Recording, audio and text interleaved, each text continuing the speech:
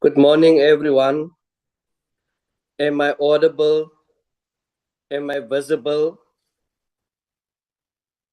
Good morning, Chairperson. Yes, you are visible, Chair, and you are audible in your Thank you. lovely shirt there, Chair. Thank you so much, Jabu. I'm just Thank you. struggling to get it that way, man. No, we But can see you, Chair. yeah, We but I can don't see. like to look up like this. If it's this is fine. That's Uh, perfect, yes. yeah, this is perfect, but you have to adjust it. But also this iPad automatically do the adjustments, and they are still struggling with my laptop. But I'm happy to have people like you and others in this committee who assist me in this regard. No problem, Chair. Thanks so No much. problem. Thanks, Chair.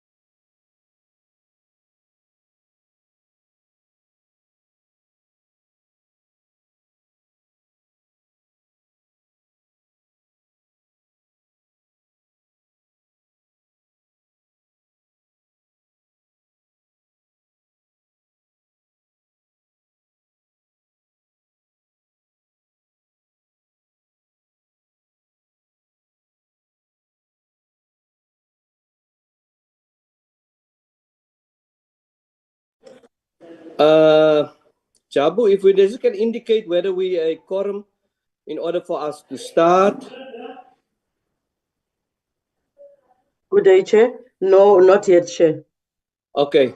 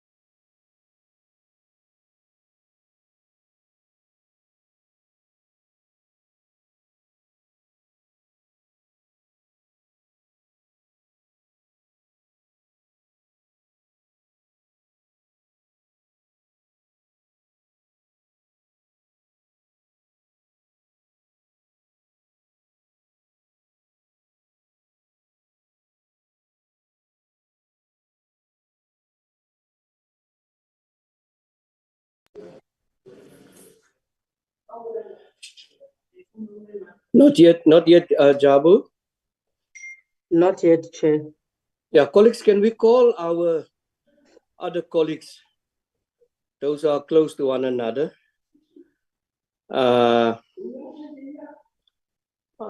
I get it. We can be early if it's a Zoom meeting.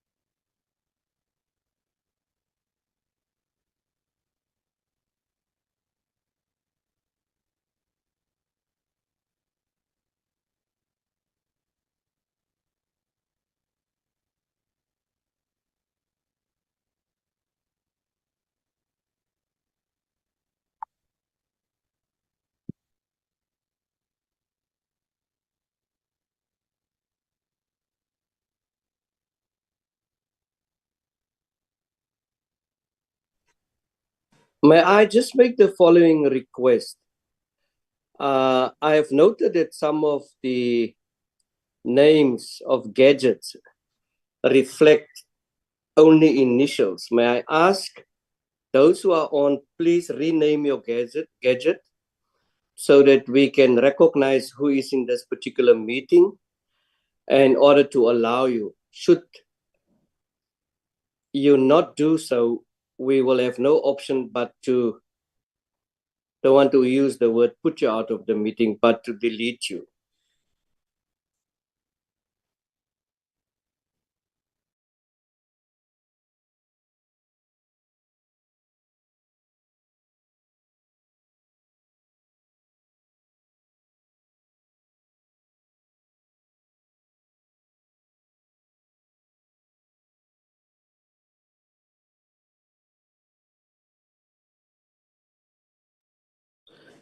Good morning, honorable members. I have been informed that we are now a quorum and therefore would like to start this meeting. Firstly, welcome everyone. I also would like to, from the word go, say thank you to the professional staff and everyone that has been involved so far with all the arrangements pertaining to this two very important days, which was Tuesday and today. In front of us, we do have an agenda, and we are going to deal today in terms of the agenda, we will deal with a number of issues, which is the South African Roadies Association. We will also deal with the department on the agenda, but I will get later to that. And then we will have an overview by the department as well as a overview on what is happening within Robben Island Museum. We will then also be having a briefing by the department as well pertaining the Robben Island Museum. And we will also have today in our meeting the National Library of South Africa. We are also scheduled to meet with the Auditor General on the Department Sports and Culture Annual Performance Plan.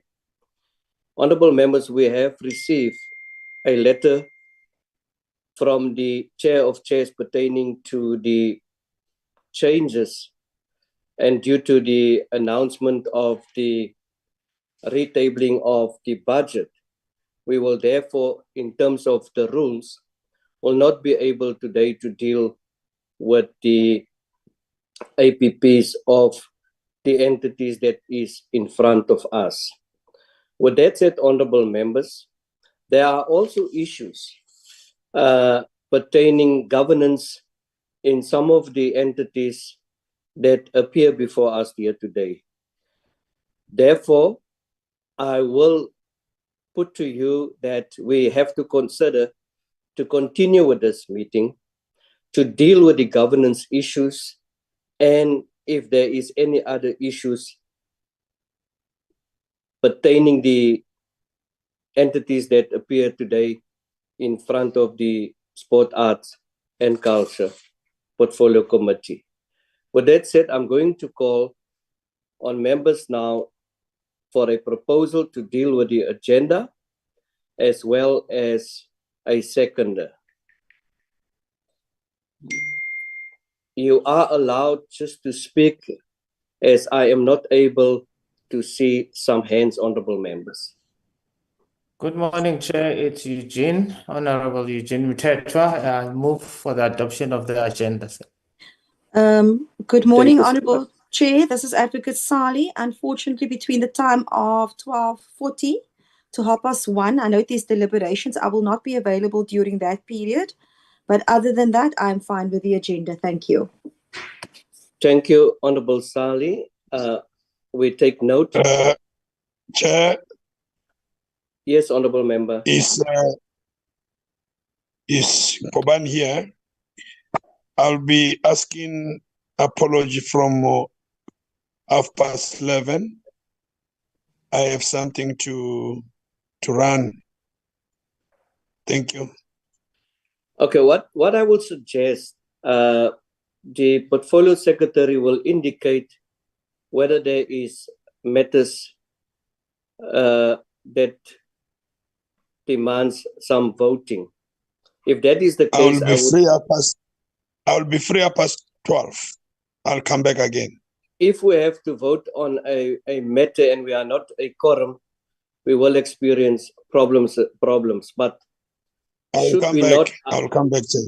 Should we not, I would then accept the apology. We understand Honorable Sali's dilemma, not dilemma, because it is to do much more with her beliefs.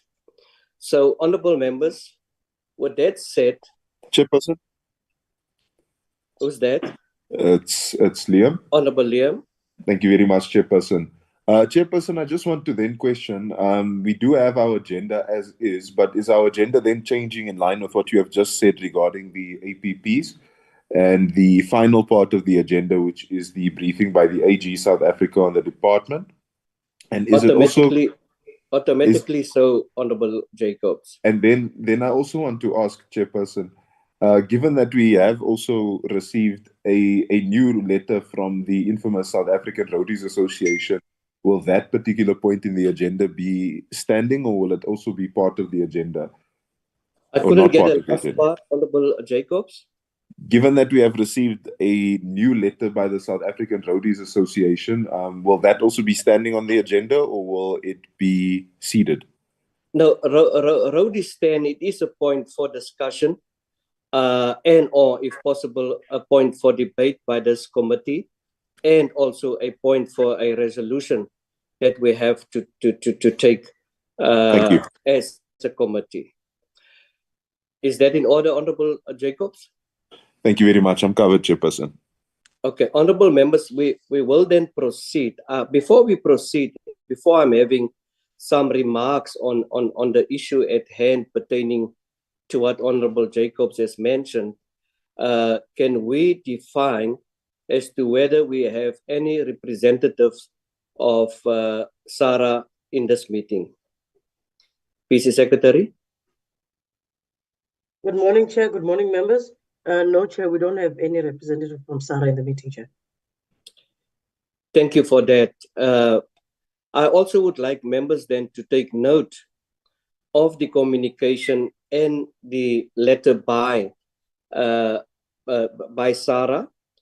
And I would like to say to members that as a committee, we have received numerous and extensive communication from Mr. Nyatela, in which he alleged in the past that the department misled Parliament and failed to communicate the challenges relating to reporting.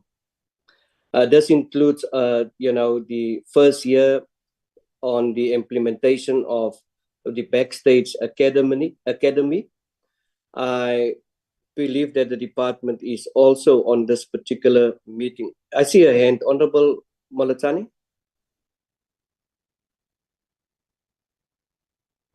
Is that a hand, Honorable Malatani? Can you unmute? Good morning, Chairperson. Good morning, honorable members. Chairperson, on the issue of SARA, because now they are not here, and today we wanted to give. In fact, as the portfolio committee, we wanted to give Mr. Nyatela an opportunity to come and raise whatever that he's been raising on social media and so forth here in the portfolio. And it's unfortunate that he is not here, Chairperson. And day in, day out, we keep on getting an insult from Mr. Nyatela. Honorable Malatane, can you just for a second, yes, keep your remarks? I'm going to give members an opportunity to speak on this issue, but I just want to, for the record, mention a few things, and then, I get it what you are indicating there now will be much more relevant after I've done my opening remarks. I will give you the first opportunity again to speak, if that is in order with you. Thank you, Chairperson. I will wait for that. Thank you so much for your indulgence. So, honorable members, in addition of the allegations of misleading Parliament, SARA provided the committee with complete information about the Memorandum of Agreement between the department and SARA, as well as the department's failure to implement the Memorandum of Understanding. As a result, the committee has resolved to convene a meeting to receive presentations from both the Department of Sport, Arts and Culture, and SARA.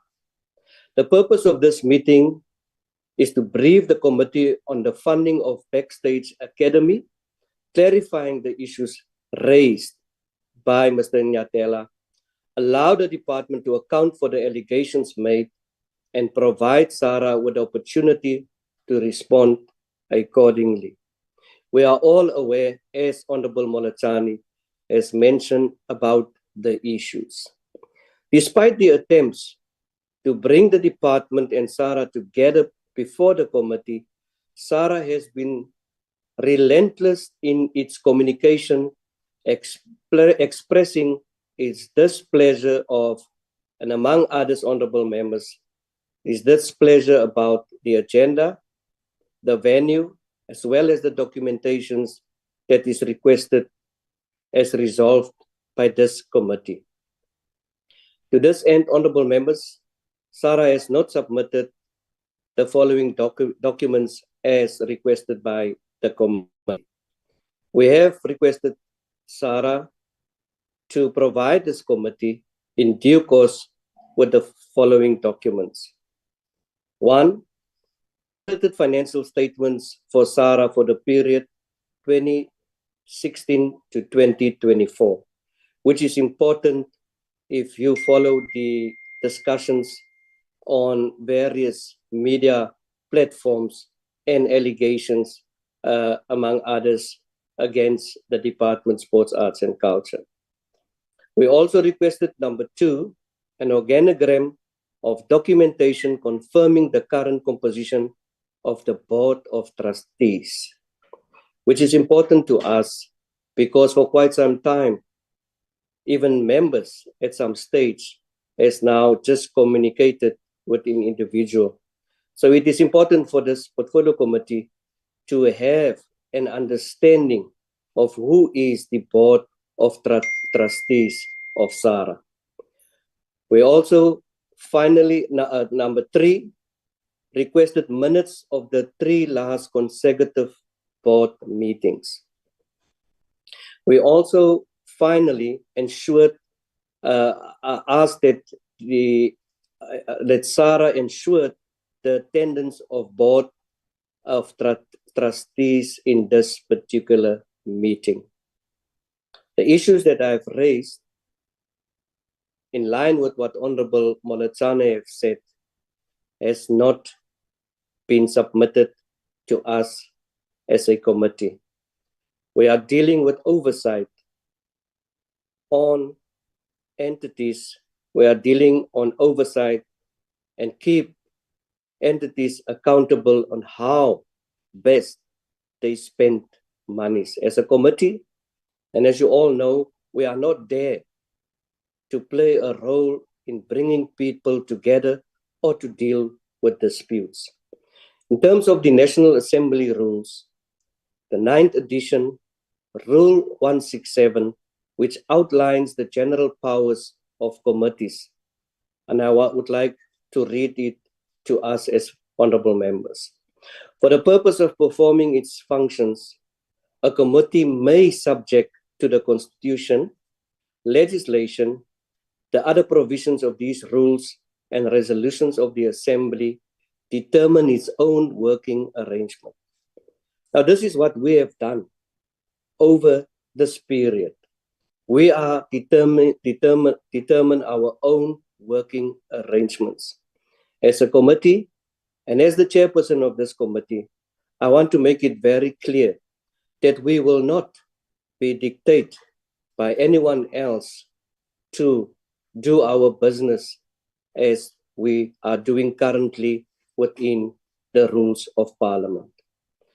This committee may meet at a venue determined by it, which may be a venue beyond the seat of Parliament. This includes hybrid sessions. This includes Zoom meetings. This includes having sittings outside Parliament. These provisions reaffirm the committee's authority to independently determine its processes, including the structure of meetings, including the venue, and other operational arrangements. As such, honorable members, any objections raised by SARA regarding these logistic aspects fall within the committee's legislative discretion and do not constitute grounds for non-compliance. The committee will not allow itself to be subjected to bullying. For the last year that we are now in this seventh Parliament, we experience serious bullying from the representative of SARA by the name Mr. Nyatela. Harassment, we've been arrested. Intimidation, we've been intimidated as well. And we will not allow anyone to on threats and in execution of our constitutional mandate. We as a committee have also learned that the minister informed this committee that he has blocked Mr. Nyatela. And as a public rep, I am consider also to do the same, because as a committee chairperson, I just can't hold this harassment anymore. It remains committed to upholding the principles of transparency, this committee. This committee remains committed to uphold the accountability and also due process. The committee stands firmly by its work, firmly by its ethics, and its guiding principle to #we follow the money. And we want to ensure the public out there, with everything that is happening out there on social media and the attacks against this committee, we want to ensure the community at large that we will not allow that public funds are used for its own interest. We will keep entities who are being sponsored by the Department of Sports, Arts and Culture. We will keep them accountable, and we will keep them responsible, and we will keep them and hold them accountable in line with the law. It is therefore, honorable members, important, after I'm going to give an opportunity to each and everyone to speak out on this issue that is such a huge problem for us. It is therefore important for us to discuss with the portfolio here today, to discuss with the sports, arts and culture here today, and to discuss with the necessary role players here today to see how we can solve this matter and create space in which this dispute that SARA has brought before us, how it can be addressed. So the committee should not be used as a scapegoat or a tool to solve issues amongst these problems within SARA and the department. I also would like to say that I'm going to request now members to have an input on this matter. But before I'm going to ask members, I omit to also assess who is in this meeting currently of the department. And I would ask now the portfolio secretary to indicate to us who is in this meeting of the department, and also whether we have received any apologies from anyone so far, and then I will, following that, give members an opportunity to address the committee in their individual capacities on this committee surrounding this issue. I thank you, honorable members. Good morning, Chair. Once again, Chair, we did receive an apology from the acting DG, who indicated that she had pressing family matters to attend to. The delegation from the DSAC is led by Mr. Ndima, Chair, and we also have the Minister and Deputy Minister also in the meeting. And the other, apologies for that, Chair, and other entities that were invited by the committee.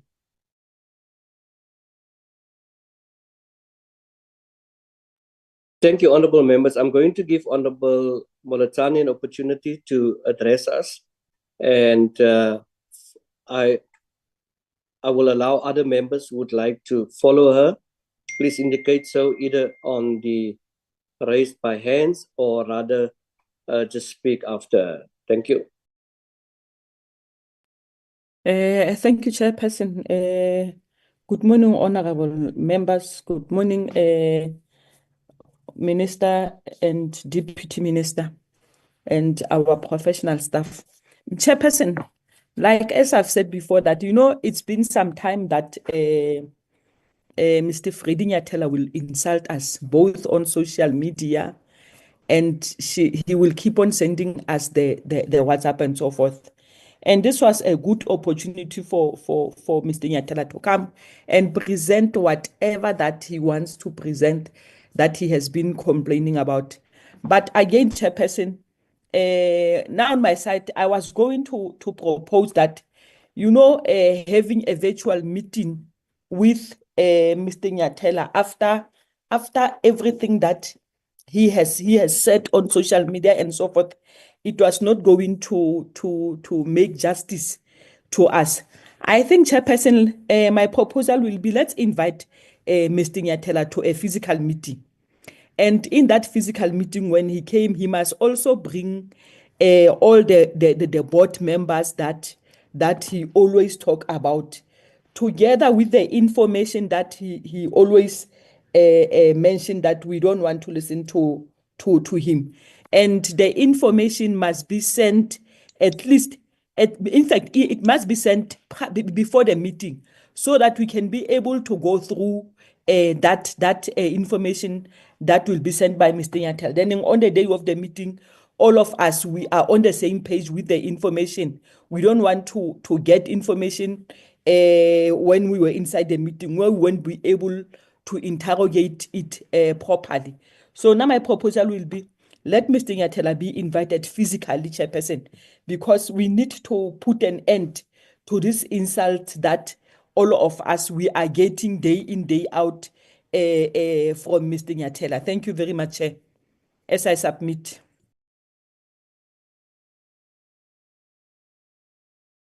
Thank you so much. What I would also request members that we address the issue at hand, and also that, with due respect, not turn the issue into a hiding session, but let's address the facts, because it is for quite a while now that we have struggling to date to get SARA around the table, and due to our program we could not.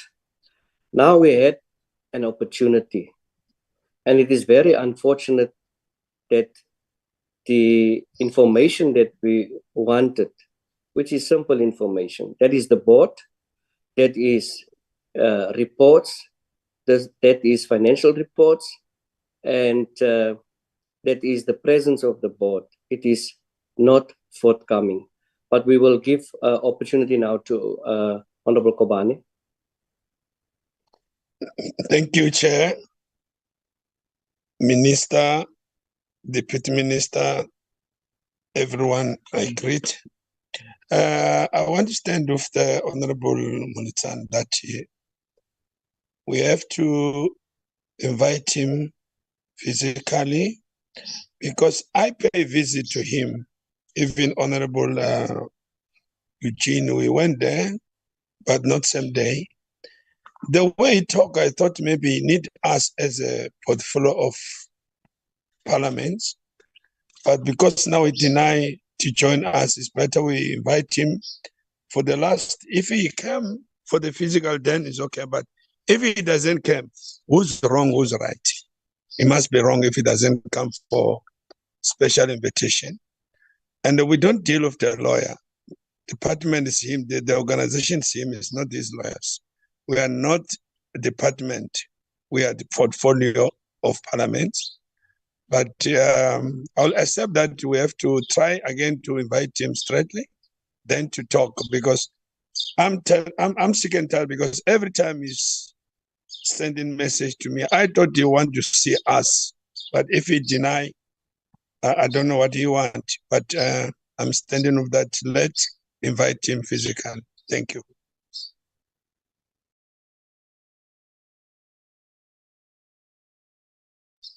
Aye. Thank you, Honorable Sali.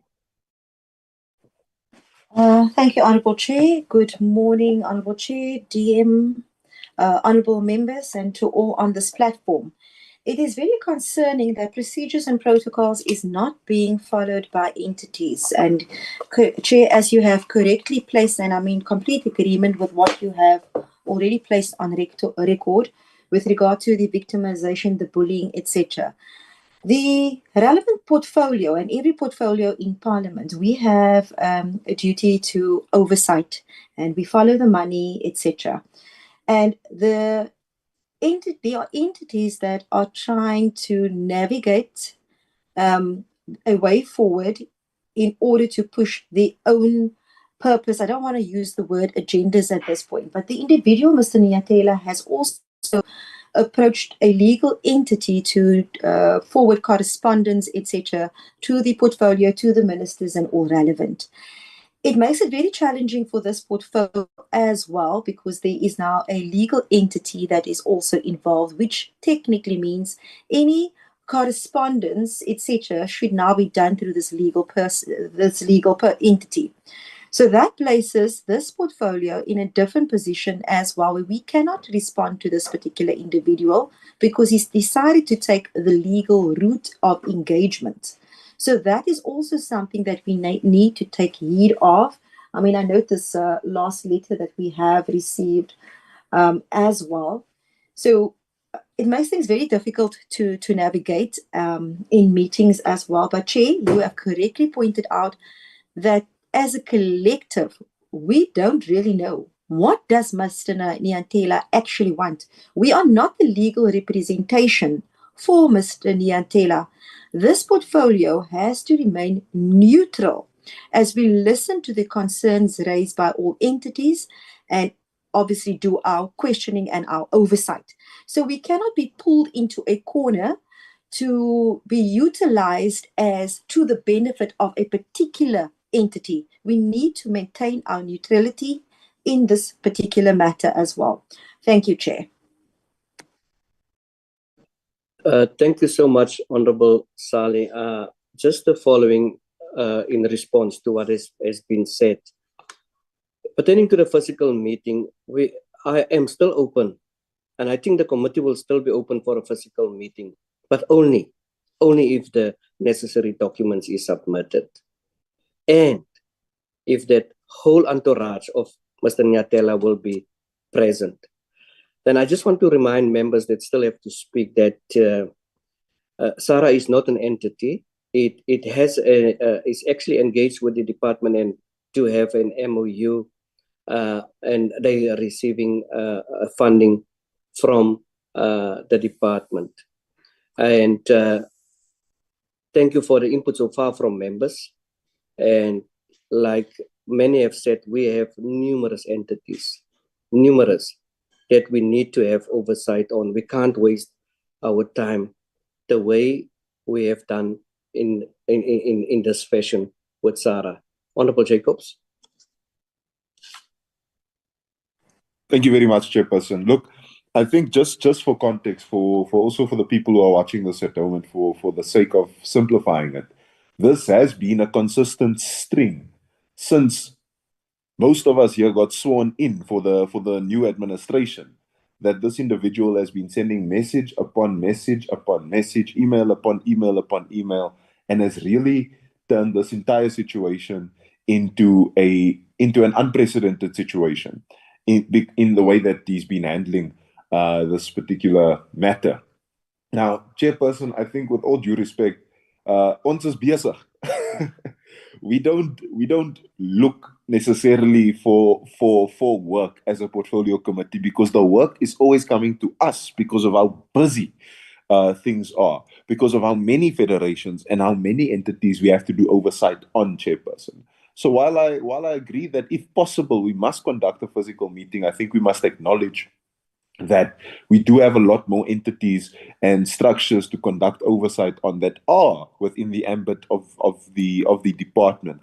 And I also find it very interesting, Chairperson, that the South African Roadies Association sees us as playing more of a mediatory role, when the role of a portfolio committee is legislative development and scrutinizing legislature itself, and scrutinizing the executive upon which it is assigned. So, Chairperson, when I look at this entire situation, it is a bit murky, but I think the truth that is glaring from this is that there has been a string of harassment, and in some cases a string of intimidation, and I feel like that is something that must be taken seriously, Chairperson, especially the intimidation. I know members of this committee are fearless.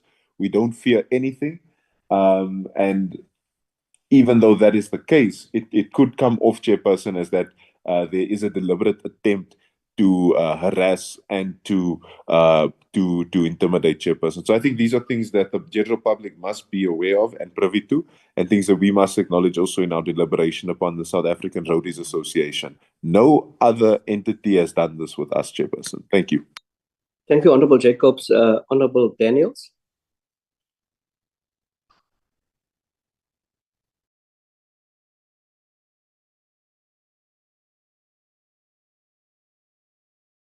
Honorable Daniels, please unmute.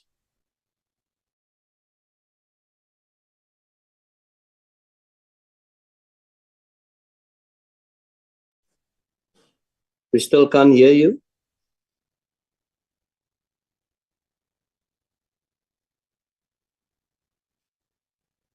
Honorable Daniels, please unmute. I am going to give an opportunity now to... Honorable Chairperson, can you hear me now? There we go. Thank you, we hear you. My humble apologies. I would like to acknowledge Honorable Minister and Deputy Minister present in this meeting, fellow colleagues. Good morning to everybody. Chairperson, we are one department of DSEC. We are one portfolio committee, meaning that all of us have been bullied by SARA, insulted by them, and all the other adjectives of not nice being treated by them has been expressed by my colleagues. But I would want to encourage us all to be responsible in our approach and not to let our feelings or emotions based on the ill treatment that we have received from SARA decide on how we are going to deal with this issue. We are a responsible committee, we are a responsible department, and would want us to express that. There may be many more similar treatment from other entities coming our way, and we shall not lose track of the purpose of why we are here. So I stand in agreement to have us consider the fact raised by Advocate Sali and others that this matter has now been placed on the legal platform, questioning the need to meet in person. But I also believe that if, as a collective, we decide that yes, albeit the fact that this is per se a prima facie case, per se a sub judice matter, we will then, if we can have a face-to-face meeting, in-person meeting, will be better to tackle the bull by the horns. And I really appreciate the fact that you've shown leadership in this regard by saying that this must not be a matter where we come out fighting with Sarah, because that will not be good for us as a portfolio committee. We also have to consider that sometimes people raise their guard and behave in the manner that Sarah has behaved when they've got so much more to protect, because I'm beginning to wonder, why have all those things that's been requested of them to submit for us to peruse have not been sent to us? So maybe that's their way of defense, but I want to say that somebody needs to advise them that it's not in the best interest of the role that they purport to play as Sarah, and in the manner that they're conducting themselves. It's not a good way for building relations between ourselves and them going forward. So I trust that this meets your understanding, and thank you so much, Chairperson. Thank you so much for that input, Honorable Daniels. Honorable Nkosi. Honorable Mtetwa, Chair. Thank you, Honorable Chair. Greetings to your good self, the Deputy Minister, members of the Portfolio Committee, the support staff, and all members present in the platform. Honorable Chairperson, it's really disappointing, what is happening. Because as we have elaborated, and all other members, that Mr. Nyathela keeps on sending us messages on our WhatsApp, on our emails, saying whatever that he wants to say. Now we are giving him an opportunity to come and explain himself, or come and address the portfolio committee. It seems as if he don't take us seriously. I'm wondering, Chair, about the meeting that we are saying we must request a physical meeting with him. Is he going to attend that meeting if he fails to attend a virtual meeting today? So to me, it's not a right for him to do this, especially when he's requested as well the documents to submit the documents to us, and those documents were not submitted. Chair, I will compare myself with my colleagues that if it is possible, let's do the other way around. Let's stop Mr. Nyathela to send messages by taking legal actions against him, because it's not correct what he is saying is doing. But really, Chair, we are not going to be threatened by anyone. No one is threatening the portfolio committee, because it's our duty to do oversight. Nobody will stop us in doing that. Thank you very much, Chair. But let's take drastic steps for Mr. Nyathela. Other than that, he'll keep on insulting us the way he likes. Thank you so much. I submit. Thank you so much. I also want to recognize the Honorable Minister in this particular meeting. Honorable Mtetwa. Good morning, Chair. Good morning, everyone. I'll switch off my camera. I just wanted to confirm that it's not AI, it's me in person. It's fine, Honorable. Having said that, Chairperson, let me greet the Minister, the Deputy Minister, and the department, the staff, and everyone who's here. If there's anyone who's supposed to be even more disheartened by this situation, it is me, Chairperson. I did a sit-in with Freddie Nyathela at the office of Paulo Jordan about Sarah. I went to see Sarah at its offices to say, please prepare yourself, gather all the documents. I know for a fact that he has a case. I'll not deny that. I will not deny the fact that he has a case against the department. During the 6th Parliament, I asked the department, it's a pity that the DG is not here, who lied through her teeth when I asked her, what is the situation between Sarah? Why is this issue of Sarah not being resolved. When I came in, my first meeting, I think the staff, Abo Aja and Zoleka and them, can attest to this, that my first meeting in the 6th Parliament, I raised the issue of SARA, and I was told that all things are well. There is a recording that can be retrieved to confirm that the DG said, the acting DG said, everything is fine. And I said, I don't believe that. I'm the one who was constantly pursuing the issue of SARA to be put on the schedule, to be scheduled for appearance in this parliament, in this portfolio committee. And today I am the most rubbished person who is covering corruption. Now, I'm just giving you that background so that you understand how disheartened I am.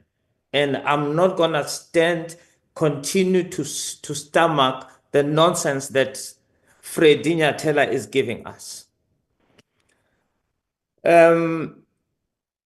You have tabled the conditions and the policies and whatever that determines who we are and how we operate and what are the issues that we can deal with according to the rules.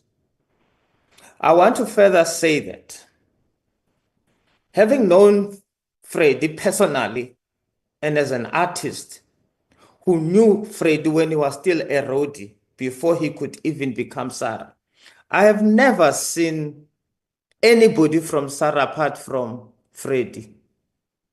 And the reason for us to ask those documents, it is not to say that he must report to us. He's not reporting to us.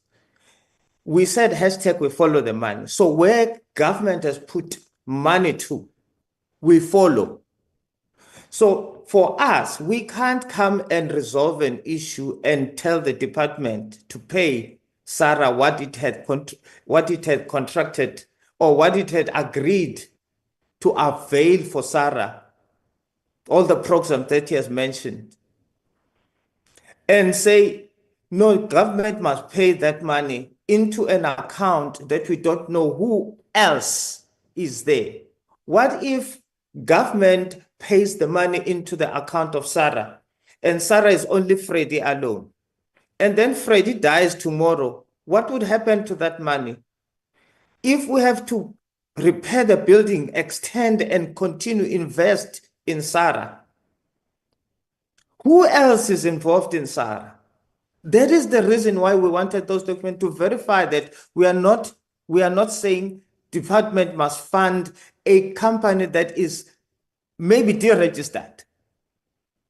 Because we have seen in a number of instances where department has funded companies that have disregistered. We can't be found wanting also post the 6th Parliament, in this 7th Parliament, allowing the department to fund deregistered companies that don't have anybody. What if this company, this SARA, is owned by Freddie alone, and when he dies, the family comes in to fight for SARA, for that building, for SARA building? How are we going to deal with that issue? For him to deny us access to that, then it means he doesn't need our intervention. In fact, if he continues using a legal person, he must go to court. He's got a court order against the department. So he must take this lawyer to go to court and leave us alone. We don't have time to play around with people who think that they are the martyrs of the youth. He thinks that he's the only one who fights for the youth in this. I'm black also. I was once a youth. I have fought the struggle for other artists. He doesn't fight for anybody else. He fights for only SARA. And we can't continue talking to an individual. We want to talk to the whole board, all the trustees of this particular thing. If it's owned by his family, then he must go take department to court. He knows what to do. He must go and enforce whatever the public protector had made, the recommendations that were made by the public protector. He must go and enforce those ones. He must go to the court. And I want to further say the department must also come clean and tell us, Chair, there's a court order. They must explain to us, they must tell us if they have appealed against that court order. There's a public protector's findings. What have they done with those? Because we can't be sitting here and wanting and thinking that we must deal with this. We are subjected to this abusive individual, very abusive. And I want to recommend that we open a case for this individual because one, he's defaming our reputation individually and collectively. He says portfolio is covering corruption. He must tell us, he must show us which corruption that we know that has happened, because we are not privy to anything that we were supposed to get that information today from the department we had brought. I have fought for this Sarah to come to be in this particular portfolio committee before this portfolio committee, because I know the other portfolio committee of the 6th Parliament was just protecting the department because they were protecting their political allegiance. But this time we are willing, we said, hashtag we follow the money. We are going to follow the money. If Sarah has not accounted, we'll follow the money that it has not accounted. We have the responsibility to do so. If department has done something wrong, we will also deal with that issue, because I know for fact that there are contracts, there are MOUs that the department has signed. How did it sign with an individual? Who else? In fact, the department should be giving us these documents, because in their packaging, where they signed an MOU, they must have had the registration document of Sarah. They must have had who else is part of this. It should be. We shouldn't be struggling to get that information. Department must give us the package that they have in terms of the agreement that they have with Sarah. They must give us all those, even the bank accounts, even those reports, because it's not an issue from now. It has been years and years of this issue. Minister Nathi Mthethwa was corrupt, was fighting according to Sarah. Minister Nathi Mthethwa was preventing young people, sabotaging Sarah. Minister, now Deputy President of the country, was also sabotaging. Paulo Jordan was sabotaging. Minister Lilupung was sabotaging. Every minister was coming. Gayton Mackenzie, who's new, is also sabotaging Sarah. For what? What is so important about Sarah that other institutions cannot do? Please, we can't be abused. I hear what Malion is saying, but we can't allow, Malion, we can't allow people to abuse us. We need those documents because we want to verify if the money of the department didn't go to an individual or family, how was it used? It is our responsibility to do so. If he doesn't want to give us that information, then he must go to court and fight his battle in court. I'm done with this. I'm sick and tired of him. I'm unfortunately saying this openly because I am rubbished on social media that I am ganging with the portfolio committee to cover up for corruption. Thank you, Chair. Thank you so much, Honorable Mthethwa, and thank you so much to honorable members. I see the minister got his hand up. And as much as I want to close this matter, I want to make a comment. And then after my comment, if the minister still feels that he would like to say something, I could give the minister that opportunity. But seeing that Mr. Nyatela is not present, and we have raised our concerns, I would like to suggest or to recommend the following to the committee, listening to all the members. And also, if I am right, I also heard that there is a case to respond. So rightfully so that the case is sub judice. Now, safe to say, members has not gone into the detail of this issue. But in light of what the members have said, I would like to make the following recommendations, and perhaps that the committee consider it as a recommendation.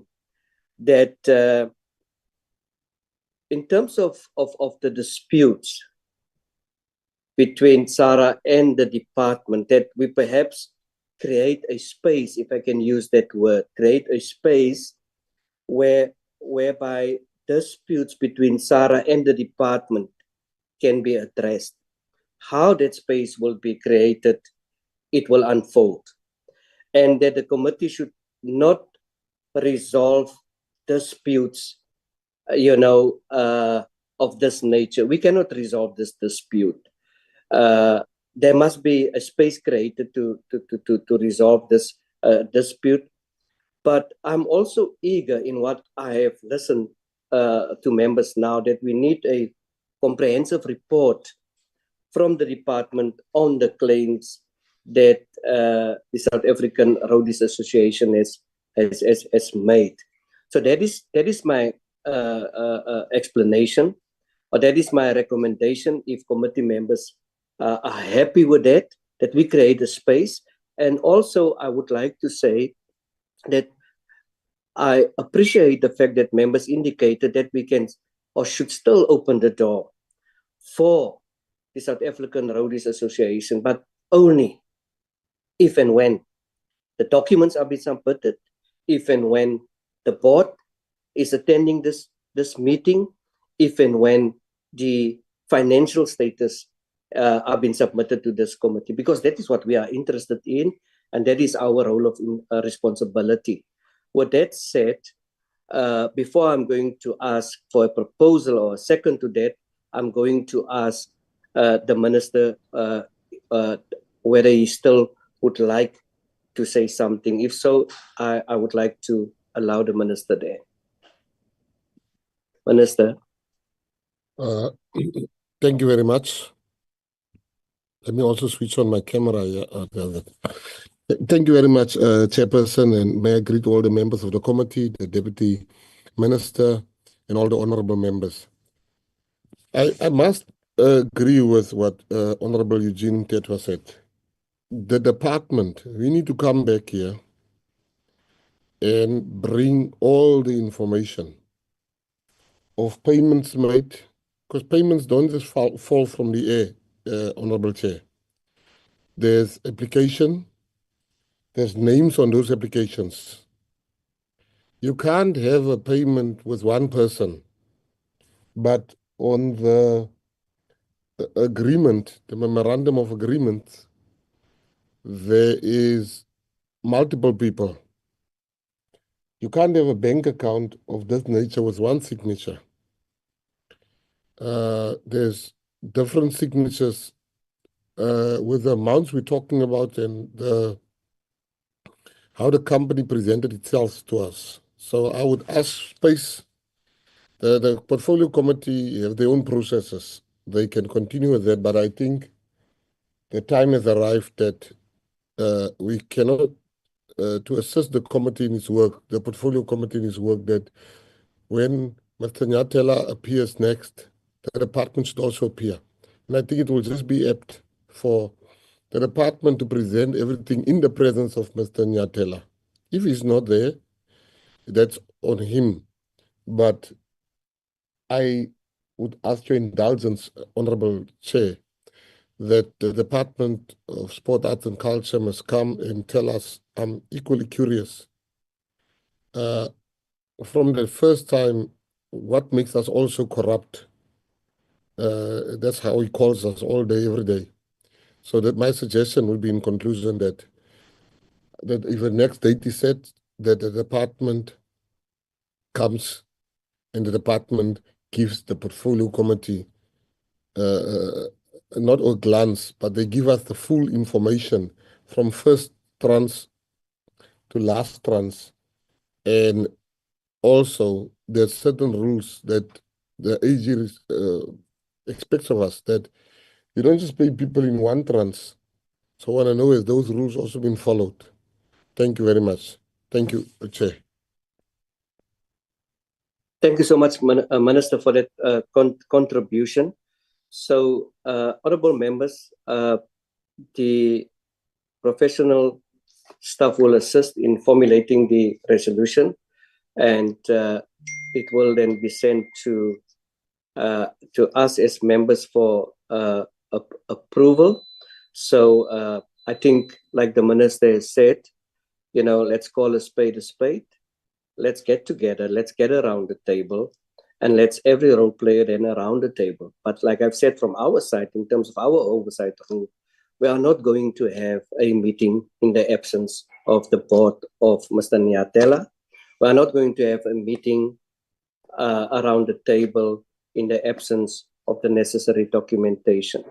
That is our demand at first, but we will then formulate a resolution, and also what we will then do is to communicate the decision to the speaker. Can the secretary proceed with the second issue on the agenda? Yes, Chairperson, the department will flight the overview for the NLSA chair. The department will, for which department? The Sports, Arts and Culture chair. They will flight the overview for the NLSA. For NLSA. Do we have all Yes, members present in NLSA? we do have the executive. I think they can introduce themselves, Chair. They are already in the meeting. Okay, can we, before the department is going to make their presentation, can we have an introduction from NLSA? Good morning, the committee members, chairperson, and all in the meeting, particular to the minister and the deputy minister, the colleagues from the department, as well as staff from the portfolio committee. The executives are already in. I am trying to contact the chairperson because I have just alerted him that we might be called in earlier. I know he... Oh, okay. All right, that's fine. The chairperson has confirmed he is in now. Okay, before the department is going to present, I have indicated earlier on that we will not be able to deal with the annual performance plan due to the withdrawal of the budget by the National Treasury. As such, today, honorable members, our focus will be on meeting HR-related issues and also the challenges that we have within NLSA. In February, the Geboorde Forensic Investigation Accounting released a report of an investigation into irregularities within NLSA. The investigation was commissioned by the Department of Sports, Arts and Culture. And after this actually happened after a whistleblower. I would like the board to give us also a comprehensive report in this regard, starting with the allegations from the whistleblower as well, the investigations and also the findings and the implementations of that particular findings, as well as the relative matters pertaining to that issue. Please pay attention to that, and also for the information of the portfolio committee. You may proceed, Tisek.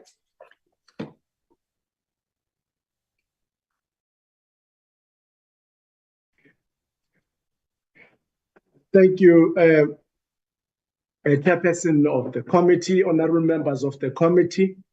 Let me also take this opportunity to greet the Minister, Honorable Minister Mackenzie, as well as the Honorable Deputy Minister Mabe. Chairperson, we had, of course, prepared the summary that was kind of comprising of the also the report of the of the National Library of South Africa. But given the fact that, Chairperson, you are guiding us to then focus on the forensic investigations, I would then really just give a summary, because I saw also in the presentation of the National Library of South Africa that they have got a report that speak to the forensic investigation. So I will go towards the latter slides rather than do the entire presentation. Let me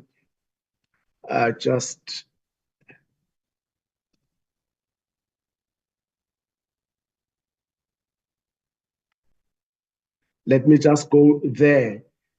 I'll just talk to this slide, Chairperson, so that I don't then waste your time. That, of course, after whistleblower complaints were received by the department, an investigation was commissioned by the department. And of course, that investigation was completed and the report was presented to the board of the National Library of South Africa for further handling.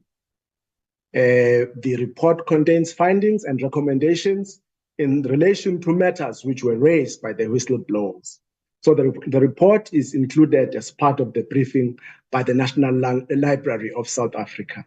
So I would like to stop there because that's really a summation, but the details are going to come out of the presentation by the National Library of South Africa. But I'm glad also to report, Chairperson, that we do have colleagues within the department that were responsible for that forensic investigation report in terms of managing it. So if there are any questions that would arise from this committee, we will then be ready to respond to those questions. Thank you, Chairperson.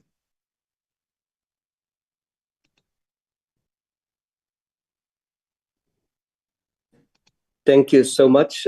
Will the National Library Services to their presentation?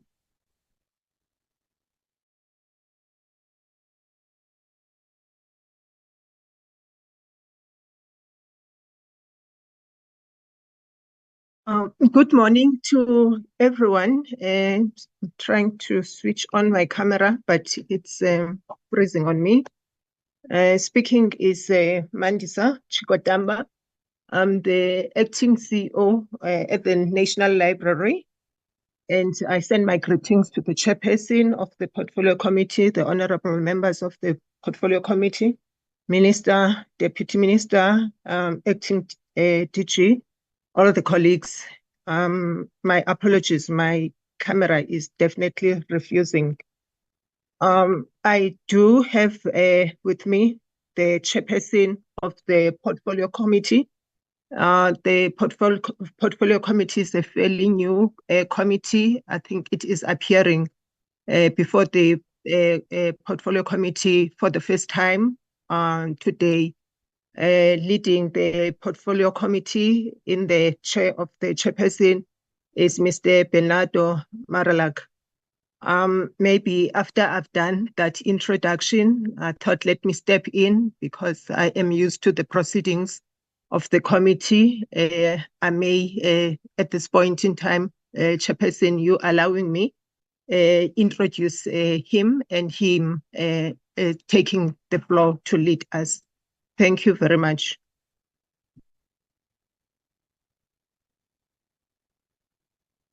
Okay. You may proceed. Chairperson coming in. Okay.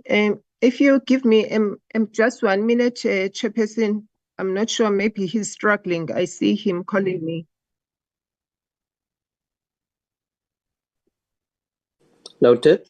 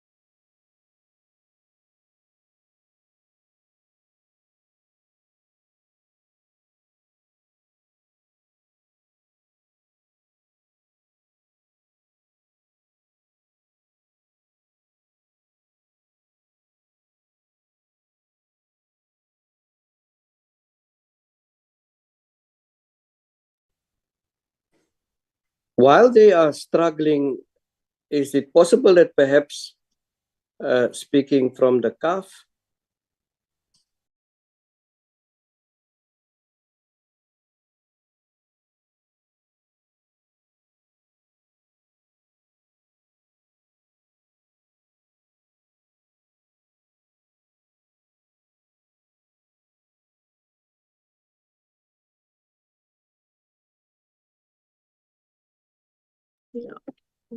Okay, our chairperson is in the waiting room. If someone can just accept him.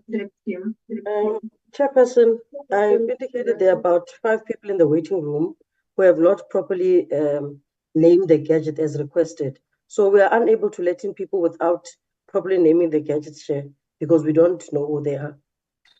What I'll suggest, for the interest of time, let's allow them, once they're in, I will make that announcement to rename their gadgets. If they are not compliant, you can then also send them back.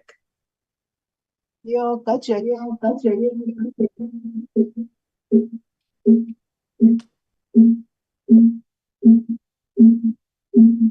Yes, I've let them in, Chair. Thanks. Yeah, thank you so much.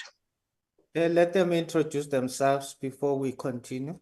Yes, may I request, as Honorable Mtetwa has also now asked, those who have been entered into the meeting, please introduce yourself, your name, surname, and your position, and as well as following that, please rename your gadget so that we can make sure it's not AI that's in the meeting.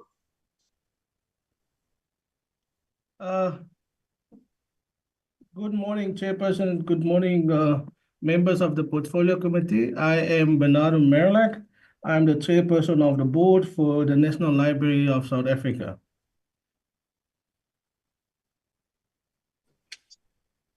Thank you so much. You may proceed, whoever has been allowed in.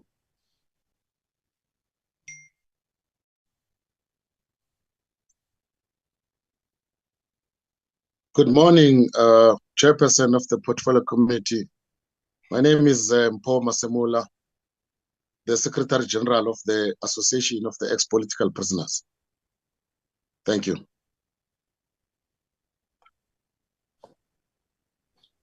Thank you, noted. Please just rename your gadgets. Is there anyone else? If you yes, have a problem naming your gadget, we have seen the face. We will then acknowledge you into this meeting. Is there anyone that we still want to introduce? Yes, Chair. Good morning, Mr. Chair. Marala? Okay, proceed. Good morning, Chair and everyone. My name is Sia Masugu, Board Member, National Library of South Africa.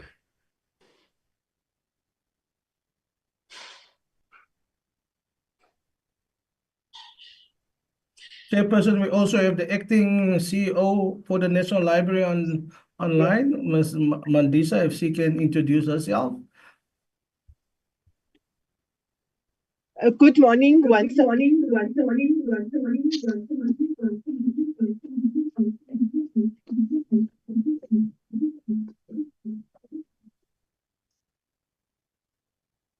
morning once again.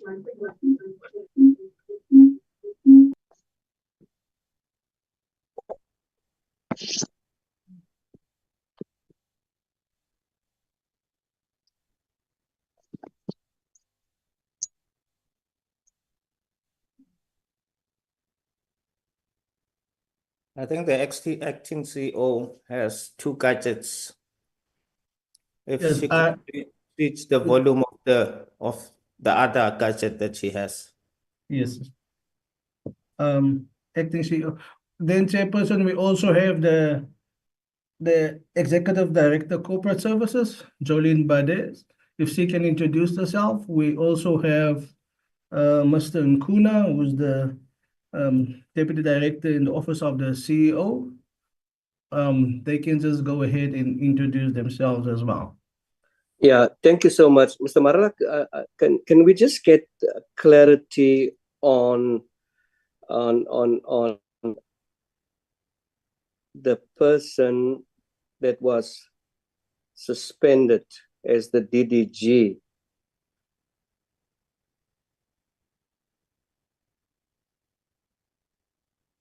Clarity on Has that suspension been uplifted, or what is the status? Just for clarity for the committee regarding that position. Chairperson, I would not be able to comment on that.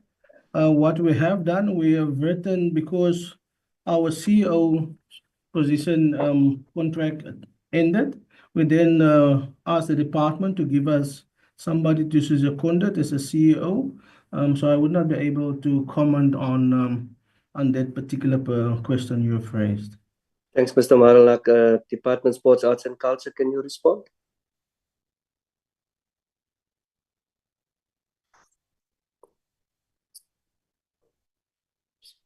Good morning, Chairperson.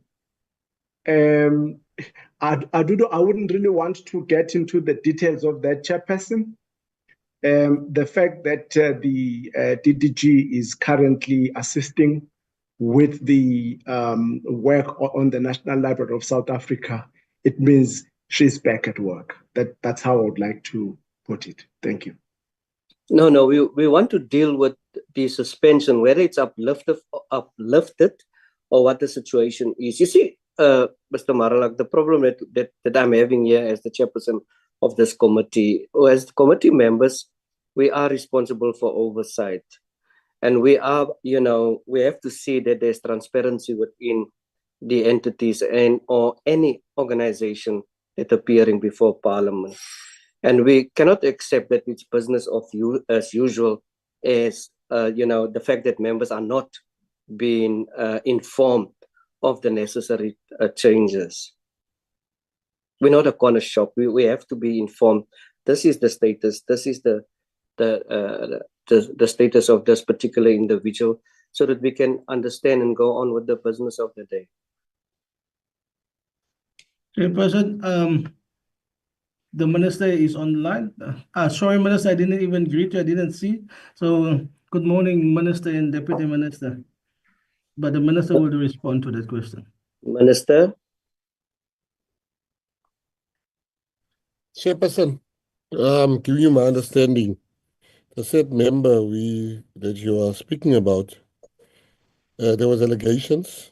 The said person was suspended while the allegations is being investigated. The time of the investigations, legislation allows you a certain amount of time to investigate. And the department was still investigating, but in that time has lapsed that they could investigate the said member. And the member is back at work. I was told that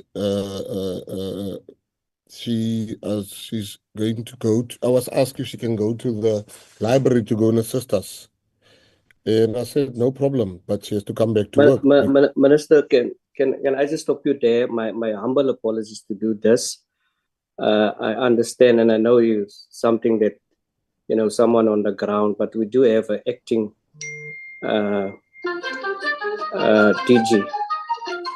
DDG.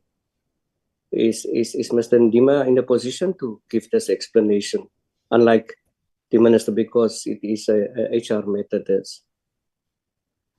But I just want to say that Mr. Ndima, you put him in a very uncomfortable position, because he's the one that leads the acting DG. He's the one that leads the investigation. And I think it is also prejudicial against both of them for this matter to be ventilated here, Chair, with all due respect.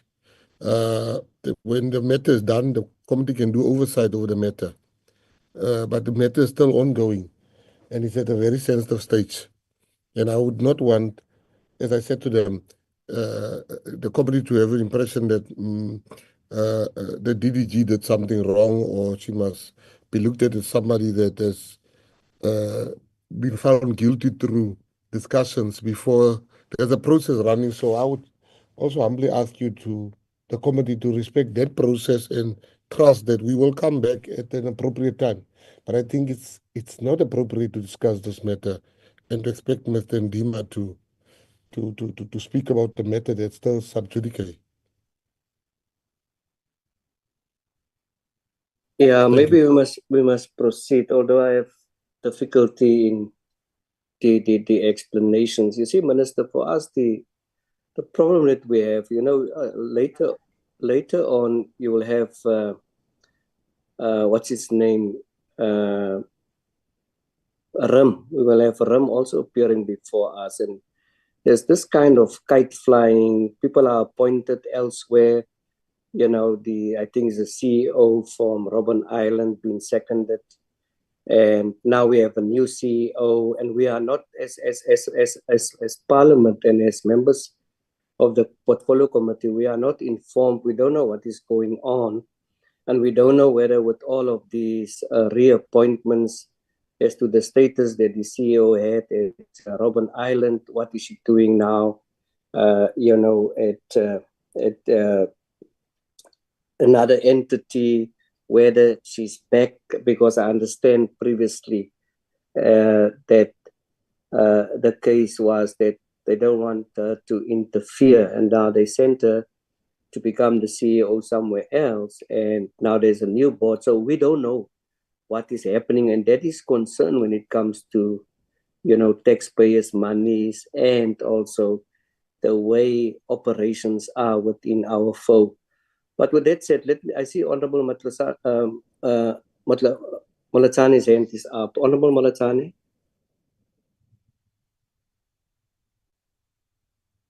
Thank you, Chairperson. Chairperson, I think for now, as Minister has just mentioned, that the matter is still under investigations, and they are still dealing with this matter, which is something that we can't discuss. I think we need to ask Minister to please give us the report immediately after the matter has been finalized, because sometimes it's very difficult where we don't get the report after the investigations are finalized. We will get the report somewhere, and when we get it somewhere, it's no longer the same way that it was done. It's now having an extra things on top of it, because I understand it's very difficult. I wanted to raise questions on that, but now it's still sub judice, and it's very difficult to ask questions if they are in that way. So my plea is just for us to be updated every now and then, Chairperson. Thank you. Thanks, Honorable Malatsane. Minister, is that a legacy end, or can we proceed? It's a legacy, and you can proceed, Chair. Thanks, Minister. They may proceed.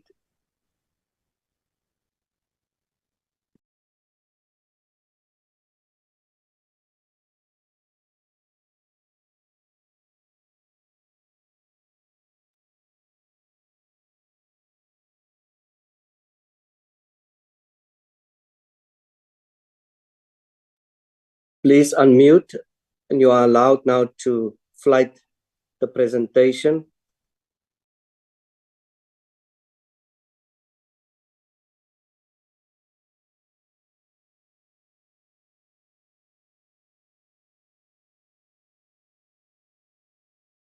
Can we get the presentation flighted?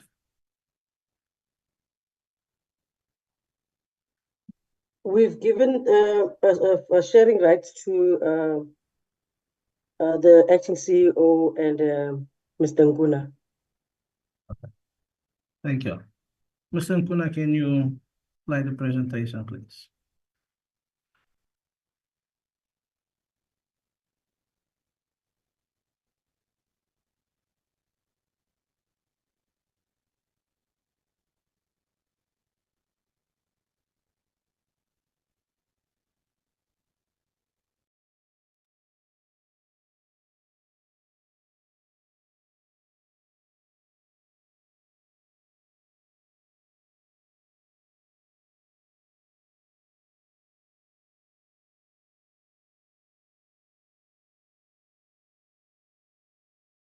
no.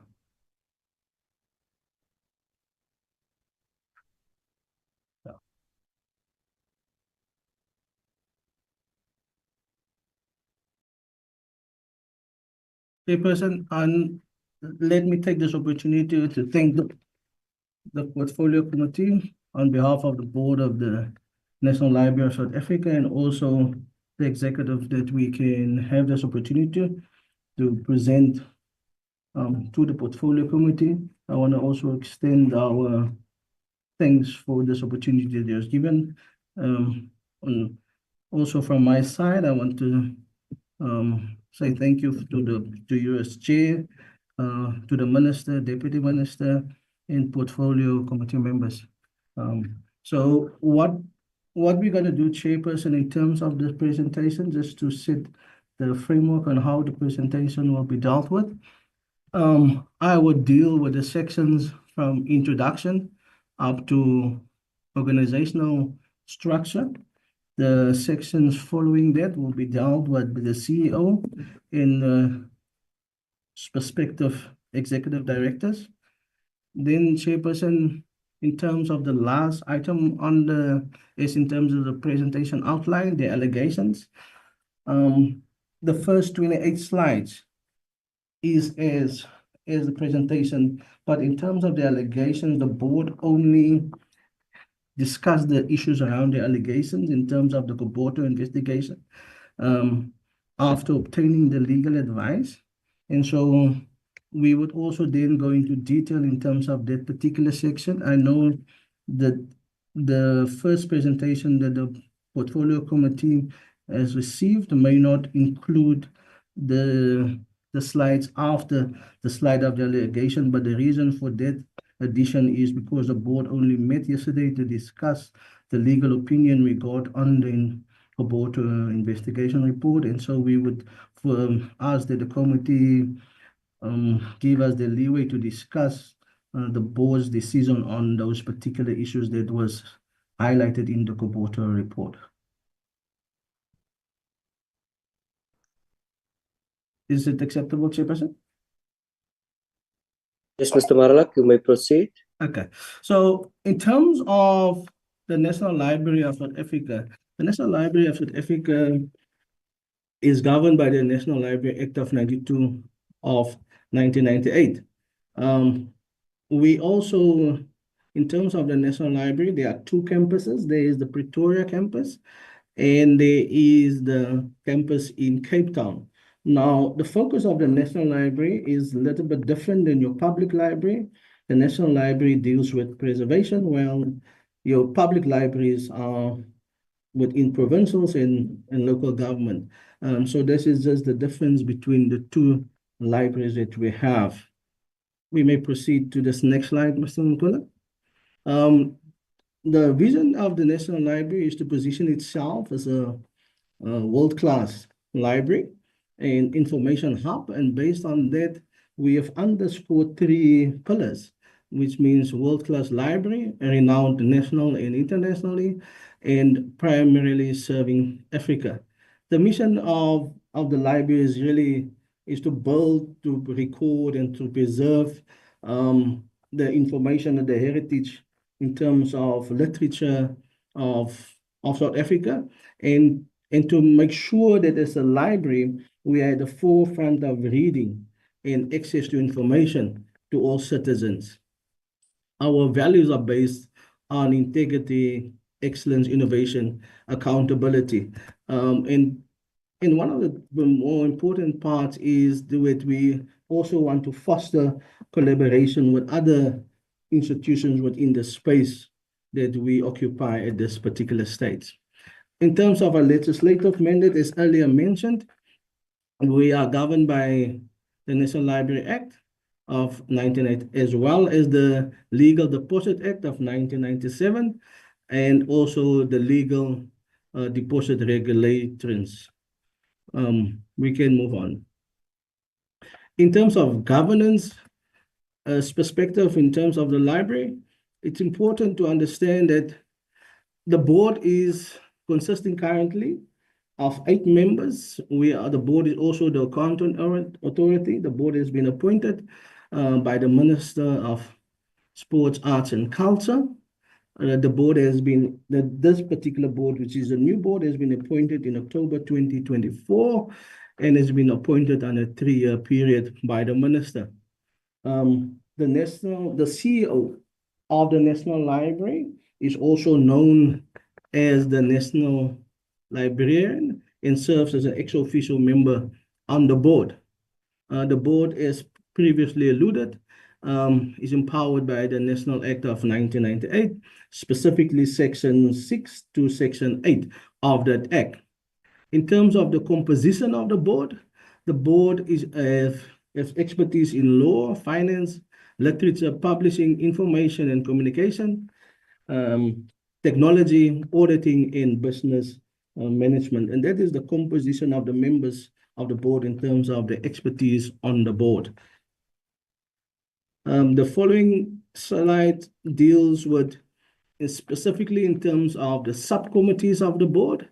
The board functions with 3 subcommittees in terms of the audit, risk and performance committee, the human resource, remuneration, social and ethics. And then the 3rd committee is the core program and finance. Just in terms of audit, risk and performance is an independent committee that is independent members on the board and that specific committee. In terms of the risk and compliance unit, which is led by the risk and compliance and report to the risk and management committee. In terms of regulatory appointments, we have a chief information officer, also responsible for the POPI and OHS officers, and the ICT steering committee with an independent chairperson on board. Then in terms of the organizational structure of the board, which is seen at this stage, the only addition at this stage, Chairperson, I need to update you. We have concluded yesterday the appointment of the CEO for the board, for the National Library. We are in the process of informing the minister on that. We also, in the course, have appointed the chief financial officer, which you can see, which was appointed and started on the 1st of April at the National Library. The only acting position we currently have is the Director of Information, Communication and Technology. We went out in a process of advertising the candidates that we got into and was not suitable in terms of what the criteria which we set. So that position is still on acting. So Chairperson, in terms of that particular client, I'm gonna give over now to if there's any questions, otherwise I'll give over to the acting CEO.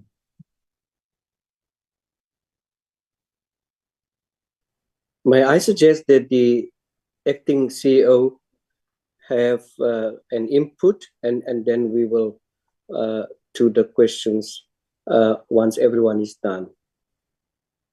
Acting CEO.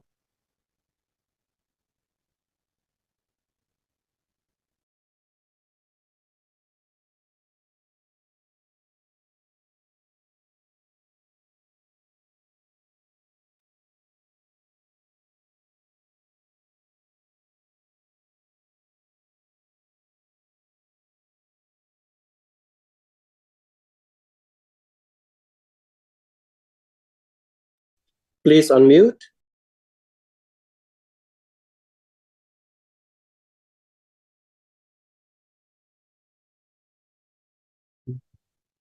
The acting CEO. Yeah. Thanks.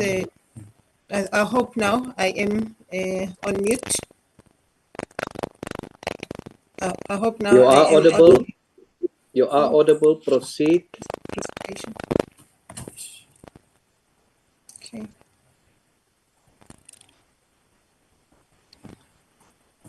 What's the presentation?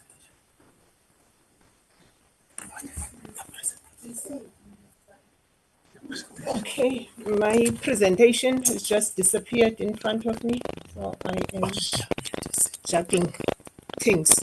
All right, then back to the presentation. We are a staff of 139 employees by the staff establishment, that is the structure.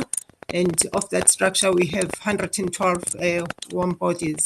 That gives us a vacancy rate of 19%.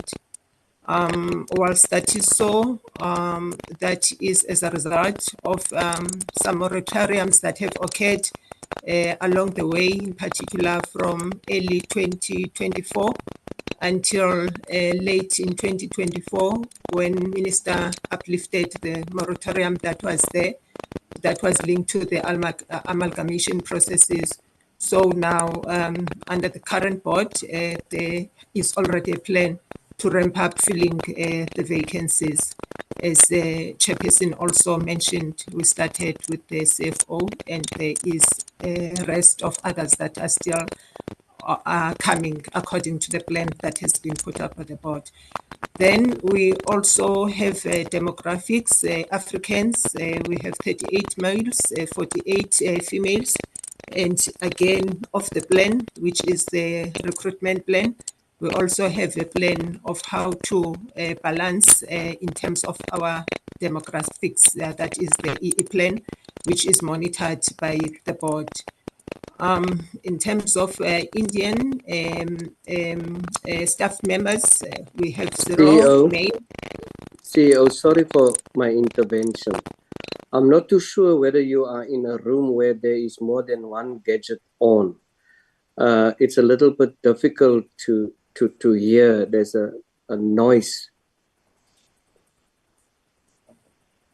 Can they mute the other gadget if there's another gadget involved? Okay. Is it better now, Chairperson? No, it's still that crumb. Switch off this thing and just screen it. Who is connected already?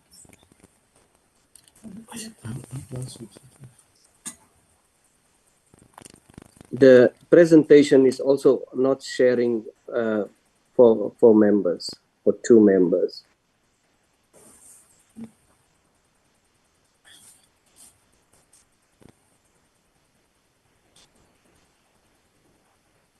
Just a minute for me, Chairperson.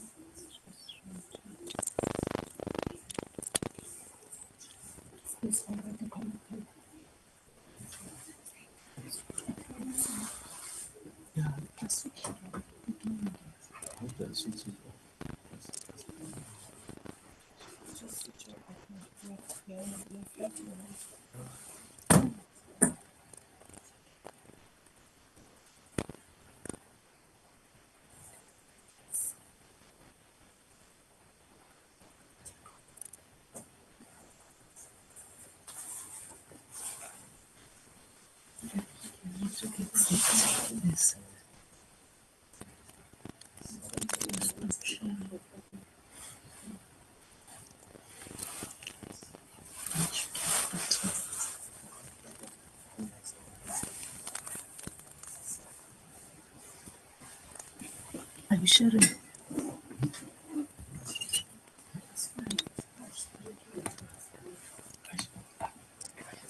Are we winning? I see the presentation has been shared. Is the presentation, okay, let me see. Is the presentation showing now, Chair? It's showing, yes. Strategic imperatives. Just that grunt and noisy sound. Okay, is it showing now? Yes, it's showing. Okay, thank you. All right. Just trying to make it bigger.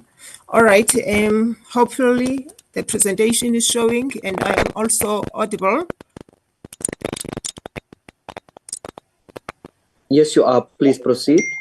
Okay, thank you. Then out of that slide, just to sign off properly from the previous slide, using someone else's gadgets here. Sorry, this jumped. Then just to finish off on the demographics, I was on the colored section of our demographics, that is the EE makeup of the entity. 0 males Indian, 1 female of Indian community. Then coloreds, 6 males, 9 females, whites, 3 males, 7 females. Going into the strategic imperatives where we are doing the alignment, now we are on the plan, remembering that the request from the portfolio committee asked us to present the plan for 2025-26 and also address the issues of the allegations. Now I am on the plan.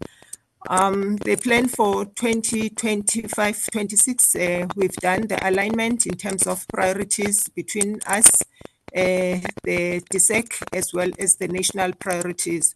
Out of those priorities, the key programs and deliverables of the NLSA still focused on the nationwide target in terms of payment of suppliers within 30 days, looking into the employment equity plans, implementation of the language policy, job creation through internship programs, all those falling within the inclusive growth and job creation, as well as increased market share of sport, recreation, heritage, and cultural and creative industry, as falling under the heritage component in the makeup of the department.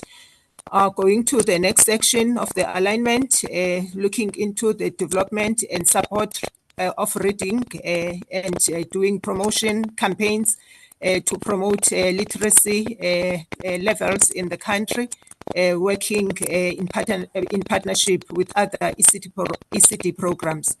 Of course, we are also a national library. So one of the things that we are focusing on is to organize capacity development for LIS sector, implementation of the language policy in line with the developments as well in the legislation, reprinting of the South African classics books. Those are the priorities that are in line with, sorry, slide is jumpy.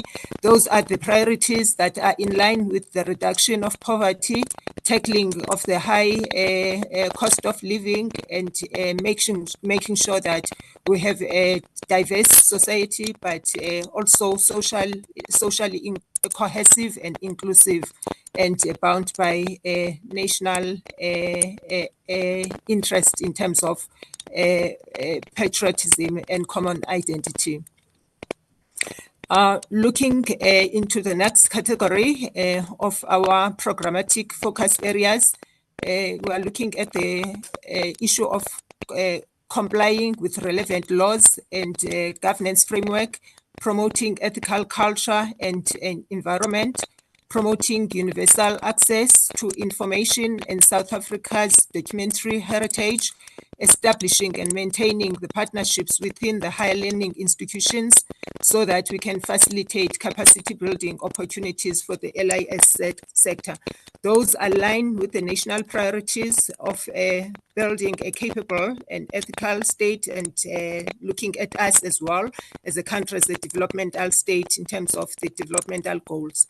Of course, align with the DSEC priorities. The focus of alignment there is ensuring that there is compliance and responsiveness in terms of our administration, looking into the compliance universe that governs the NLSA, as well as looking at the accessible sport and recreation, arts and culture, heritage infrastructure, building infrastructure that is supporting our mandate, as well as providing access to information. Of course, the last area of alignment is transformation, where we are driving through our programs contributions towards transformed, capable, and professional sport, recreation, arts, culture, and heritage sector, as focusing greatly on the heritage component. How we are implementing these programmatic areas. We are composed into 3 programs as the NLSA. The first program being administration, which is the strategic support and support in terms of the operations of the NLSA. Then the business areas, where the program is the business development program. The program exists to collect, preserve, and protect South Africa's documentary heritage and CEO, may I respectfully interfere? I don't know what is happening in the room where you are, but it is not very pleasant to listen to you. It looks like you are speaking through someone else's gadget. It is quite noisy and it's quite frustrating. Can they?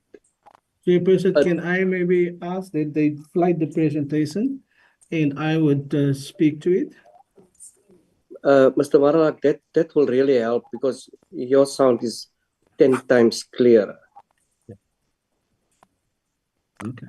Please do so, Mr. Maralak. Okay, so in terms of, do not know where the chairperson, but in terms of this the program, in terms of program 1 in administration, is to provide strategic support to the NSLA with 5 key performance indicators. Program 2 is in terms of business development. The focus there is in terms of the collection and the preservation and the protection of our South African documentary heritage, and to also render the national in terms of national biographic services. And there we have 4 key performance indicators. Program 2 is in terms of public engagement. The whole focus is making the library accessible to the universe in terms of information, and to also in terms of and to promote the culture of reading, writing, and publishing in South Africa. If we can just go to the next slide. Mr. Nkuna, the next slide. This is now what we call sound intervention, Mr. Maralak. It's much better. Thank you so much. No problem, sir. Mr. Nkuna, the next slide.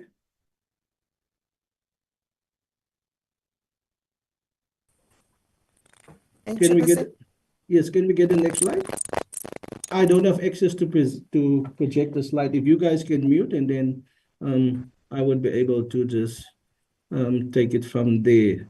But we just asked Mr. Nkuna to present the slide. Then in terms, Chairperson, in terms of the following slide deals just giving you a clear outline of each of those programs. And you would see in terms of our output indicators, in terms of program 1, in terms of clean audit, we had an unqualified audit.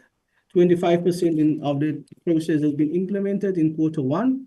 Quarter 2, we have a 50% implementation, and quarter 3, we had a 75%, and quarter 4, we had 100% implementation of that. There's also the second line deals with the improved financial stability and sustainability.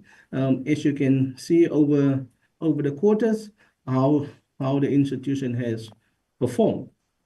The second part of that is in terms of the Mr. Maralak. Yes, sir. My apologies to do this. I see that we are dealing with the annual performance plan. We have indicated due to the announcement by the Treasury on the budget, we are not going to deal with this because it might have an effect and changes to your particular annual performance plan. So I don't think there's any need to deal with this. My apologies. I have said so in my introduction. So I think we can call this one off, and I'm not sure whether they are done with the other presentation. Yeah, I think they are, but then Chairperson asking for your indulgence. Are we skipping the following slides up to slide 18? All of it, yes, the whole annual performance plan. Okay, so then we start with the highlights of the previous year. Yes, may I just add that you know, when the budget will be, may I use the word retabled, it might have an effect and it might not. If it does not have an effect, this will then apply in the next meeting. If it does, it will be changed. Chairperson, then we go to the highlights of the previous year. Please do so. We then start on page 19. That will be fine. Yeah. So on page 20, Chairperson, you have the 2023-24 annual performance. And as you could see there on the 20th slide, reflecting the annual performance in terms of performance achieved, you would see that the NLSA has achieved 83% of its set target for that period. 17% of it was not achieved. Slide 21 goes into the 2024-25 performance quarter 4.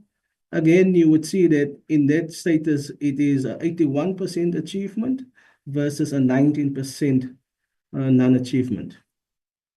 Slide, if I go to next Chairperson, you may just stop me as well. Slide 19 refers to the reasons why we were not able to achieve, especially that 19%, which we alluded to, and why we were not able to. So the issue there, Chairperson, just to give you a highlight, it is we had a delay in the stationary processes. And so that has caused some of the reasons why we were unable to achieve that, and especially in terms of our Cape Town campus, they were having numerous issues in terms of staff resignations and also specifically within the area of conservation. So that has actually delayed, and that was the reason for one of the issues which we. The other was in the percentage of the ICT implementation. There was delay in the project due to SCMA constraints and to implement, and also delay in the bid process.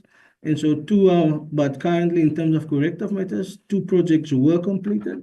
The third project will be carried over in terms of quarter 1 of the 2025-26 financial year. The last reason on why we were unable to achieve, Chairperson, is in relating to the number of articles and papers posted. The target was exceeded in quarter 3, but no activities happened in quarter 4. So the corrective is to align, to do alignment in terms of the quarterly plan in terms of how we achieve that going forward.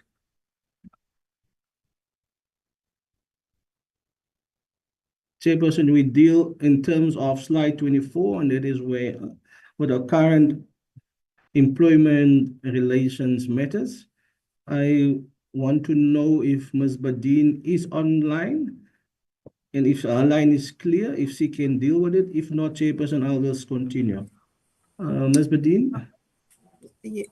Let me test, Chairperson. We've tried to change something. We're hoping that now you are clear. You can go ahead. Better. You can go ahead. Okay, that's fine. Thank you very much. Back to the presentation. The first item that is highlighted there, it's an item that is dating back years ago, I think dating back 2018 or so, where a former HR director was aggrieved because of the presentations during the portfolio committee, where he felt there was a misrepresentation around his name. The matter has been ongoing and now has a set down date of 2027, 31 May. The parties that are listed there, they are including the portfolio committee, the ministry, as well as the NLSA. Then moving to the next item. The item there is of a current employee in the NLSA. who has been citing issues of unfair labor practice. The matter is still in court, waiting for a date. The next item is an item on the non-renewal of a fixed-term contract where an employee cites that was not aware that his or her fixed-term contract has come to an end. So they felt that the feeling was that has not been given sufficient notice on that. Again, the matter is still awaiting a set-down date at the CCMA. The next matter is of dismissal of misconduct, someone in our supply chain, where there has been some irregularities around the management of tender documents. And of course, the employee was dismissed and is appealing or seeking arbitration around that dismissal. Again, there, we are waiting for a set-down date. And the next item is again an item of unfair dismissal, as the employee cited so, was the Director Bibliographic Services. Of course, this matter has been concluded. The person did come back, of course, but later resigned from the entity. But we are still waiting for taxation, of course. The next one is an item around support that was given by the National Library to one of the provincial libraries. And then there was a contractual dispute from those who had supplied some equipment to this library. So because it was paid for by us, so it's not equipment in our space, we were cited in this case as a chief respondent.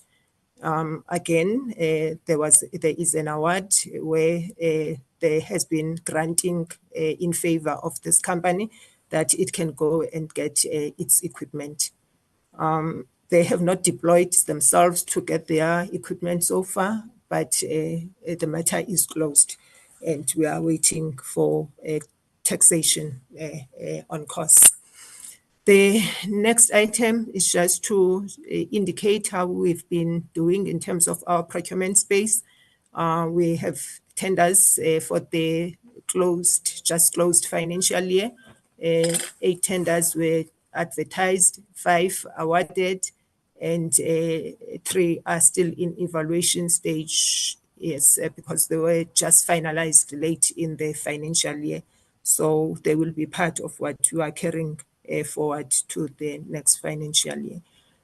On allegations, Chairperson, not sure I should throw back to you. You want to introduce the matter of allegations as it was handled by the board, and you will indicate to me where I should come in if I have to come in. Thank you.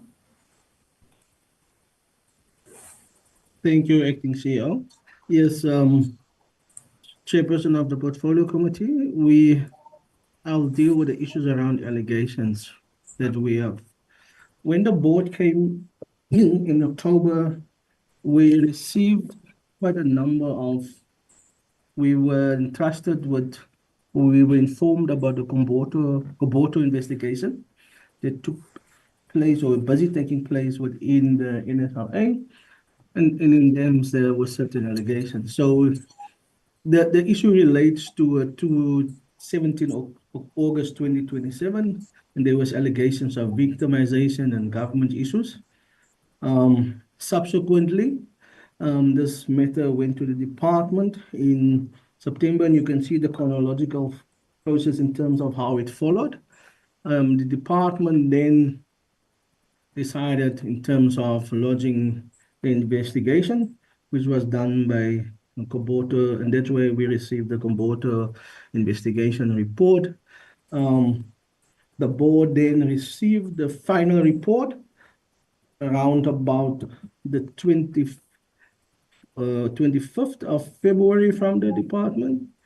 The board then decided that we cannot do anything until we obtained a legal opinion on the final report, and we subsequently did requested the legal opinion on the report. The board was only able to discuss the legal opinion because yesterday we had our board meeting, and so we were able to discuss the legal opinion that we received based on the report that came from Kubota. And therefore, in my introduction, Chairperson, I asked for your indulgence so that we can just elaborate on some of the issues that was in the report that we now want to share with you and the subsequent actions that the board decided to take. So there was the allegation of a 200,000 bonus payment to the CEO. There was an issue of conflict of interest in the report. There was the matter around irregularities in the recruitment, selection, and other HR processes.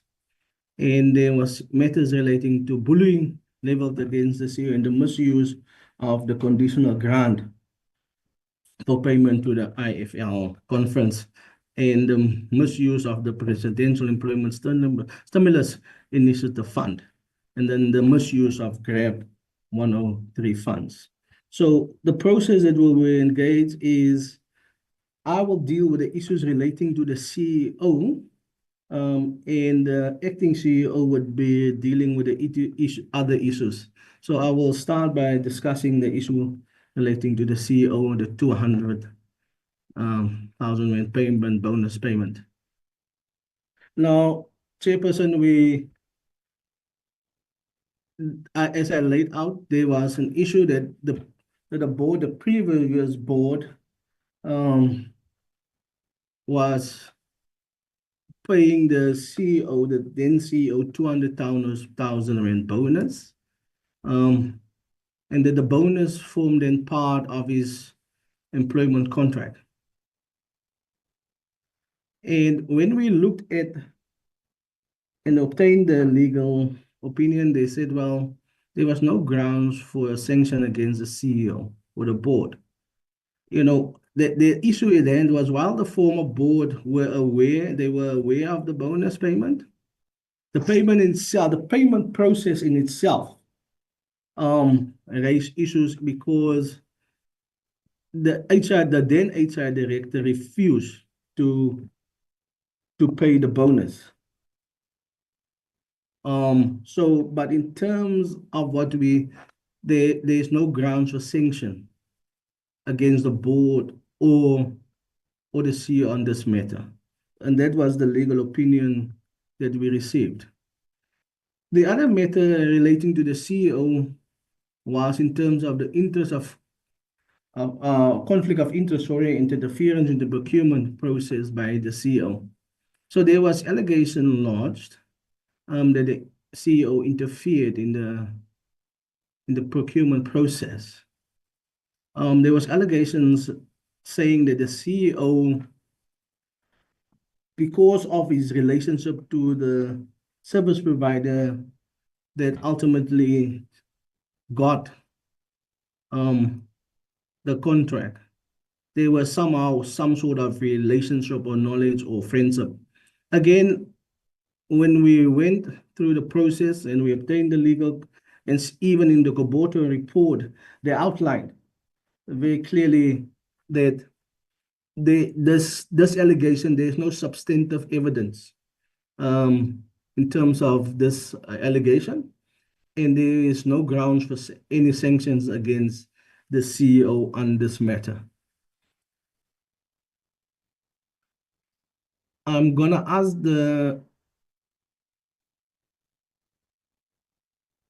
I'll also deal with this matter in terms of and then the other matters, the irregularities in the recruitment process and selection and other HR matters. Again, there was an issue raised against the acting executive director, corporate services, and the CEO in terms of them declining to action the recommendation of the selection panel for the appointment of a preferred candidate. A dispute against the CEO was lodged by the candidate, and the board resolved to have one of the board members preside. I'm talking now about the previous board, to deal with the grievance. In terms of the CEO maintained his position in terms of not appointing the preferred candidate.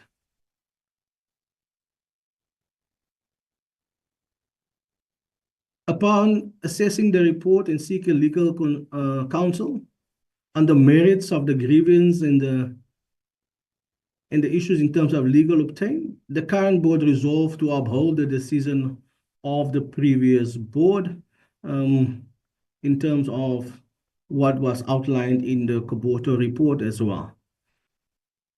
Currently, the aggrieved employee has taken the matter to the CCMA, and now it is now seeking, now the labor court seeking for a ruling on the jurisdiction of the arbitration hearing. The board will communicate when we have further information on this, and the board will give feedback also to the complainant. But at this stage, when you look at the Koboto investigation report, the position taken by the CEO and the ex-CEO, and the acting executive director, we uphold in terms of this matter.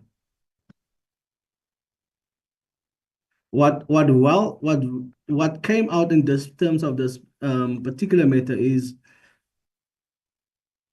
there was an issue in terms of when you look at the irregularities in terms of the recruitment. Both the Koboto report and in the legal opinion, we say the CEO failed to conduct proper due diligence. This particular matter relates now to the appointment of and the subsequent processes relating to the then board secretary. Now, I would ask that the acting CEO deals with this particular matter.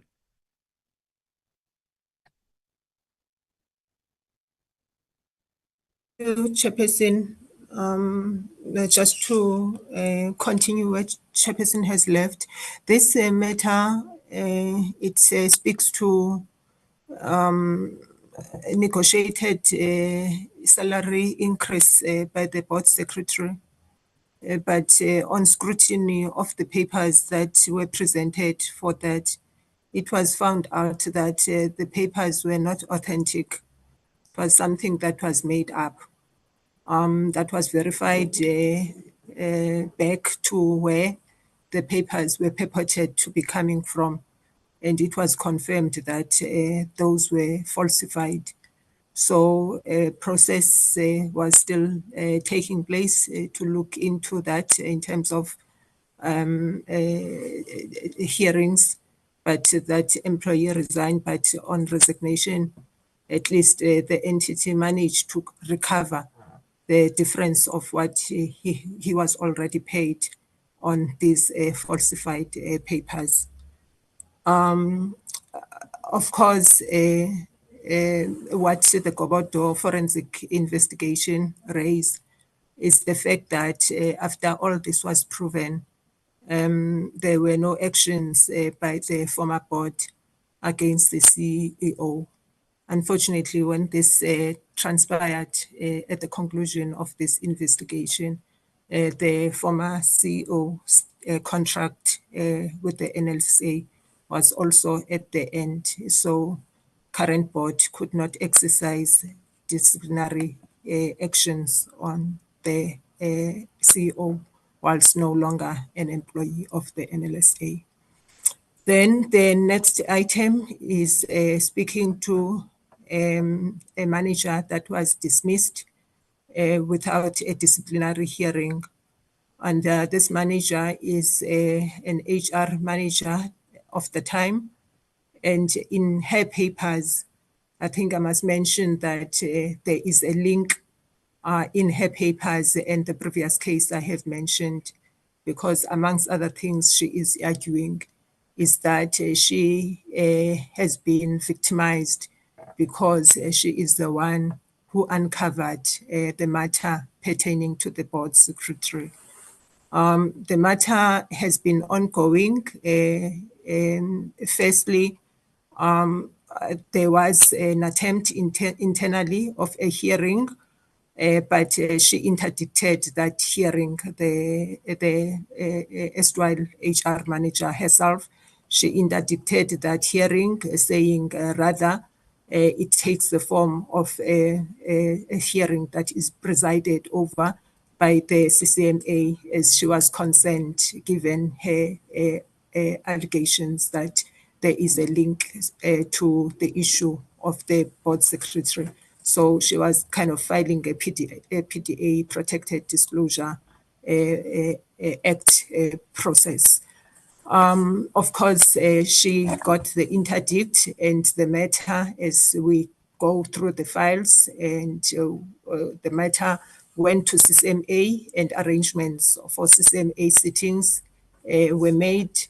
There were several dates that were set for the CCMA, but no sitting eventually took place. And when I'm saying a manager, it's a manager at a director level. Maybe let me emphasize that this is a director HR. So on account of those failed sittings, reading on file, what was understood is that the hearing sat down and an award was granted by default. That is when those that preside over the hearing conclude that perhaps there is a default of appearance unexplained by the plaintiff or any party, and then a hearing can continue.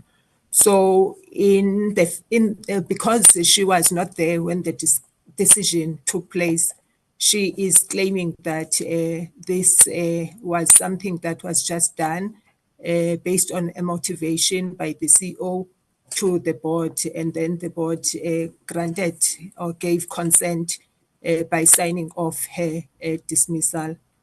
However, that being the case, in her submission, the forensic report could not find anything, even subsequent engagements with her, could not find anything that confirms she appealed this award because would then be receiving a notification from the Labour Court, assuming that the CCMA would also be enjoined because the sitting was presided by the CCMA.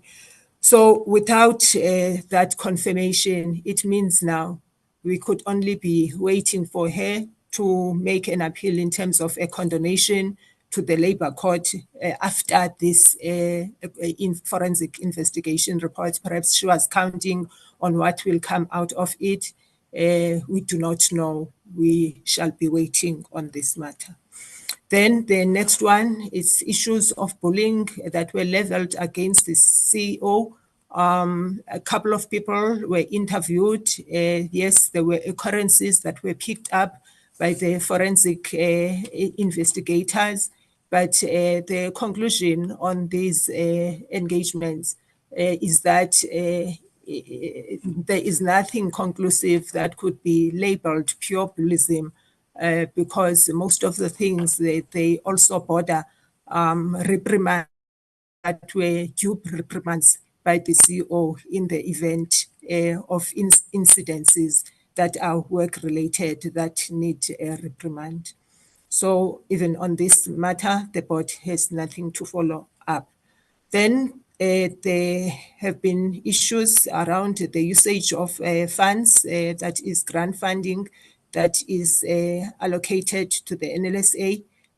Three grant fund areas. It's payment for the IFLA conference, where the allegation was saying funds were used from one grant funding to enable traveling to this conference. But it was found out that the first allegation that the chairperson of the board was on this trip with the CEO that was found not to be correct.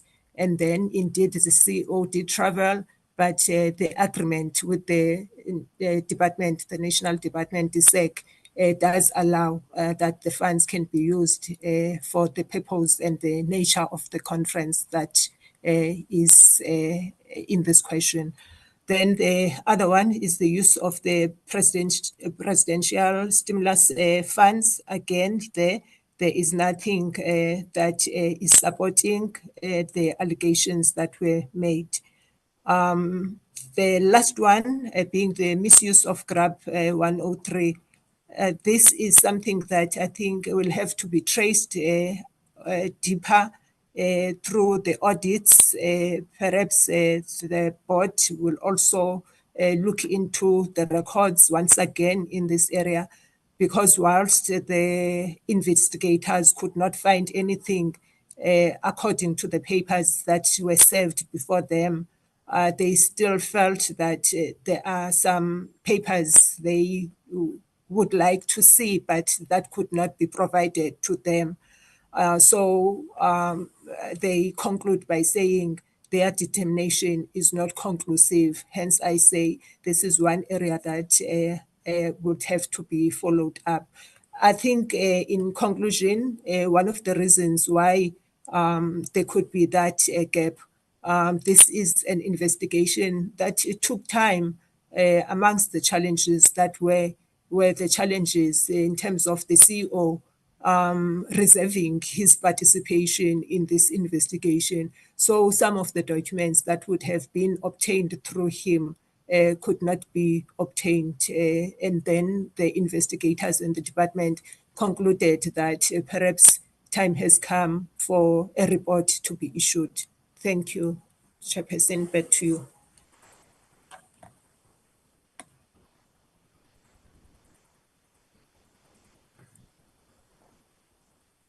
I throw back to you, Chair. I don't know, maybe you want.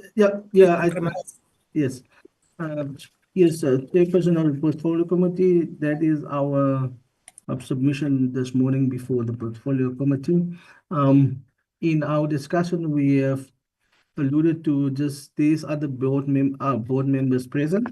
And I would just want to acknowledge their presence, and that is Board Member Masuku and Board Member Pasha and Board Member, I think it's Rita Debedine as well, that is joined.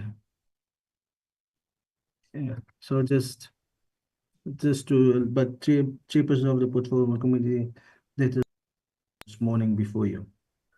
So Mr. Maralak, you are done. Absolutely, sir. Thank you so much to the National Library, South Africa. I must say, honorable members, I'm bruised. I don't even want to put on my video. I'm so bruised listening to all of the investigations, the allegations, the misuse of funds, and everything that goes along.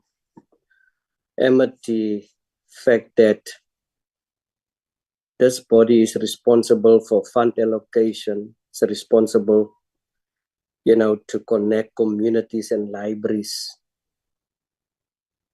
It's responsible to, to ensure that initiatives, digital initiatives, comes to light.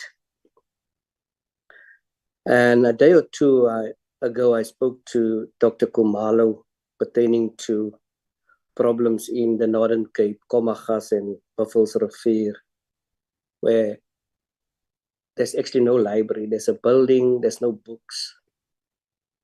And we today are sitting with reports of this nature. And I want to wish the new board well. I want to say to you, Mr. Maralak, your ship hasn't left the harbor yet. You've seen. It sounds like a horror movie. You've seen. You have presented this report. And this committee has to listen to a report from someone who's under investigation. someone who's under disciplinary matters, subject to disciplinary matters. But there's still time to ask people to disembark or to even throw them off the ship. That's the long and the short. I mean, we talk about best practice here. We talk about good governance. We talk about, you know, why is it not possible for us as a country to be presented by individuals who are in good standing, where there's no allegations of misconduct or suspensions. And it's messy. It's really messy, completely messy. Integrity of former board is at stake. Trust is at stake of the organization. Ethical leadership, accountability, and a number of things. Even back to 2022, we have, you know, a CEO that was in contempt of procedure, where we have HR director who refused to authorize, and you come and you have another subordinate who signed in the presence of a HR director who signed, you know, papers saying, listen, we are in favor of this bonus. And yet nothing is happening to these people. And we also have the concern the other day about entity, a board investigating another board, but that's another discussion for another day for this portfolio committee. We listen carefully to the issue of the board secretary. Yes, we got the money back, but bluntly what has happened was fraud. Someone, and even now, today, can go to the police and report this matter to the police of the board secretary fraud. We cannot accept a situation, same what has happened in Athletics South Africa.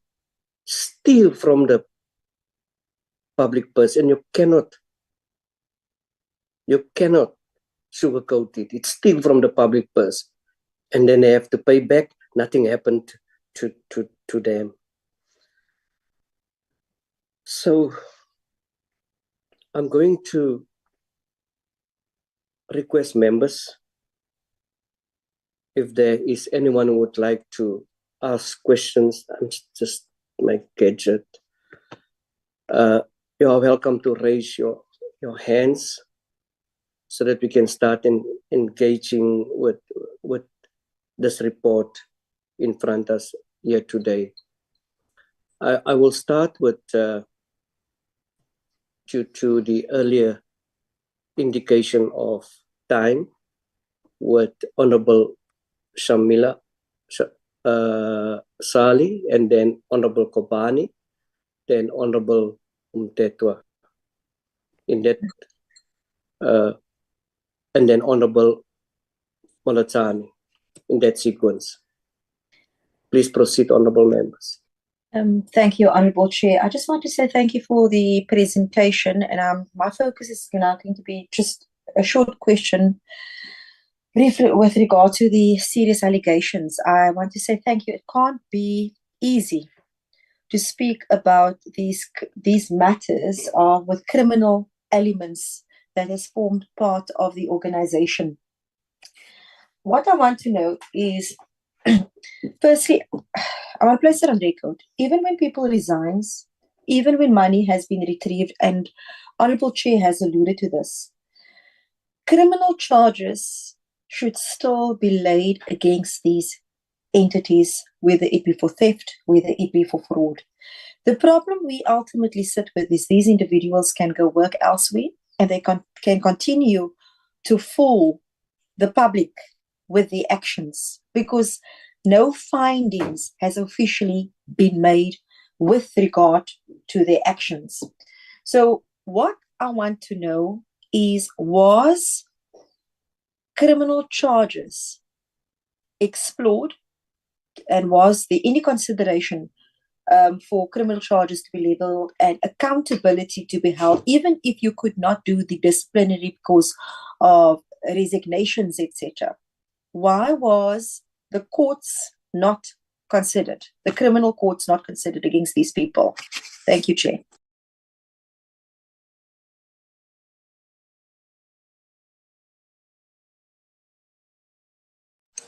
Honourable members, proceed in that sequence and just ensure that you are on mute.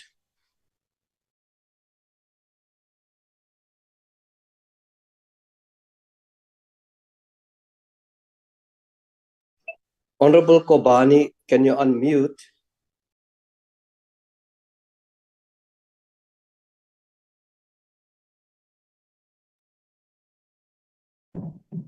Thank you. Do you hear me now? Yes, Honourable Kobani. Chair? Do you hear me now?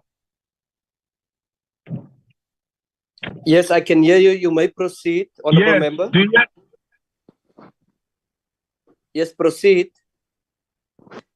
Can you just walk a little bit more up to the mountain? I'd like to welcome for the reports. The report was clear about the corruption that happened in this department. Why I'm confused here? We've been calling service deliverer.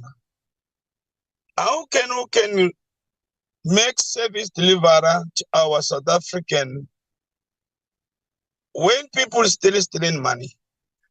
When if people will not trust them, it's because of stealing money. Let the police do something, let the court do something, because the report was clear that the money been misled by 1, 2, 3. The straight thing here is just say, let's get the money back. Let's put the right people who are gonna do job for our South African people. Thank you.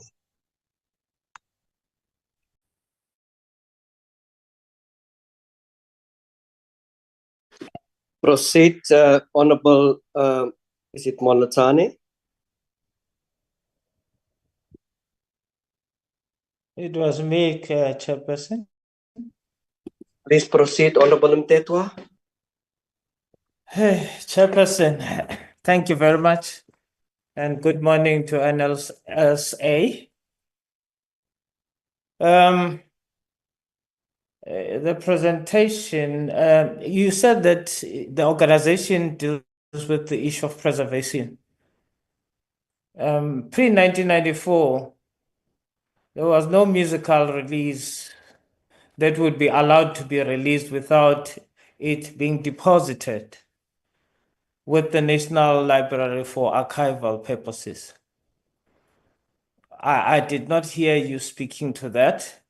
So I want to find out whether do you still do that for the purpose of keeping the history of South Africa in terms of the musical releases.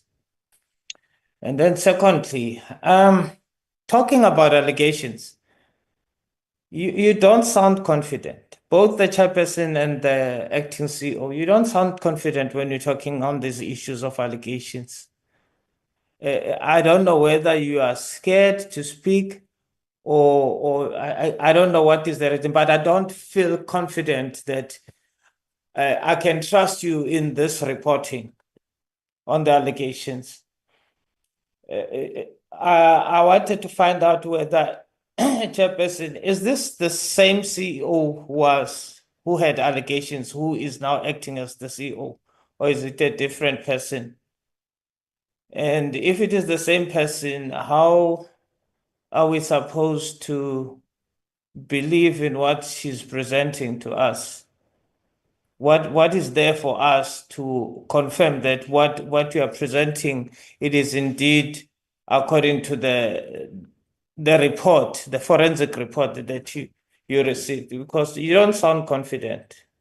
Honestly, you don't sound confident to me. And then the other issue, there's an issue of dismissing workers. They come back, they challenge, and then they come back to work. Now they've resigned, are waiting. It means that that particular worker was dismissed unfairly so. That's why he was able to challenge and then come back and then decide to, out of probably his integrity, he decides to resign and then awaiting tax determination on whatever that he must be paid. And I'm raising this because we've received a petition, and part of the bulk of what they are questioning and challenging, it is the capacity, which now boils down to the fact that whatever that you are talking about, the allegations that are there, they also point out to the issue of capacity.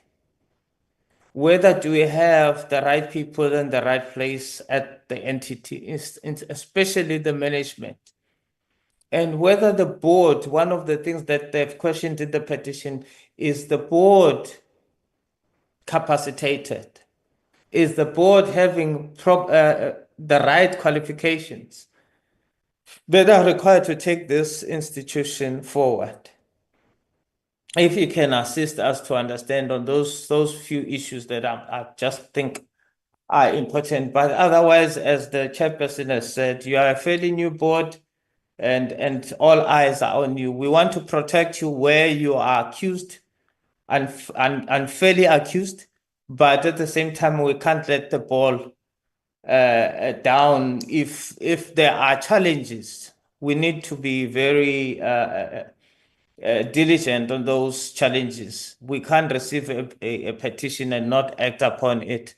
So that's why I'm combining my questions based also on the petition. If you can speak to those issues that have been raised in that petition. Thanks, Chair. Thank you. Honorable Molatani. Thank you, Chairperson, and good morning again to everyone on the platform. You know, Chairperson, it's very difficult because now the board is new and there are so many issues that one wants to question. And to question them to this new board, it will be unfair because the people who were supposed to be questioned is that old board. But anyway, it's still fine, Chairperson. I just want to check regarding this issue of 200,000 that was paid as a bonus to the CEO, Chairperson. How are they going to recover? Because it's an irregular expenditure. How are they going to recover that money, Chairperson, including the one of 57,000? Because it seems like, you know, the problem that we are having is that the investigations will say this, and we fail not to implement what the forensic investigations concluded on. So I just want to check regarding this Koboto forensic investigation, which decision have they implemented and which have not implemented? And to the one that they have implemented, how far are they? And to the one that they have not implemented, what is the reason behind that?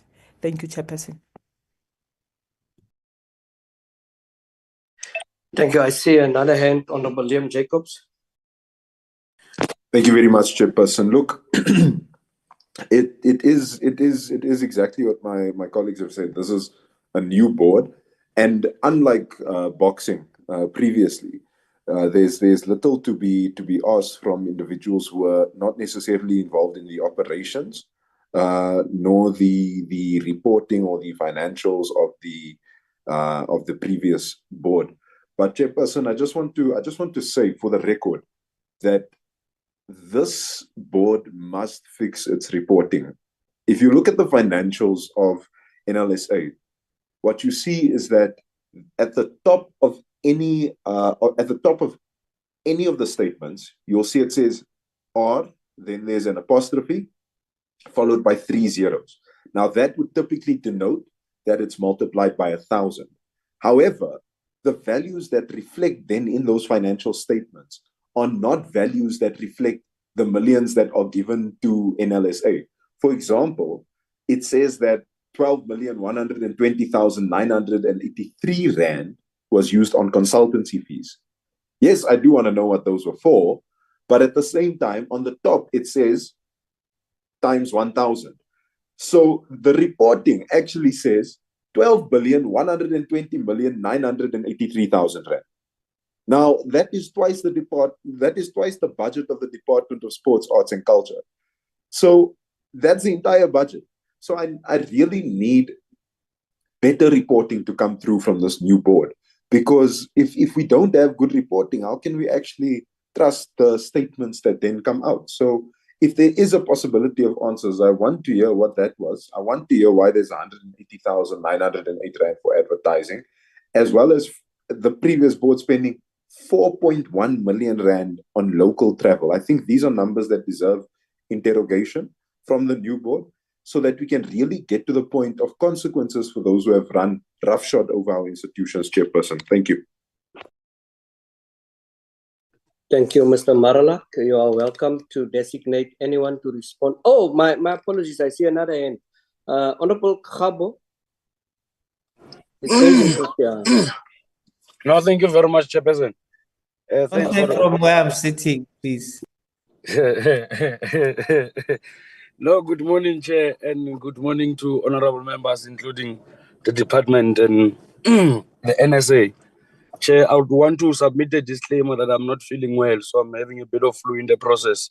I'll be coughing, so I would want to apologize in advance.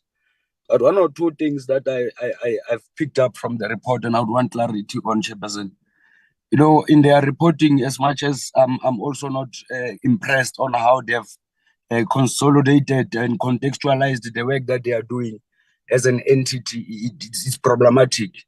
Firstly, Chair, I would like to get clarity in terms of their outreach programs in relation to their core function, especially in different areas, as to what work are they doing and where are they doing it. But second to that, Chairperson, I've realized that most of the cases are in relation to a labor dispute. I want to check with the entity as to how much are they spending on these legal fees. But second to that, while we are still there, I heard the chair of the board indicating that it's only that they've got the report of Gobodo, and they will definitely develop an implementation plan of such of its recommendations. And I would like to plead with the entity that they should be able to provide us with that implementation plan in line with the Gobodo recommendation, of which we should be able to get it probably in the next 14 days, Chair. The other issue that I wanted to raise in relation to this report, Chairperson, it's clarity that I would want to get in terms of their internal mechanism of resolving labor disputes. Like we have indicated earlier on, some of these issues, I believe that could have been dealt with internally without necessarily embarrassing the entity of exposing their failure and inability to deal with the internal dispute in such a way that you'd realize that in most of the cases, it is indicated that laborers ultimately are winning these cases. So largely, it creates a problem. So I would want to get clarity in terms of their internal mechanisms of dealing with disputes, Chairperson. Chair, while we are still there, sorry about that. While we are still there, Chairperson, I would, you know, this matter of the board being new, I appreciate it, and I also I also acknowledge the fact that it is only now that they are starting. But with that being said, Chair, the board was appointed last year in October. So the fact that, or the claim that they are still new, it's neither here nor there. I believe that we must all agree that when you ascend into a position of responsibility, you also ascend accepting both challenges and successes of that entity that you'll be inheriting. So the argument that the board is fairly new, to me, does not hold water, Chairperson. And I'd like to get an understanding from the board as to, on these issues that has been highlighted, especially around the bonuses that has been paid to the former CEO. I would like to get clarity as to what is it that the board has done so far, and do they have a policy in relation to performance bonuses? And third to that, how do they measure or come to a conclusion that it is 200 that is supposed to be paid to a particular official based on their performance? How do they measure that thing, Chairperson? But thirdly, Chairperson, the argument also that I seem not to be finding joy from the responses of both the chair and the CEO in terms of how they've been handling this matter that was presented before the committee. The matter that I'm referring to, Chairperson, is the matter of holding the previous CEO responsible. I would like to get from the board, now that I've been in office for more than 5 months, almost 6 months, what is it that they have done in relation to the matter, Chairperson? Whereby I believe that as much as the term of office of the former CEO came to a conclusion or came to an end, there should be, of course, certain processes that they are following as a way of trying to recoup the money, Chair. Not forgetting the issue of checking how much has been spent on this Gobodo investigation so that we are able to assess as to whether are we honestly doing justice to the public funds. After making an investigation, recommendations are there. Why are we not implementing it, Chair? With that being said, those are the few questions that I would like to pose to the board and the CEO, Chair. Thank you very much. Thank you so much, honourable members. Chairperson, my apologies, Chairperson. I'm having some challenges with signal. I'm having challenges with my gadget, so I cannot raise my hand. With your permission, if I can make a comment. Please proceed, Honourable Daniels. Thank you so much, Chairperson. Chairperson, I do stand in agreement on I see it's been cited as unfairness, posing questions to the new board. I can understand why that has been raised. And I've got sympathy for them, but I also believe that's not where it must end. They must dig deep to get to understand the legacy of the corruption that has been occurring before their time, so that they can appraise themselves with the merits and the facts thereof, so that when we have meetings again, calling them to this portfolio committee, that they can be in a better stead to present with being informed, as opposed to us putting on kid gloves and saying, it's kind of okay, we understand. We can only understand until a certain point. Somebody must have that workshop and sit down and address those type of things that is important for us to understand when they bring it to us. So that's the one thing I want to touch on. Then I want to touch on something very uncomfortable to some, not to me, about the human resources information that was presented to us. You see, Chairperson, if anybody is in disagreement with what I'm about to say, then it's most probably or most likely people who are direct beneficiaries of the current status quo of how things are being done. But I'm speaking for those who are extremely being disadvantaged, extremely being marginalized, and not being considered. And by this, I mean, you are sitting with the information on human resources with staff establishment.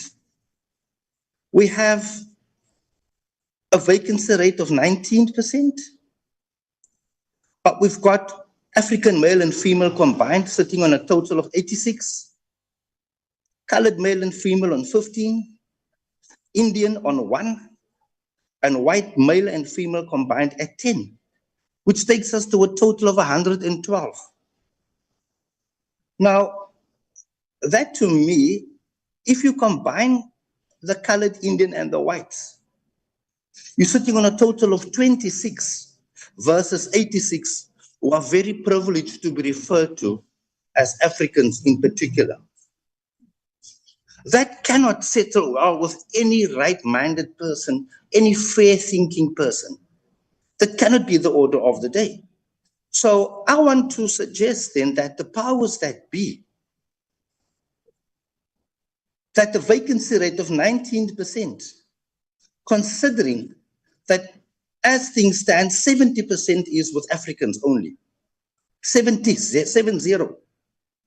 and 30% combined the rest of the racial classification.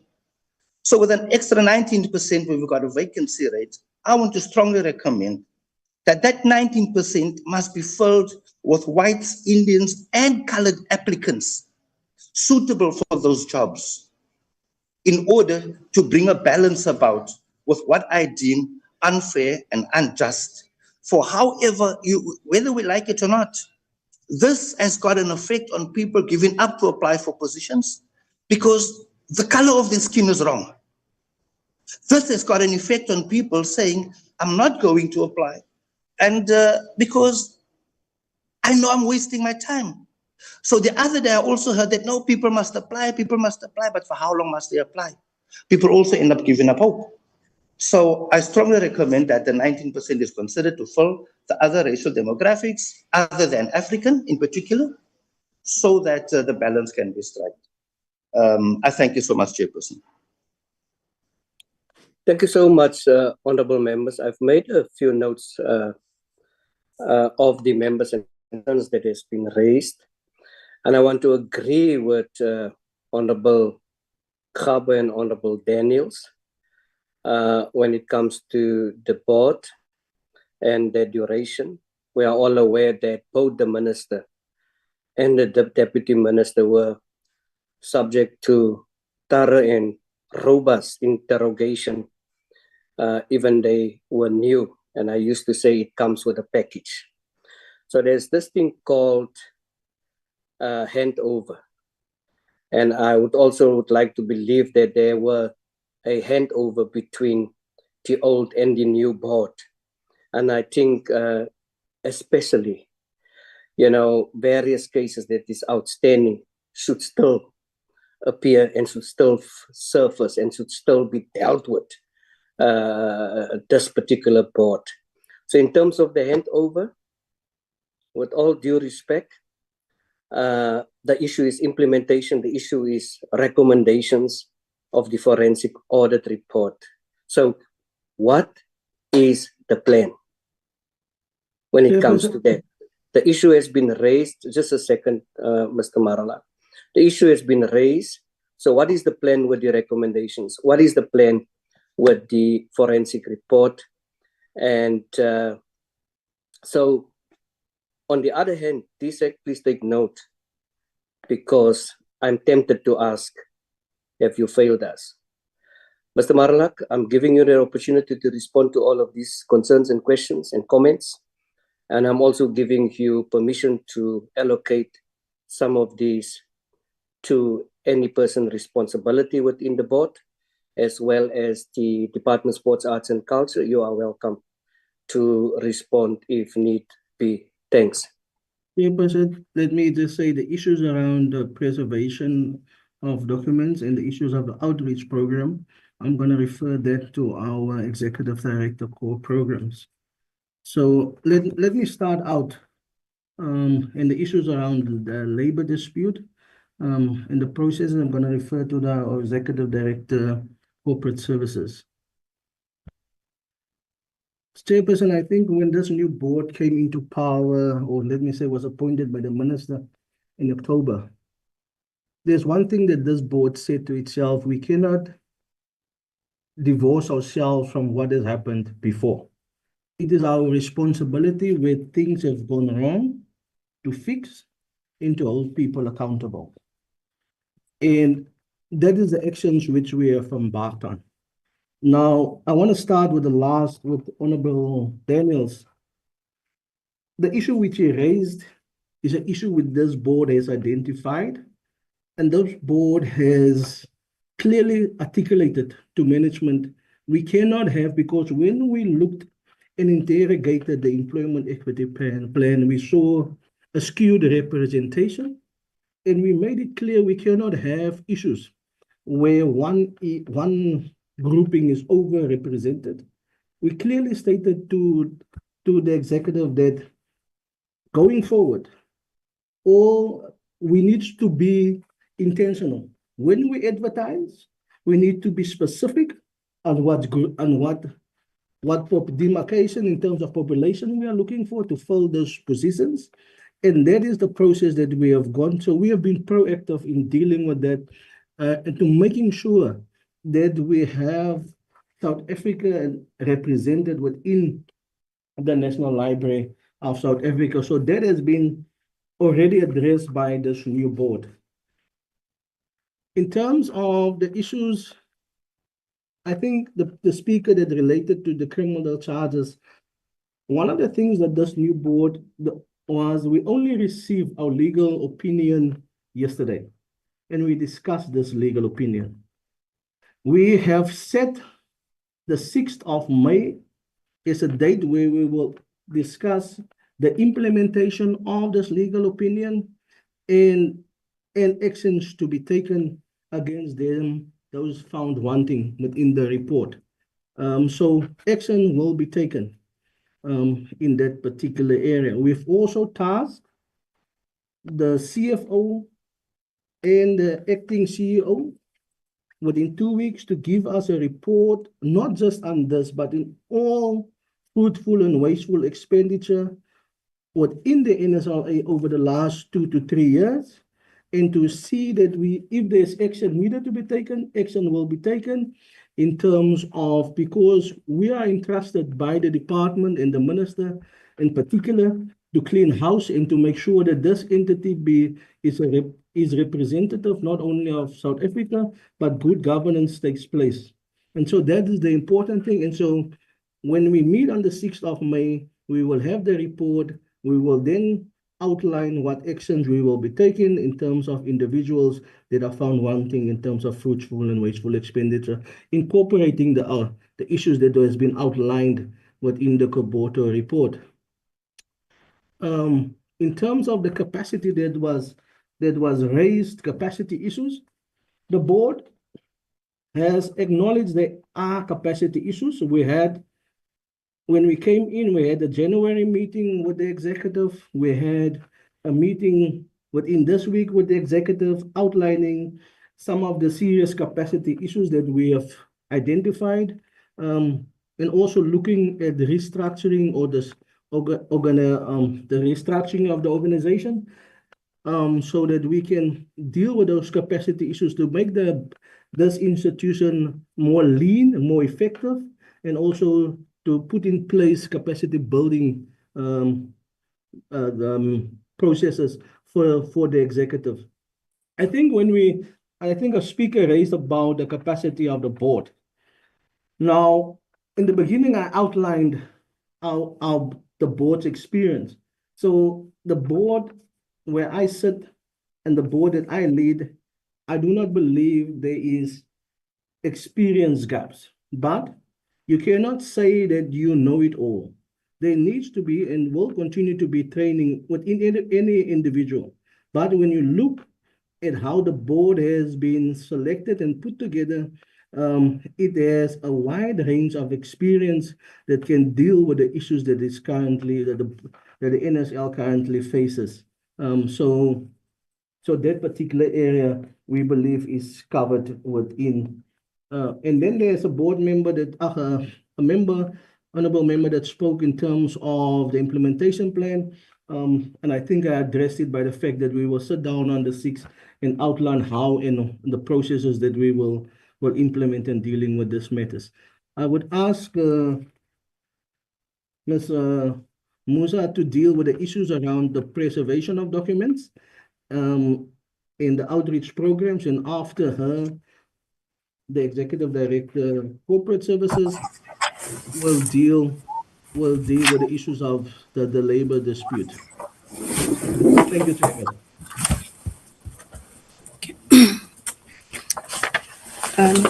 Greetings to the honorable members of the Portfolio Committee, the board members, and all officials. My name is Noktula Musa. I'm responding in relation to the two questions that have been referred to me with regards to, let me start with the one of the outreach programs that we are implementing in line with our mandates. I think in the presentation, the CEO did highlight the programs that we are doing to support to promote the culture of reading. We are aligned with the National Department of Arts and Culture in terms of the programs that we are doing to support the culture of reading, to promote reading, publishing and writing. We are at the National Library, we've got 2 campuses, Cape Town and Pretoria, but we do our utmost best to work in collaboration with the provincial departments to be present in all parts of the country. We have several programs that we are doing all over South Africa, in all the provinces. We really try to cover as much as possible in terms of the country, to expand our footprint beyond our walls here in Pretoria and Cape Town. And our programs vary. They are aligned to the national calendars and the international calendar in terms of reading. For example, a World Book Day, which was held on the 23rd of April. We also had activities. Some activities are virtual and so that we cover everyone nationally, and some are physical where possible. With regards to the question, I hope I did cover in the question in full as answered, as it was asked. In terms of the question regarding the preservation and conservation, if I understood the question correctly, it was in relation to the music release. In terms of our mandates as the National Library, our mandate is to collect, preserve the national documentary heritage. So anything that is published about and in relation to South Africa, we have a mandate to collect and preserve. So we are really trying our best with the capacity that we have to, especially to encourage those that have not deposited to also deposit what is published. But with regards to the audiovisual, because as entities of the Department of Arts and Culture, we have different responsibility. There is archives, which is responsible for archives and records management, but they are also responsible for collecting audiovisual material. They've got expertise and different resources and tools to manage that type of collection, Honorable Member. So I hope I have covered your question. Thank you.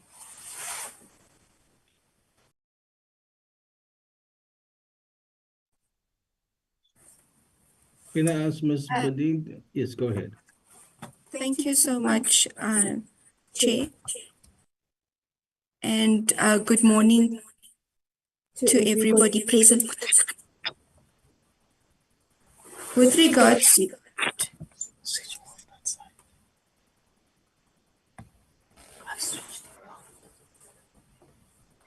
apologies for that, Chair and honorable members.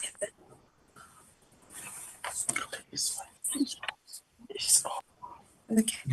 With regards to the question around dispute resolution mechanisms, yes, we can confirm that the NLSA does have these mechanisms in place. We have a grievance policy and procedure, which outlines formal steps for employees to raise concerns or complaints. We also have disciplinary policy and procedure with clearly defined steps to manage misconduct in the organization.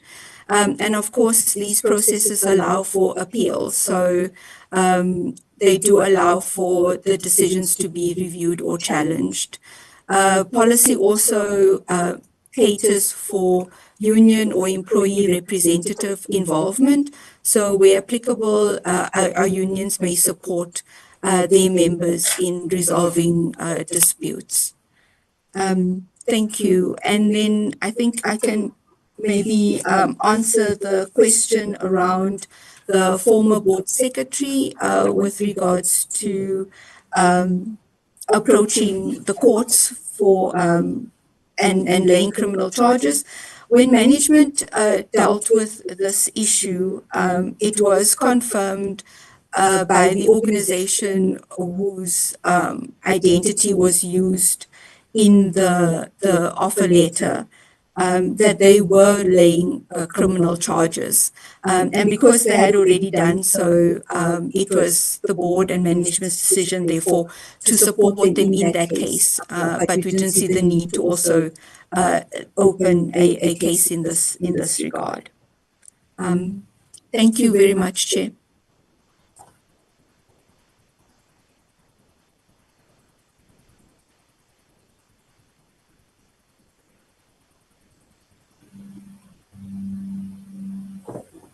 Portfolio Committee, I think we have covered.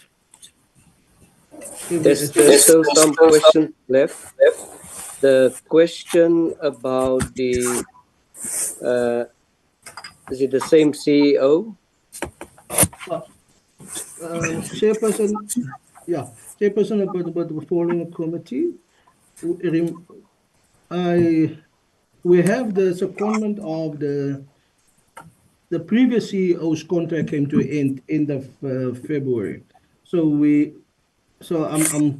The issues here about allegations, so I do not understand that particular issue, but what we have the secondment from the Department of Ms. Mandisa. So, but the previous CEO has left at end of February again.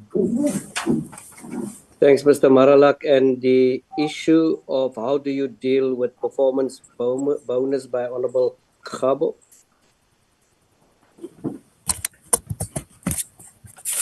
Again, I'm going to ask Ms.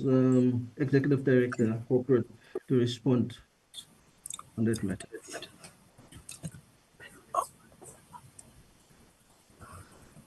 Thank you, Chair.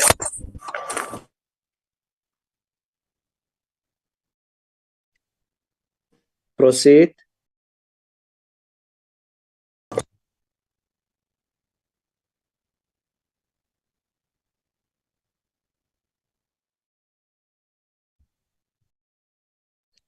Please unmute.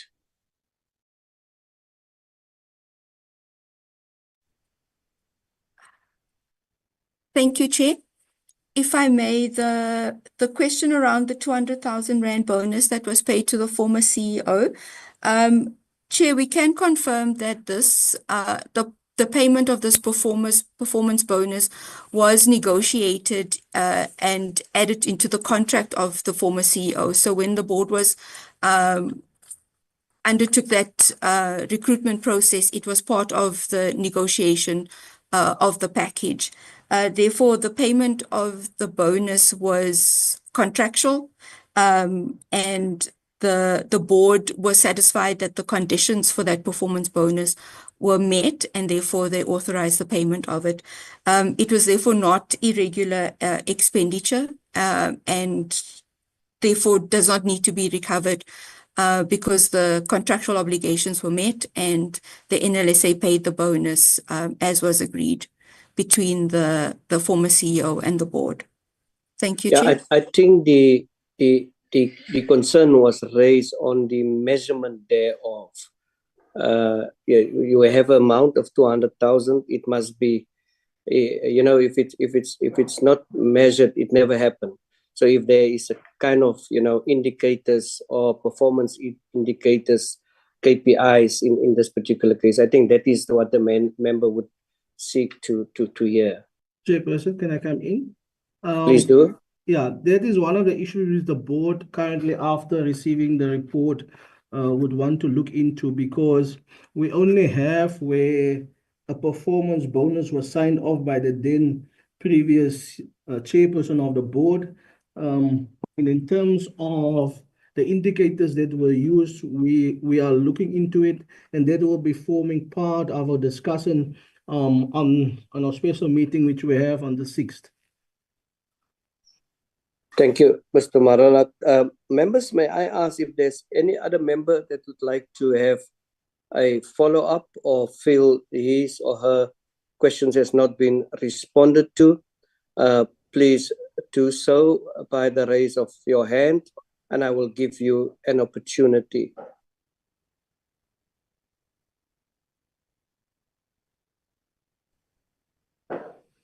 Cool. It seems that... Thank you, Chair. Oh, I see Honorable Khabo and I see I thought that you were clapping hands, Honorable Eugene. Let me give Honorable Khabo and then Honorable Mtetwa an opportunity. Honorable Khabo. No, thank you very much, Chair. Thanks for the opportunity. Chair, you know, when we ask a question, we would prefer to be given details. And my question was basically clear and straightforward. In terms of their outreach program, where are they doing it, in which province? The response that they are having programs in South Africa, it's a broad statement and complex. Specifically, where and what is it that you are doing in that area, in which province? That was my question, Chair. I believe that it should be responded to. But second to that, Chairperson, probably unaware or unaware, there's an issue of legal fees that they chose not to respond to. As to how much have they spent in the previous financial year, in fact, to date, on the legal fees. Second to that, how much have they spent on Gobodo investigation? Because I believe that these consultancies are being paid to conduct these investigations, Chairperson. Those are the questions that I have posed, and I believe that they have not been responded to. And even equally, the issue of performance. I cited an example of the former CEO 200, and I believe, and I questioned as to whether was it the only person, and in those different officials who have received performance bonuses, what was the stick or yardstick used to measure that this one must get 200 and this one must get 300? And thirdly, Chair, I don't think it would be advisable for the board, including its management, to continue playing hide and seek on and around being new and the previous board having signed off things. I think we've made that statement that they've inherited both success and challenges of the entity. So if we can get clarity there, Chairperson, in terms of what then becomes a response that we're expecting from the board, Chairperson. Thank you very much. NLSA. Thank you very much, Chair. I will let me try to address both questions, and then I'll hand over to my colleague to address the outreach program question. Chair, all the legal matters that we have reported on today, when we add up the legal costs that associated with these matters, you get to an amount of just under 600,000 Rand. So in terms of, I have received confirmation from our CFO that you won't be able to see it as a line item in the financials because it is under our, or if you go to note 29 in the annual report, you will see that there is a line for consulting and professional fees, and that's where we cater for, or that's where we report on the costs of our legal matters. With regards to the cost of the forensic investigation that was conducted, that is not for the NLSA to cover. That those costs will be covered by the department. Chair, if I may talk on performance bonuses. So in that year, it was just the CEO that was paid that performance bonus because, like I said before, he had negotiated that in his contract. I can confirm, Chair, that with regards to our staff, the NLSA has not been in a position to pay performance bonuses for about the past 5 years. So performance bonuses are only paid if there is budget available for it. And we haven't, from a financial point of view, we haven't been able to afford to pay performance bonuses. And I think going forward, it is only if budget is available, Chair. We do negotiate, of course, cost of living increases on an annual basis, but performance bonuses are not a given. It's only if the budget's available, and obviously through the performance management processes, if staff have reached their targets, then they would be paid a performance bonus. It's not a given for all employees. Thank you, Chair.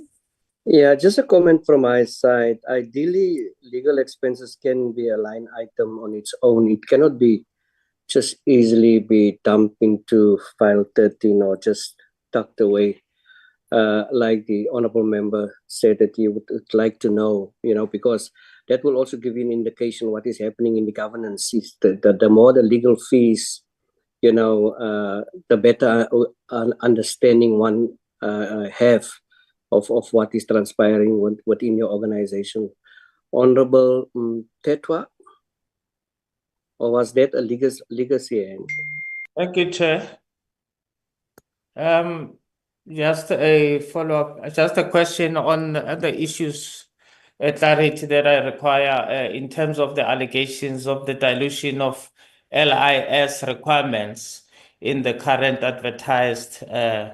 advertisement of the CEO post. How true is that? Is there any dilution? Have you reduced the standard like what we did with education, reducing the passing rate to 30% in order to have many people passing and claiming that our education is producing? So it's a similar situation. How true is that? Second to that, I want to find out from the department, how long is the term of acting as the CEO that you have sponsored to the NLSA, and what would be what informs that process of seconding somebody with allegations of who is under investigation to another institution, especially with the new board? What is the rationale behind that? And if your forensic, whatever investigation has taken long, I know that you're trying to not to allow her to come back to work so that she doesn't interfere with the investigation. But how long? How long is the investigation going to take? And if it finishes next month, what's going to happen to the position that she's acting on in the National Library of South Africa? Thanks, Chair. NLSA. Chairperson, I would want, because there's a previous board honorable member that asked on the specific areas where we have an outreach program. So if the core executive can just respond to that, and then I would deal with the issue around the CEO and specifically the advertisement. Yes, we can do so. But also, if you go back to the is it the CFO, CEO, the former one? I just want to remind and take you a little bit back on the issue of the bonus. I think we actually lost the plot on the bonus. When I enter into this debate, I explained the process, and I also make members aware that the HR manager didn't want it to sign because it was actually his delegation to do so. And I further explained that it was a subordinate that they have signed in the midst of the HR manager. So we talk about procedure here. We talk about procedure, and we're also talking about how this has been, penned down as a declarator as far as the financial statements is concerned. It was someone that was not supposed to sign for that. So we cannot argue that everything was honky-dory and we've paid out, but there must be reasons why the HR manager did not want to sign. And most probably it can be the arguments used by Honorable Khabo that the performance was not to the satisfaction or the performance was not in line with the contract. That is just a matter of concern. I'm going to give the NLSA an opportunity to respond. Then I'm going to take a last speaker before I'm going to close this issue, and that's Honorable Bilankulu. But let the the National Library South Africa first respond, then I will give you an opportunity, and we have to close the session.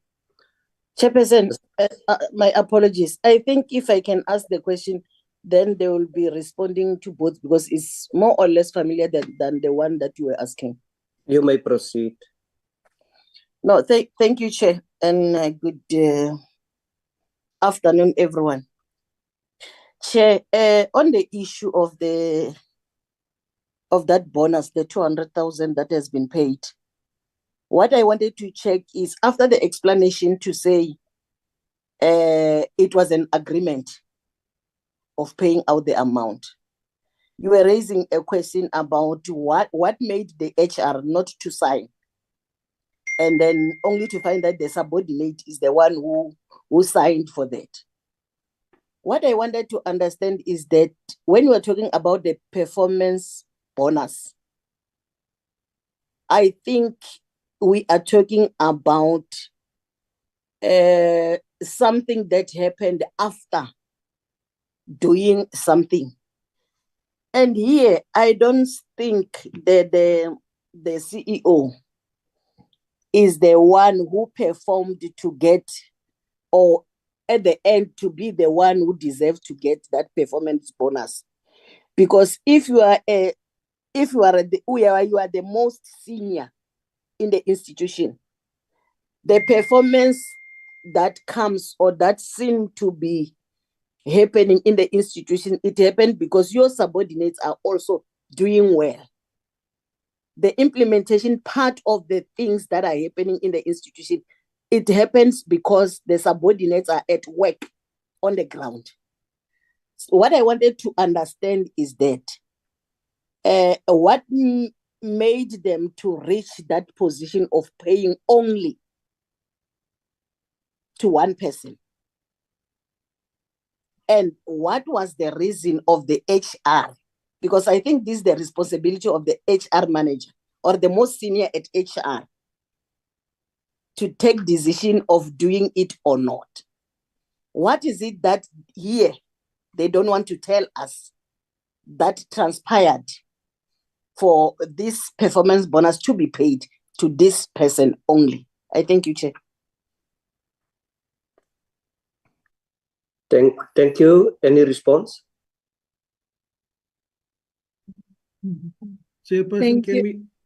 Yeah, I will respond to the issue around the bonus, but we because the previous members asked around specific areas, so I want to cover the issue around the bonus and the CEO appointment with in one. So if the core program executive can deal with the issues of the program very specifically,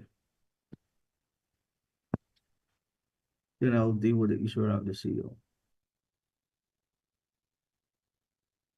I couldn't get you clear, CEO. No, I said there was a question from one of the honorable members around where he stated that we were not specific in where the outreach programs takes place, and he wants specific areas. Yes. Yeah. So if that's why I said if the executive director core programs can respond to that, and then I will respond to the issue around the CEO as well as the bonus as well as the issue of the advert. Thank you. May proceed. Thank you, Chairperson, and thank you, honorable members. Thank you. With regards to our outreach, we do really cover the whole country, but I'm going to start with we are having the National Reading Summit in KwaZulu-Natal in partnership with the University of Zululand. It's a national event, but we are hosting it in KwaZulu-Natal. It's a hybrid. Other people can participate wherever they are, but it will take place in KwaZulu-Natal. We had World Book Day here in Pretoria, which was a virtual event attended by people all over the country.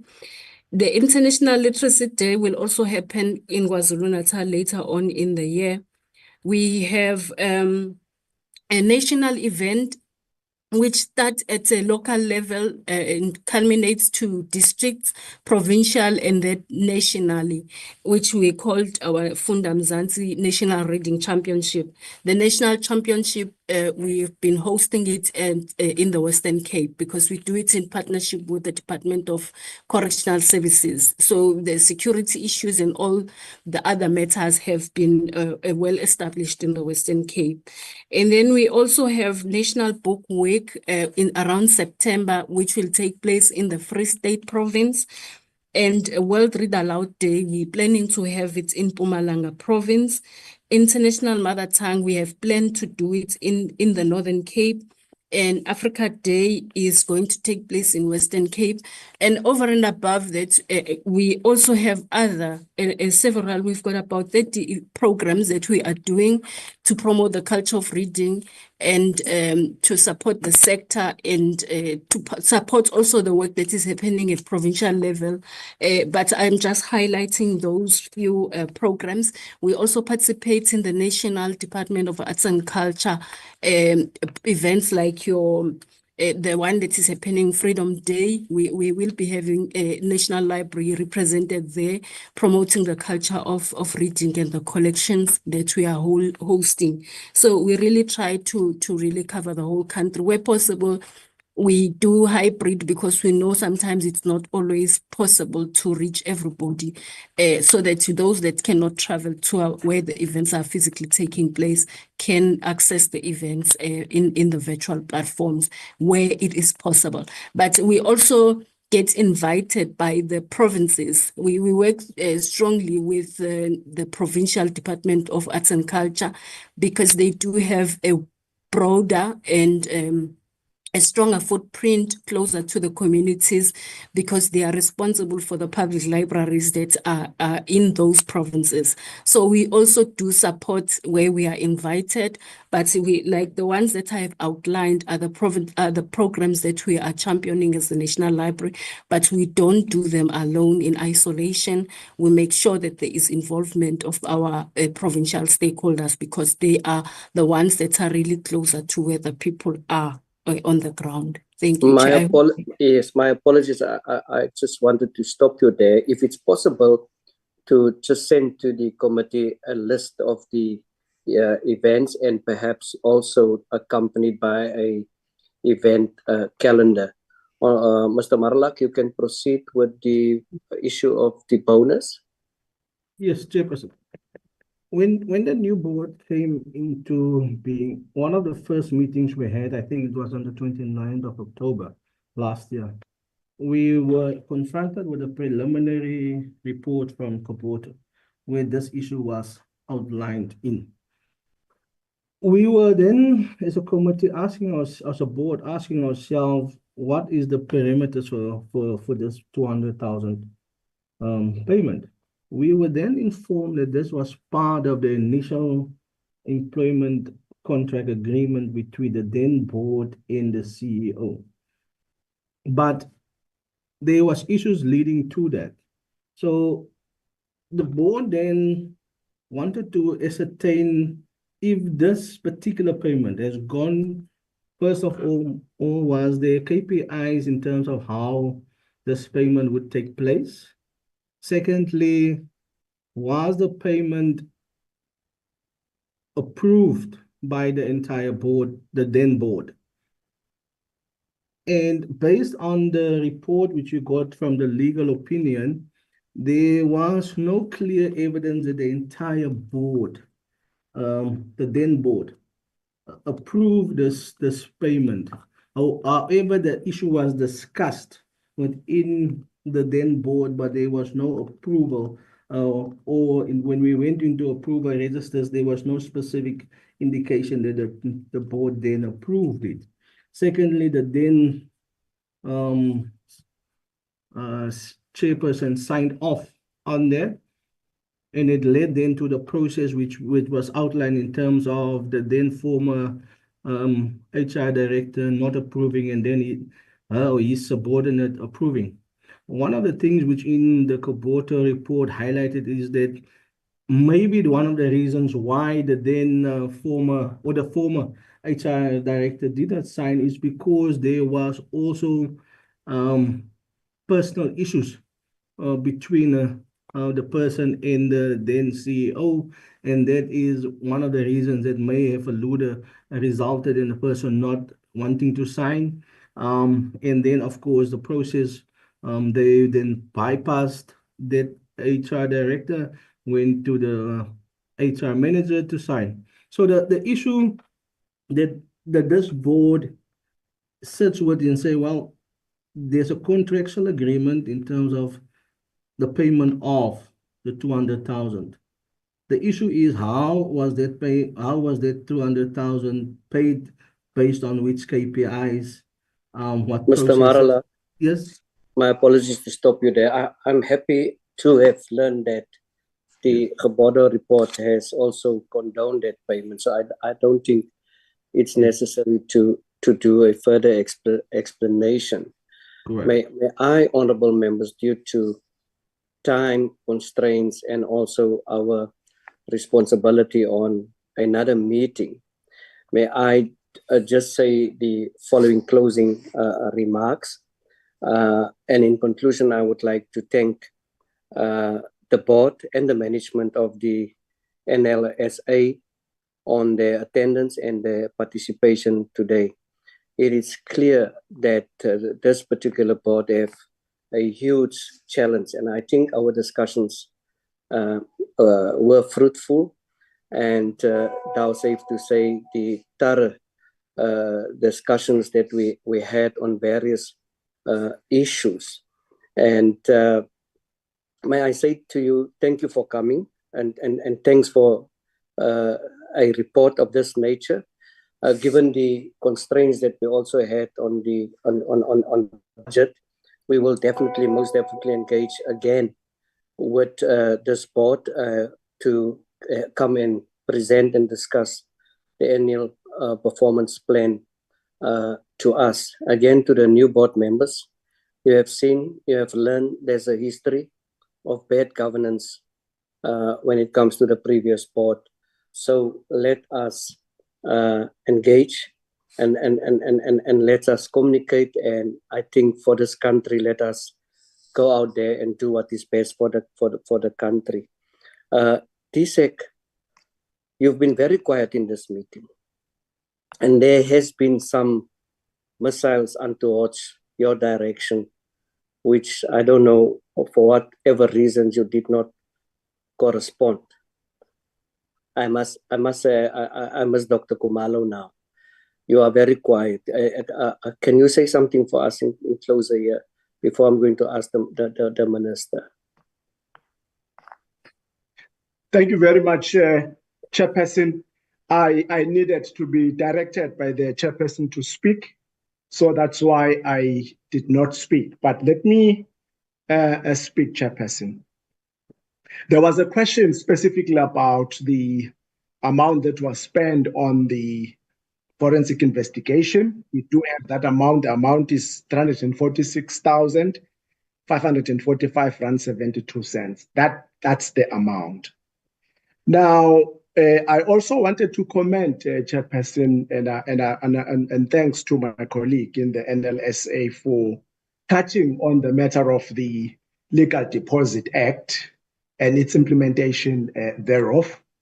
I just want to indicate that indeed it is our responsibility to ensure that all producers or all the publications are deposited with the various legal deposit or legal repositories in the country.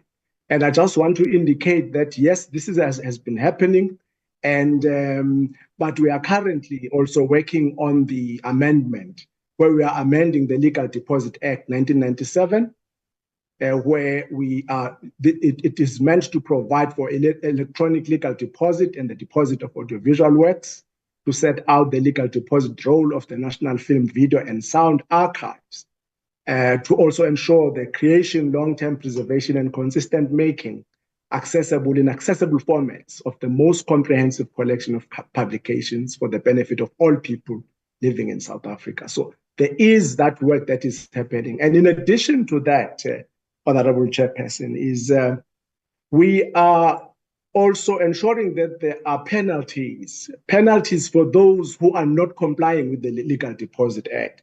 And such penalties go to an amount of 20,000.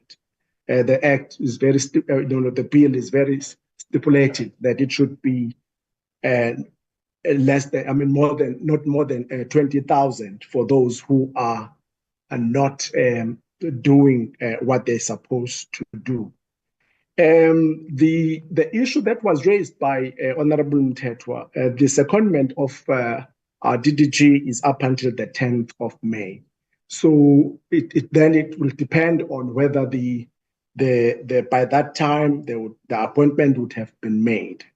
And I think that other issues that I would have spoken to, I think that Ms. Musa has also covered them with regards to the outreach programs, as the chairperson is aware of the work that we're doing in terms of conditional grant, where we're building libraries throughout the country. And I noted, chairperson, your concern that sometimes, you pointed out the case of a library where there are no books.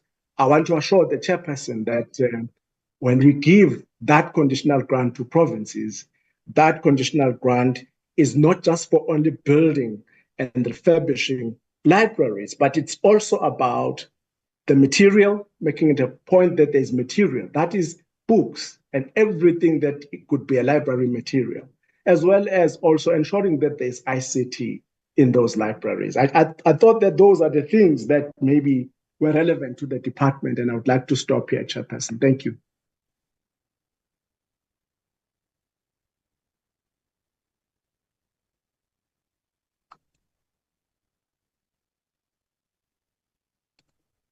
Unmute, Chair.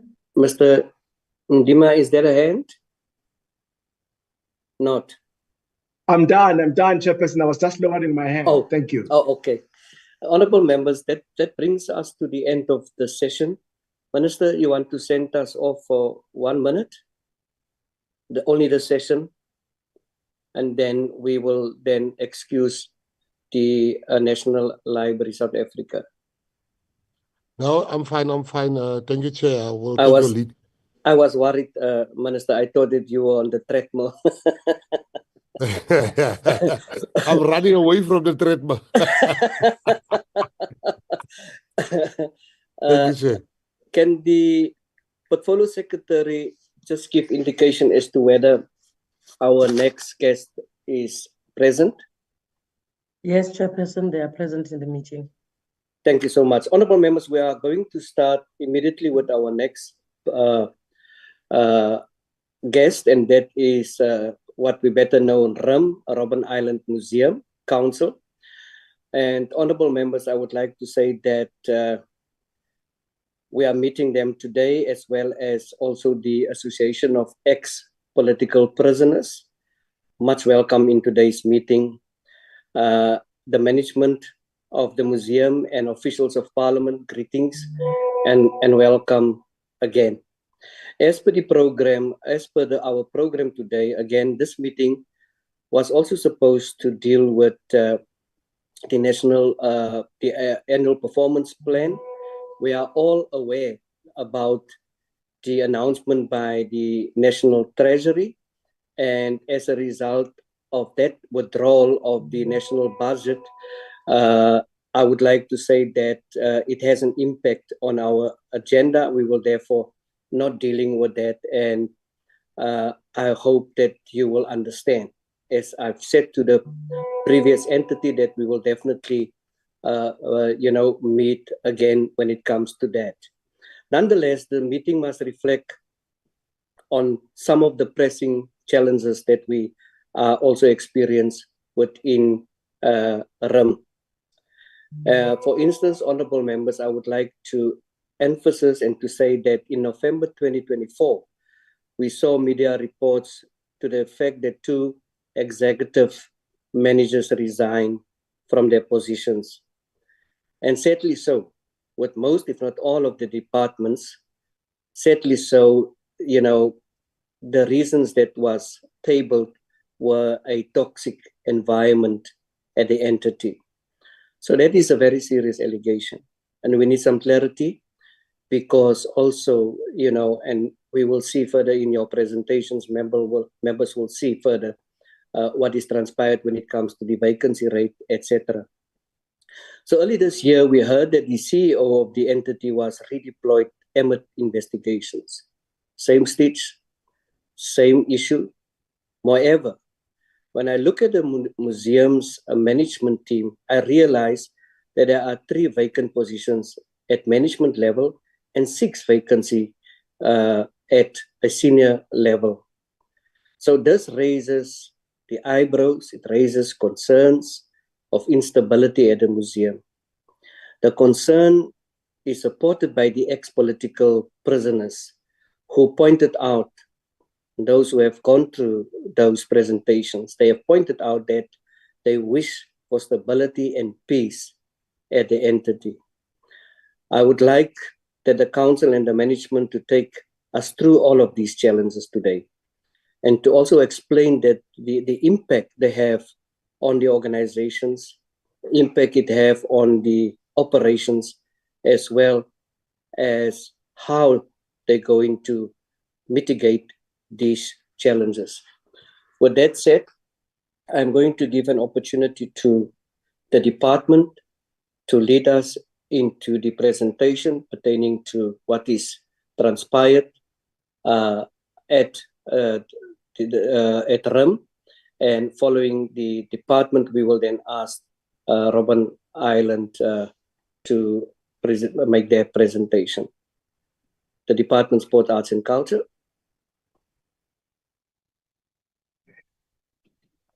Thank you very much, Chairperson. As previously indicated, that we are no longer maybe going through the presentation as previously. I'm just trying to get the presentation, Chairperson.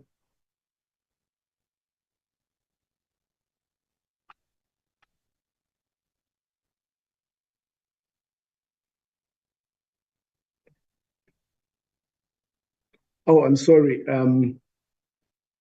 If maybe someone can assist me, Mr. Alibi, if you can then just put the presentation so that I can run through those. It seems to be elusive on my part. If you can just quickly screen it, I will not go through everything other than just indicate that this institution, Honorable Chairperson and member of the committee, is actually governed by 3 sets of legislation, or in fact more than that, because it is actually declared as a cultural institutions in terms of the Cultural Institutions Act, where the minister appoints members of the council, and also as a World Heritage Site, it is governed by the World Heritage Convention Act of 1999. But also it's a National Heritage Site in terms of the National Heritage Resources Act of 1999. More than that, the Robben Island was declared as a marine, if you can go back, a marine protected area in 2019 in terms of the National Environmental Management Protected Areas Act of 2003. You can move the slides. Let's move on, because today we're not going to be talking about the performance. Let's move on also in terms of because they will, yes, maybe here it's important for us, it's a governance matter. The council that you are talking to, Honorable Chairperson and Honorable members, is actually appointed in terms of the Cultural Institutions Act of 1998, with the term, as you can see, that it started in July 2022 to June 2025. If we can move on as well, Mr. Lodwick, that's the composition of the board. We move to the next slide? Then the oversight activities really talks about how we really relate with the entity, and also how the council, the meetings of the councils and the attendance. If we can just move on from that slide as well. That's the structures, Honorable Chairperson, that enables us to interact with the entity. We've got the Heritage Sector Forum, where all heritage institutions meet. We've got the CEOs Forum, where CEOs of entities meet with our DG, and then the CFOs Forum, where all the CFOs of entities are coordinated by our CFO, as well as the Chairperson's Forum, which then reports directly to the Minister through the compact, the shareholder compact, that is signed by the Minister and all the chairperson of the entities. Can we move to the next slide, please? This is the composition of staff, and I'm sure that they might speak to that. Can we move on? Executive management composition, I'm sure they have this in their own slide. They'll talk to that. Challenges, they will talk to that, but maybe just it's very important to then talk about some of the challenges that are well known. For instance, the infrastructure and bulk services, that the entity has always experienced a major challenge with regard to funding and implementation of infrastructure maintenance on the island, which has resulted in the reintroduction of the tripartite agreement between DSEC, DPWI, and RIM, of which the last one was entered into in 2015, which has expired. And RIM is addressing infrastructure maintenance as part of interventions now, Chairperson. RIM is addressing infrastructure maintenance challenges through a new tripartite agreement with DSEC, DPW, and RIM, with the Total Facilities Management Company and the DPWI appointed implementing agent to govern and oversee the implementation of the maintenance works on infrastructure and bulk services on the island. We can move to the next slide. Diesel generating funding as part of the challenges, issues of diesel. Funding for diesel for the purposes of power generation and powering the water desalination plant remains a critical component to RIM sustainability. But the RIM has a solar photovoltaic plant. However, it's still reliant on power generation utilizing diesel. Now, what are the interventions here? DSEC has allocated funding through the User Asset Management Plan, the UAMP, to procure an additional battery pack to reduce extensive diesel usage, which amounts to approximately 7 million rand per annum to be implemented in this financial year, which is 2024-2025. Infrastructure, South Africa's, the Infrastructure Investment Committee has approved the registration of the RIM program onto the ISA pipeline and also given the go-ahead to ISA to issue the project preparation request for proposals. Now, in terms of the whistleblower and media reports on matters affecting the CEO and the CFO, and these are the matters that we have touched on, the Honorable Chairperson.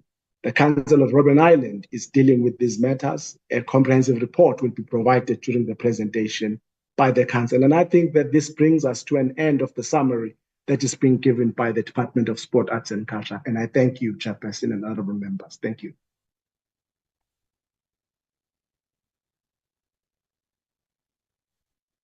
My apologies for that delay. Professor Seth Cooper, you have the floor representing Robben Island Museum.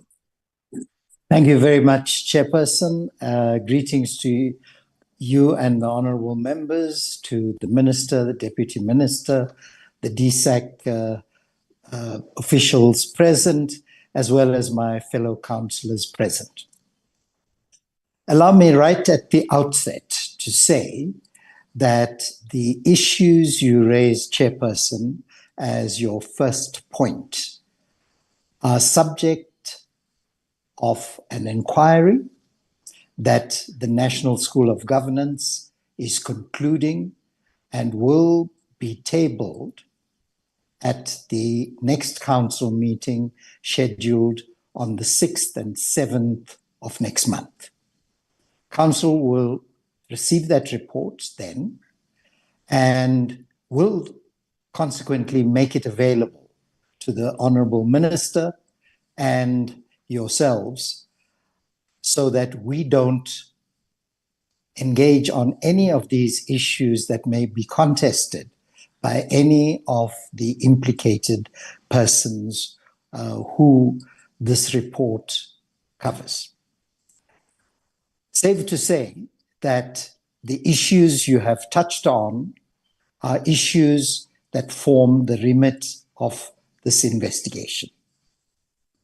The second issue is vacancies that you've raised, and let's be quite blunt about this. We confronted this situation in July 2022, and a long-awaited organizational review and design was subsequently implemented.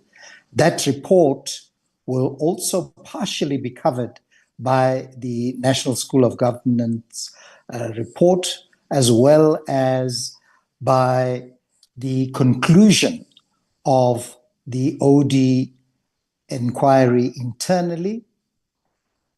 But we have a variety of positions that are being advertised, some on a very short-term basis, in order to meet our annual audit requirements. And because we have an acting CEO who doubles up as the COO, and we have other acting positions, there are short-term positions that are being solicited, and many of them are being advertised on our website and other places.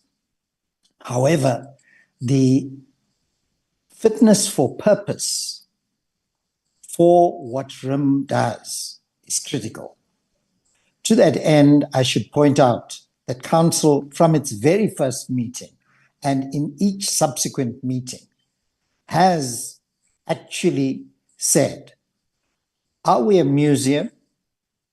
Are we a site of memory? Are we a tourism business? And the answer to that, Chairperson, is all of the above and more, because no site in South Africa represents the history of this country as profoundly as Robben Island does. And therefore, the fit for purpose of our key staff is appropriate, is appropriately being considered, rather than perpetuate some of the old style positions that we've had in the past. We need experts in their particular areas. In terms of what the Mr. Ndima raised about certain areas, let's also acknowledge that there are over 30 pieces of legislation impacting Robben Island. If it weren't for the Department of Sport, Arts and Culture that actually came to the rescue of Robben Island in terms of infrastructure, the infrastructure would be worse off, because the Department of Public Works and Infrastructure, as the previous Parliament's committee has put on record, let Robben Island and the nation down with doing very little.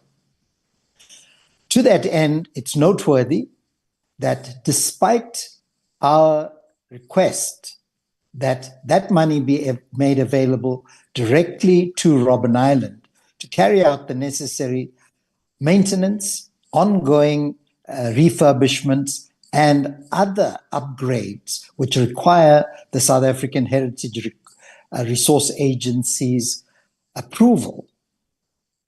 During the period when Parliament was prorogued, an entity was appointed BRO. And BRO is currently managing some of the issues that are needed. But ideally, Chairperson, Robben Island requires legislation on a standalone basis because of the multiple executive sites at ministerial level and national departmental level that have direct control over Robben Island.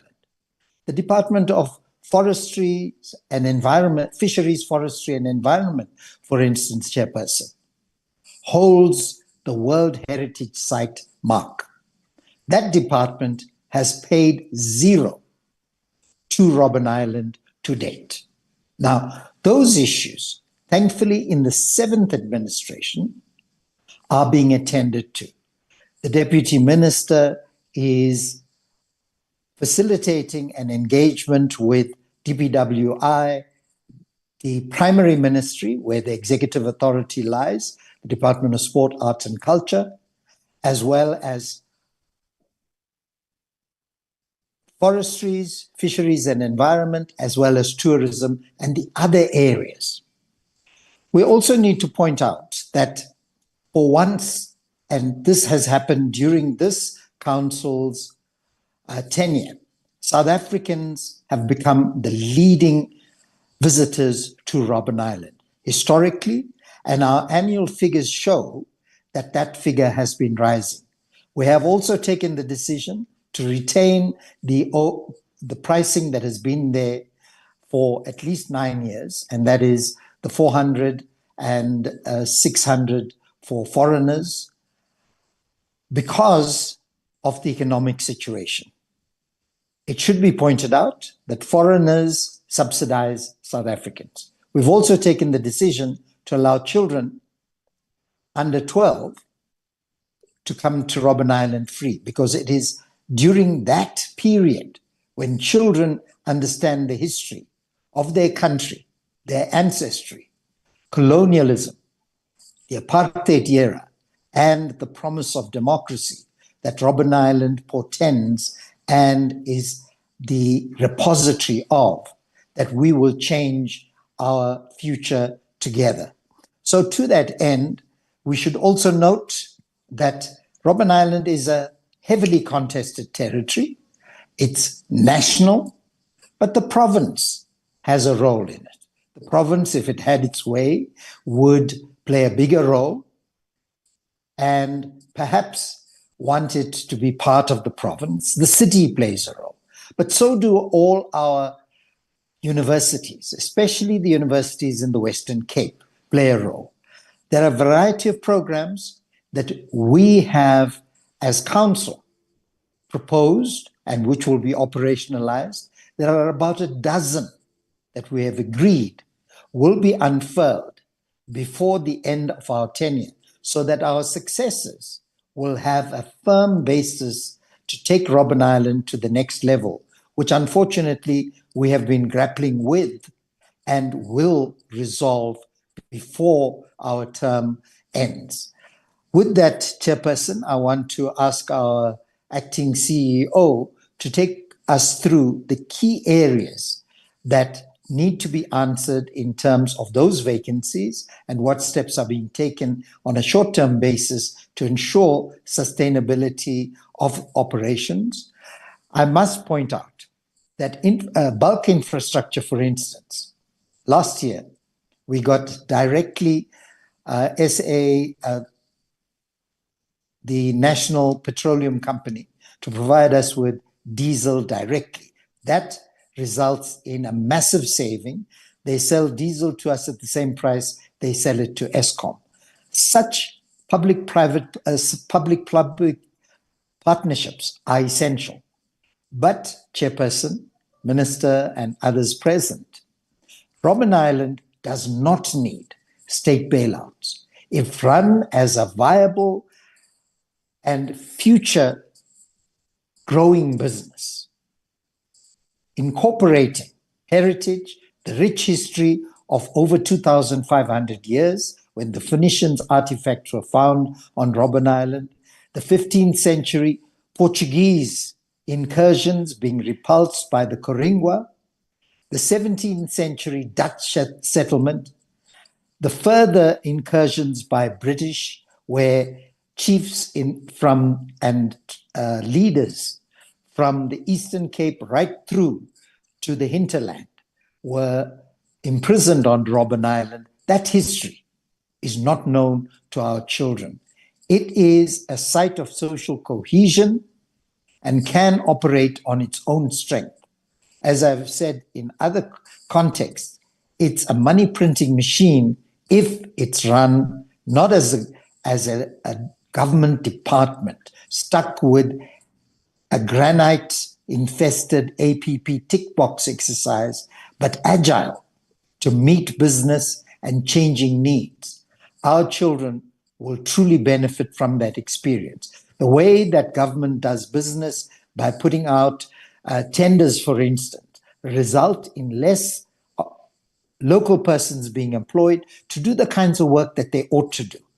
We have, for the first time in our history, signed an agreement with the Association of Ex-Political Prisoners, and they are busy at work with a reunion that will take place later this year with the new board or council in place. I now ask Dr. John T. Tsipa, our acting CEO and COO substantially, to cover those areas that I've left out. Thank you, Chairperson.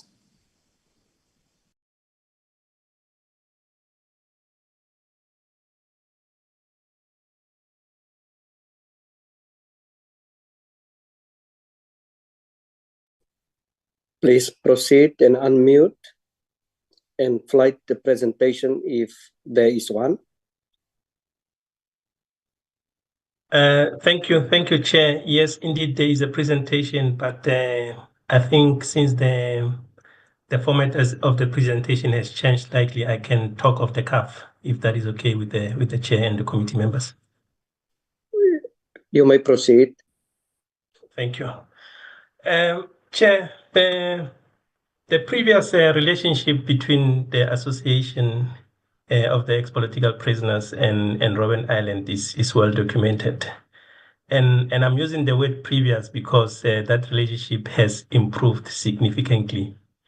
We have started with a Memorandum of Agreement last year, and we are now in the process of sweating that Memorandum of Agreement. So we're developing an implementation plan, identify the projects and programs that we can do together, and of course monitor the implementation of that. So we have had quite successful number of engagements in the past 3 months, and we continue to engage robustly. So that relationship is improving greatly. And then the other thing that I wanted to touch on, Chair, is that we, as the Chair has indicated, we are shooting the lights out in terms of visitor numbers.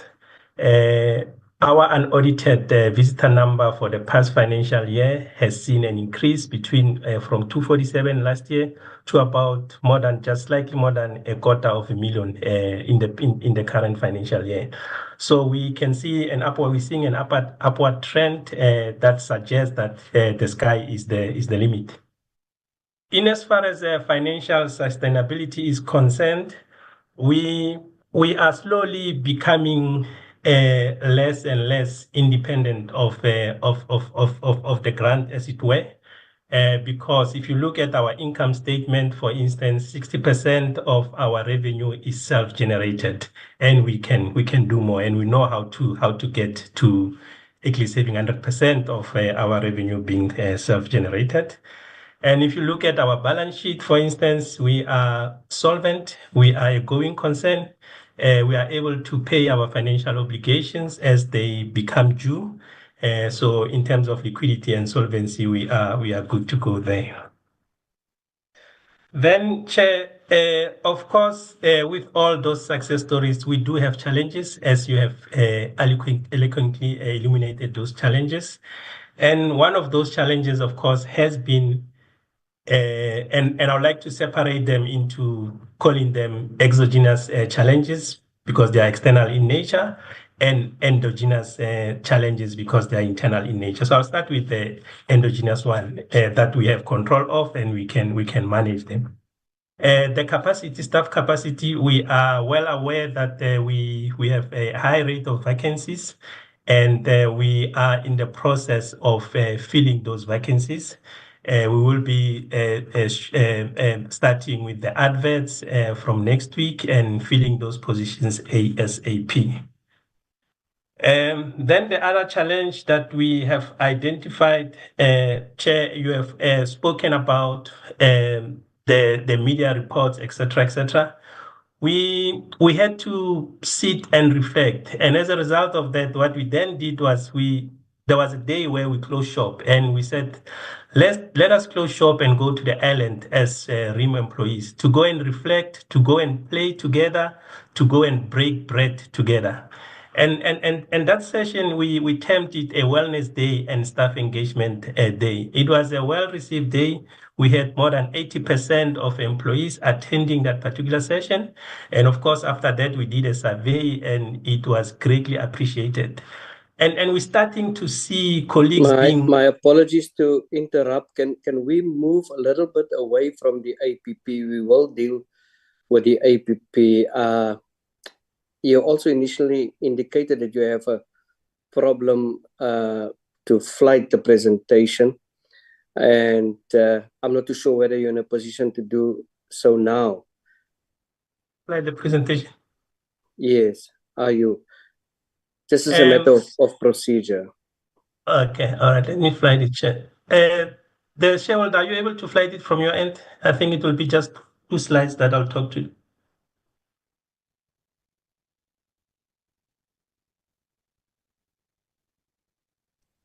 You mean myself? No, the DSEC. Oh, I'll DSEC. Yes. Okay, cool. Because they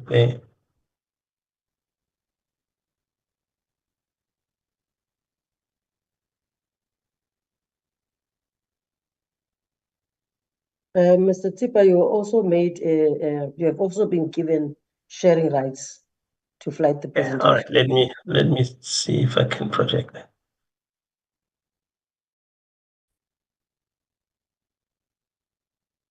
Apologies, I'm looking for it because I thought it would be presented from that end.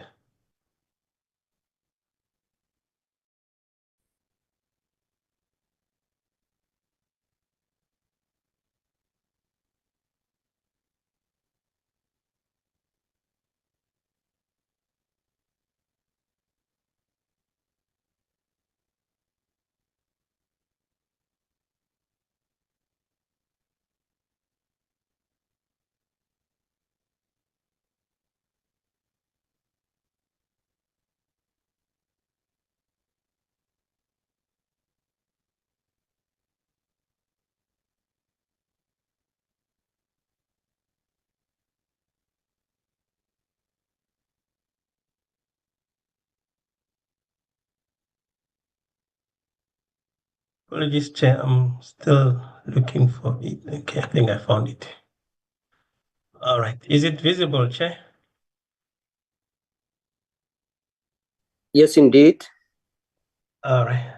Okay, so I'll just so I've spoken to the vacancies that we are working around the clock to fill these vacancies.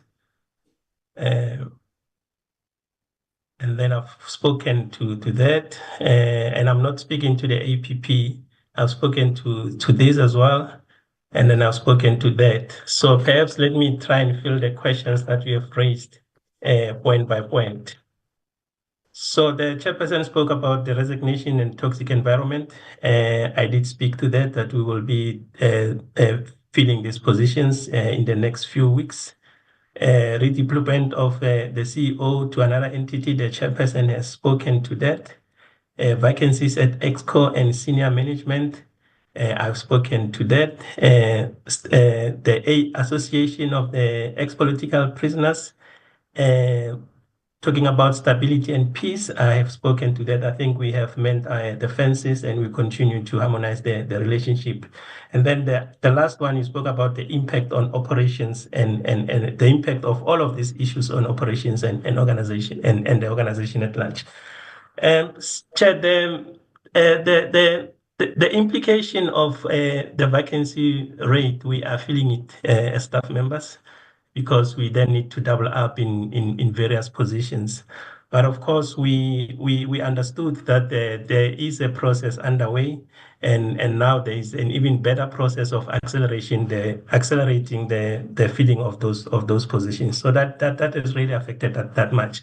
But if you look at operations, we are given the high rate of vacancies, we are still exceeding last year's performance in terms of the volumes, which is the visitor number, as well as in terms of the value, which is the revenue generation.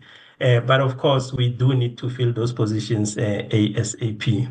The other challenge that we have experienced is that climate change is becoming a reality, or actually it is a reality to us, and it is affecting us grossly because currently we have only two modes of getting people to the island, which is by air or by sea. And when the weather changes or we are not able to go to the island due to weather cancellations, then sometimes people get stuck on the island and miss their flights, or those that are on the mainland are not able to go to the island. So that is something that we are looking at to try and resolve and to try and mitigate that. And the council has guided us on what to do, as well as the minister has guided us on what to do. So we are looking into that, because the impact of that is that we are losing revenue. Just in the past 3 months, between January and March, we have lost about 16 million to climate change. Then it also affects our operations, the fact that we don't have another mode of getting people to the island, because one of the things that we have been toying with is to have our offices based on the island as employees.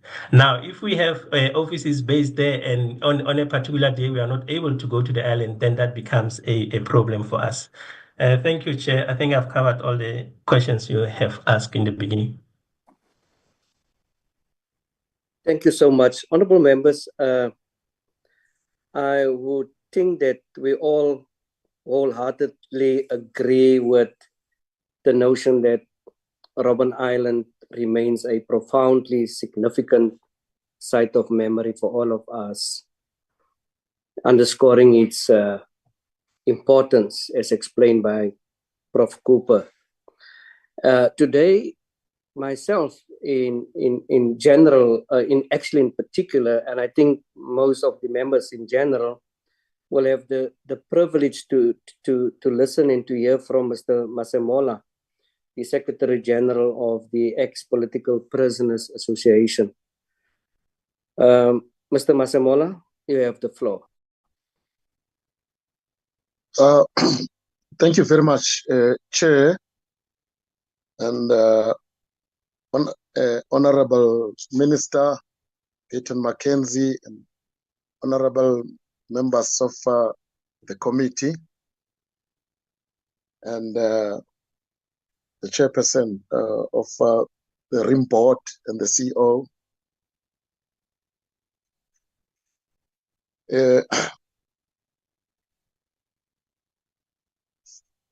Thank you very much for all. Am I audible? Yes, you Hello? are, except that the presentation is not visible. Yes, Chair, can the previous speaker stop sharing his present? Thank you, Chair.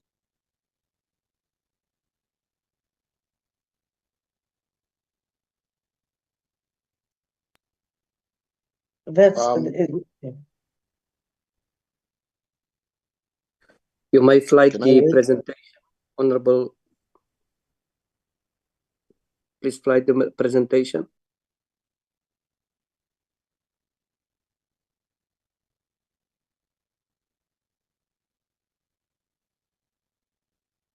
Mr. Masemola, you've been given sharing rights to flight your presentation.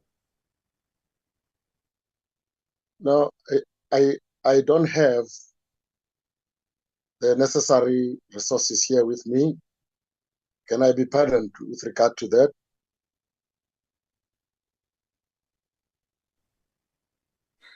As the Because I did submit the presentation to Archabulile. Are we able to do that, Portfolio Secretary? From our side? I will flight it, Chair. Thank you.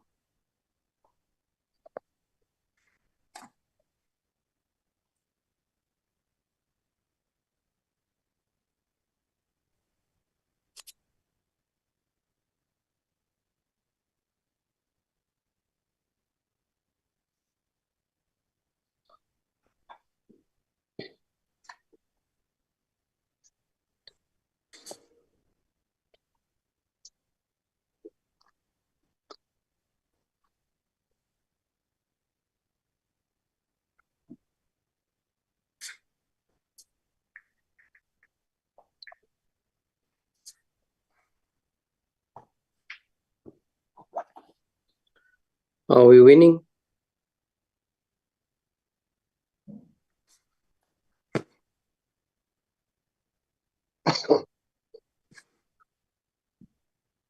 Yes. There we go. Okay. Thank you very much, Chairperson. I would like to state categorically that this is the second presentation to the Portfolio Committee.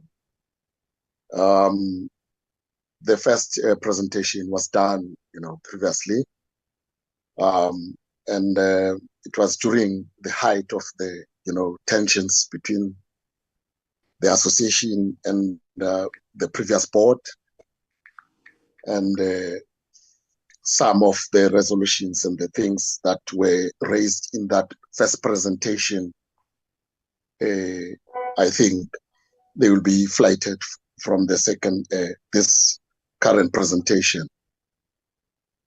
Chairperson, the association really appreciates to be given this opportunity to present,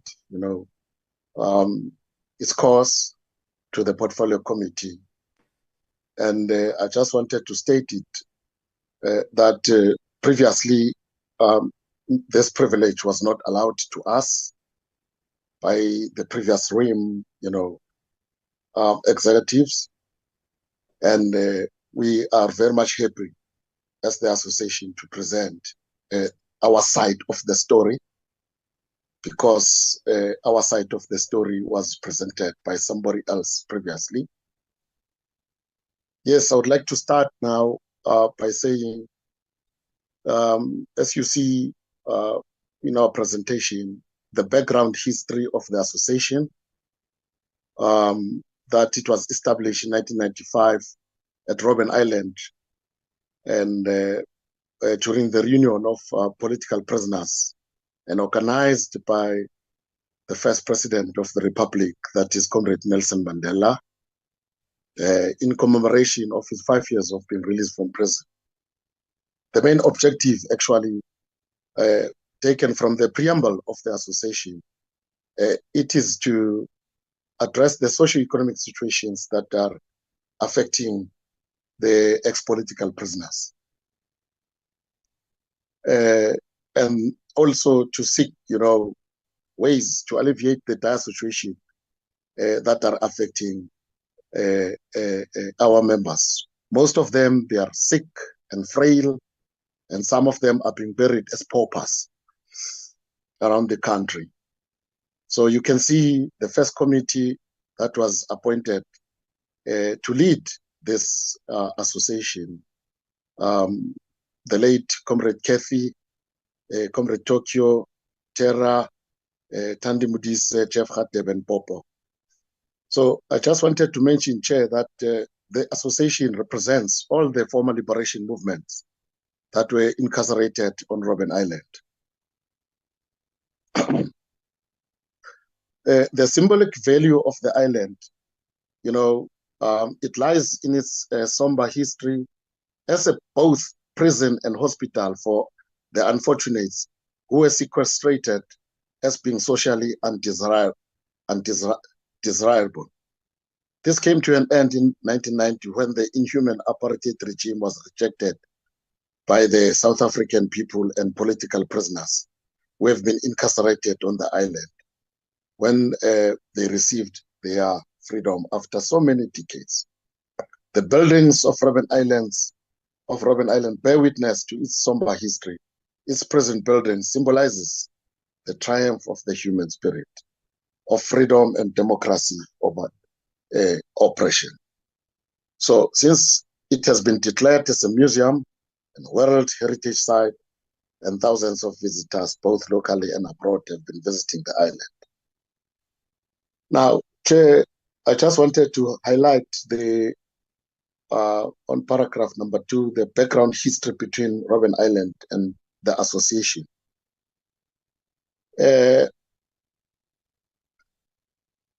Since this relationship has gone through ebbs and flows, depending on the council in existence at a particular period.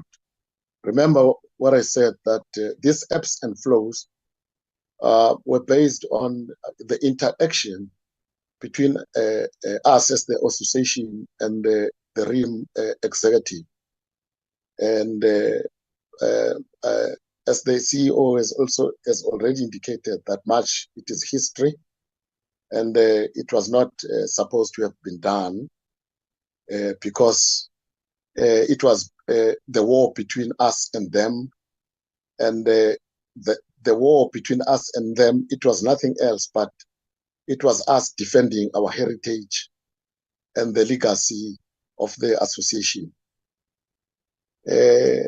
Because some of those people, Chair, that have been deployed in this institution, especially the CEOs and members of the boards, some of them, they don't have, any passion of, defending that institution by looking and preserving our heritage.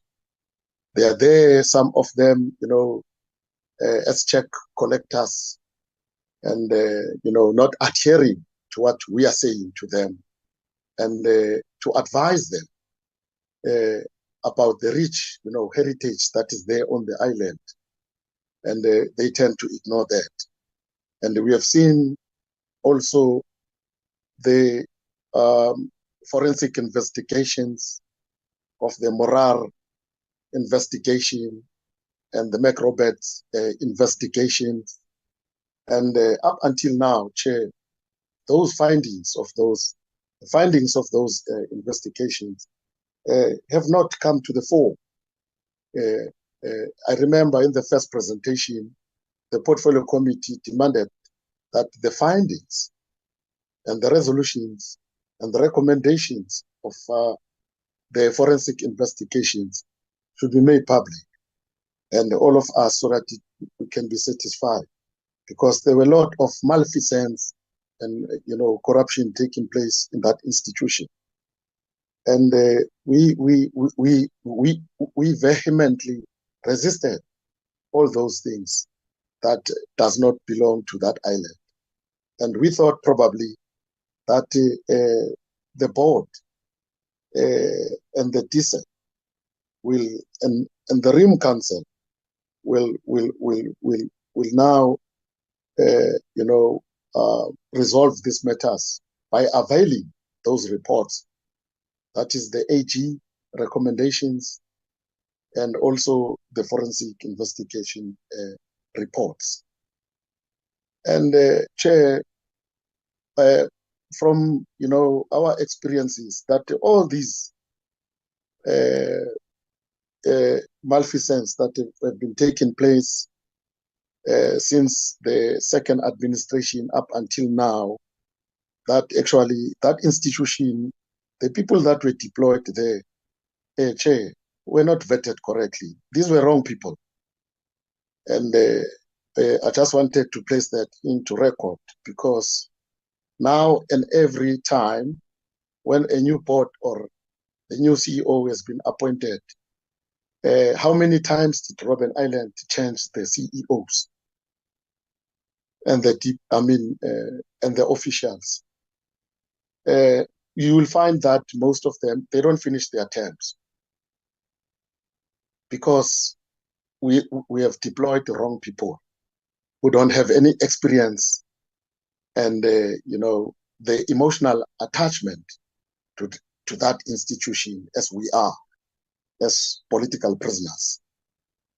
So we thought that probably the minister will look into that, so that the new CEO, when he's being deployed, he or she, it should be the person who will understand the entity and its role in a democratic dispensation, not just a rigmarole who's been deployed there to collect the check, not knowing what to do.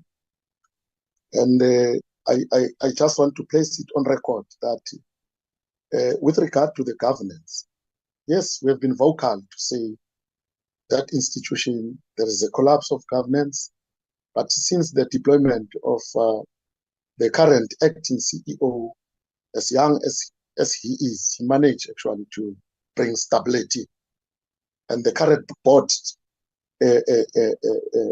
chairperson, the current board, have been doing well, by working, with us and trying to implement some of the things that were placed in the memorandum that placed by the ex-political prisoners. And yes, indeed, we need such people, to look after our heritage in that institution. Still on number 2, the last paragraph, Chair, it says, the other matter which was not properly discussed was the finding of both the investigation of the AG's report, which were not implemented by RIM. And also, Chair, the association in 2022 presented a 31-point memorandum to the RIM Council. Out of the 31 points, only 10 points were identified as tangible, and the rest of the 21 points, according to RIM, were encapsulated into the memorandum of agreement, which was officially signed by RIM and the association on the 11th of February 2024. Flowing from the MOA, that has some progress on the work and the relations of the two parties. Various meetings, workshops, collaborative efforts have been embarked upon. The last meeting that was held between RIM, it was this year in March 2025, that we need to find answers to the memorandum and to further strengthen our relationship with RIM. We applaud RIM, actually, and Sarah, by handling one of the key heritage artifacts that was in the international news a year ago. That is the so-called Mandela Key, which was in the news all over the world. And however, the association still insists on its key demand, which is the audit of all the artifacts left by ex-political prisoners, both at RIM and the Maibuye Innovation Hub. These are some of the things, important things that were raised, and they are also in the memorandum, Chair, that our artifacts cannot be, thrown away as we have seen in the past years. Some of those artifacts, it is very much painful, Chair, that you are deleting history by throwing some of the things that were historically belonged to ex-political prisoners. Mr. Malas, Mr. please wrap up your presentation. Okay. And Chair, we'd like also, we met with both ministers, Minister Mackenzie and the Minister of the DPWI. And Chair, we want to place it here on record that out of the all ministers that were present since 1994, it's only one minister that has listened to us to have our reunion at Robben Island. That is Minister Mackenzie. And he was not part and parcel of the liberation movement, but he's the only minister that has listened to us. We are very much happy about that. But this year, in September, we'll be hosting the reunion of ex-political prisoners, where we will be receiving the medals presided by the President of the Republic, and also by bringing all the 350 political prisoners on Robben Island, and also to celebrate the memorial wall that the Minister and the President will be unveiling, and also the statues of all the resistance fighters. They will be unveiled during the in September this year, on the 25th and the 26th of September. We really appreciate Minister Mackenzie by giving us that support, and also for political prisoners to receive those medals, and to have the the wall of remembrance on behalf of the political prisoners. And we also applaud RIM with regard to some of addressing the socio-economic issues that are affecting us by upgrading the funeral assistance to political prisoners from 17,000 to the 22,000 rand, although we opted that the minister should assist us to have a comprehensive funeral plan, and that 22,000 that we got from RIM, we really appreciate it, because some of these ex-political prisoners are buried as paupers in various parts of the country. It is between us having a cap in a hand, asking for donations, and then for them to be buried. We also applaud Mr. Mackenzie that he has, outlined a number of, revenue streams that would, boost the coffers of the association, through the establishment of the coffee shops on Robben Island, and any other, the memorial walks that will boost, the coffers of the association. And we really applaud him by doing that. Actually is the only minister that came to understand the plight of the ex-political prisoners, with all the ministers that were there. And in conclusion, Comrade Chair, we on behalf of the association and the chairman of the association, please wrap up, as your time is now almost expired. Yes, we thank you very much.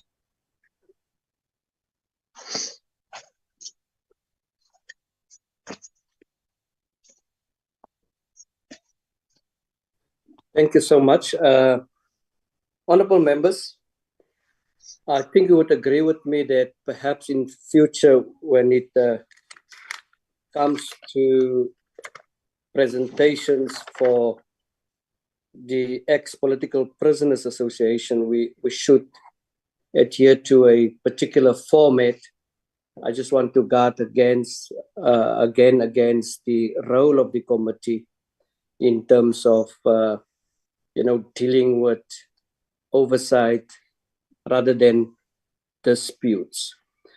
But before I see the minister's hand is up, I'm going to give you an opportunity now, Minister.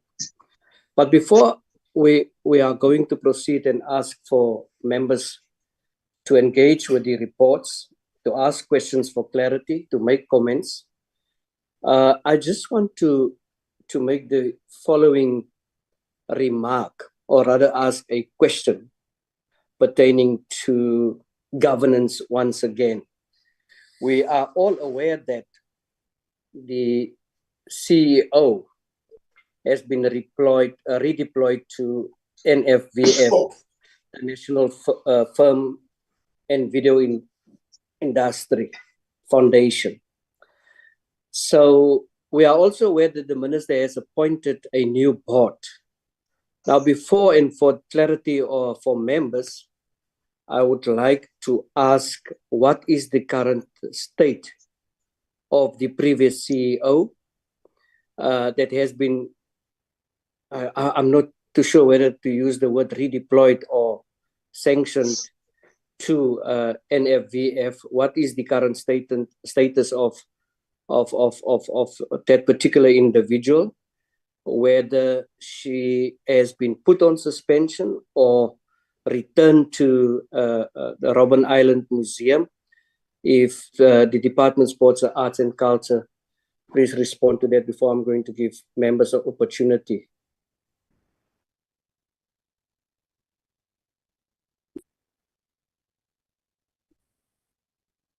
Maybe, Chairperson, I just want to check if the chairperson was expecting an answer from us. If that's the case, Mr. Tsanyane will take the floor. Sorry, Chairperson. In my answer, I wanted to, because the gentlemen that you are referring to are both working with this matter. So with your permission, Chairperson, in my summary of briefing the portfolio committee, I would have included the issue of the CEO, if that is okay with you, Chairperson. Yeah, that's fine. You want to have a slot now, Minister? I just want to guard against, the department running on your back pertaining to HR matters. No, that's truly not the case. I'm actually running on their back, Chairperson. Okay, Minister, proceed. But I'm also would like if that's fine with you, that DSEC also have an input on that. Proceed, Minister. All right. No, thank you very much. Let me just switch on the camera. I see the portfolio committee is scared of AI. So let me start with the CEO issue at Robben Island and what is happening in Robben Island. And this, I remember it was Honorable Mulatani that said usually they would read stuff in the newspaper and they don't have sight of any development at times. So I just want to talk about Robben Island for 2-3 minutes. Robben Island was a complete mess, for a lack of a better description. When I say mess, I talk about infighting, disagreement from management right through to the board. For instance, I think 60% of senior management staff or 80% of senior management staff has resigned, or they just don't want to work there, and they advance mostly the same reason of the whole culture at work is very toxic. And we've got most of the resignations. And what I did coming in as a minister, the first thing that I also read in the papers was this current CEO issue where staff felt undermined and bullied by her. And it was an agenda on the board. And I met with the board and I was in that meeting. And I wanted to understand, and half of the board wanted her gone. The other half spoke passionately for the CEO. The other one said, no, we must suspend the half of the board. The other half said, no, this is a good woman. I then said, let's find middle ground. Because there's issues of toxic behavior accusations. Let us move her out of, instead of suspending somebody in the investigation has not been done yet. And the half of the board says, no, she's a good woman. I said, can we not move her? We all agreed that she can move so long, then there's no need for the state to pay money for somebody sitting at home. We moved her to... Minister, my apologies, but where is she now? At NFVF. We moved her to NFVF because there was no CEO there. But you have appointed a new CEO there. Yes, we started this week. I'm coming to that.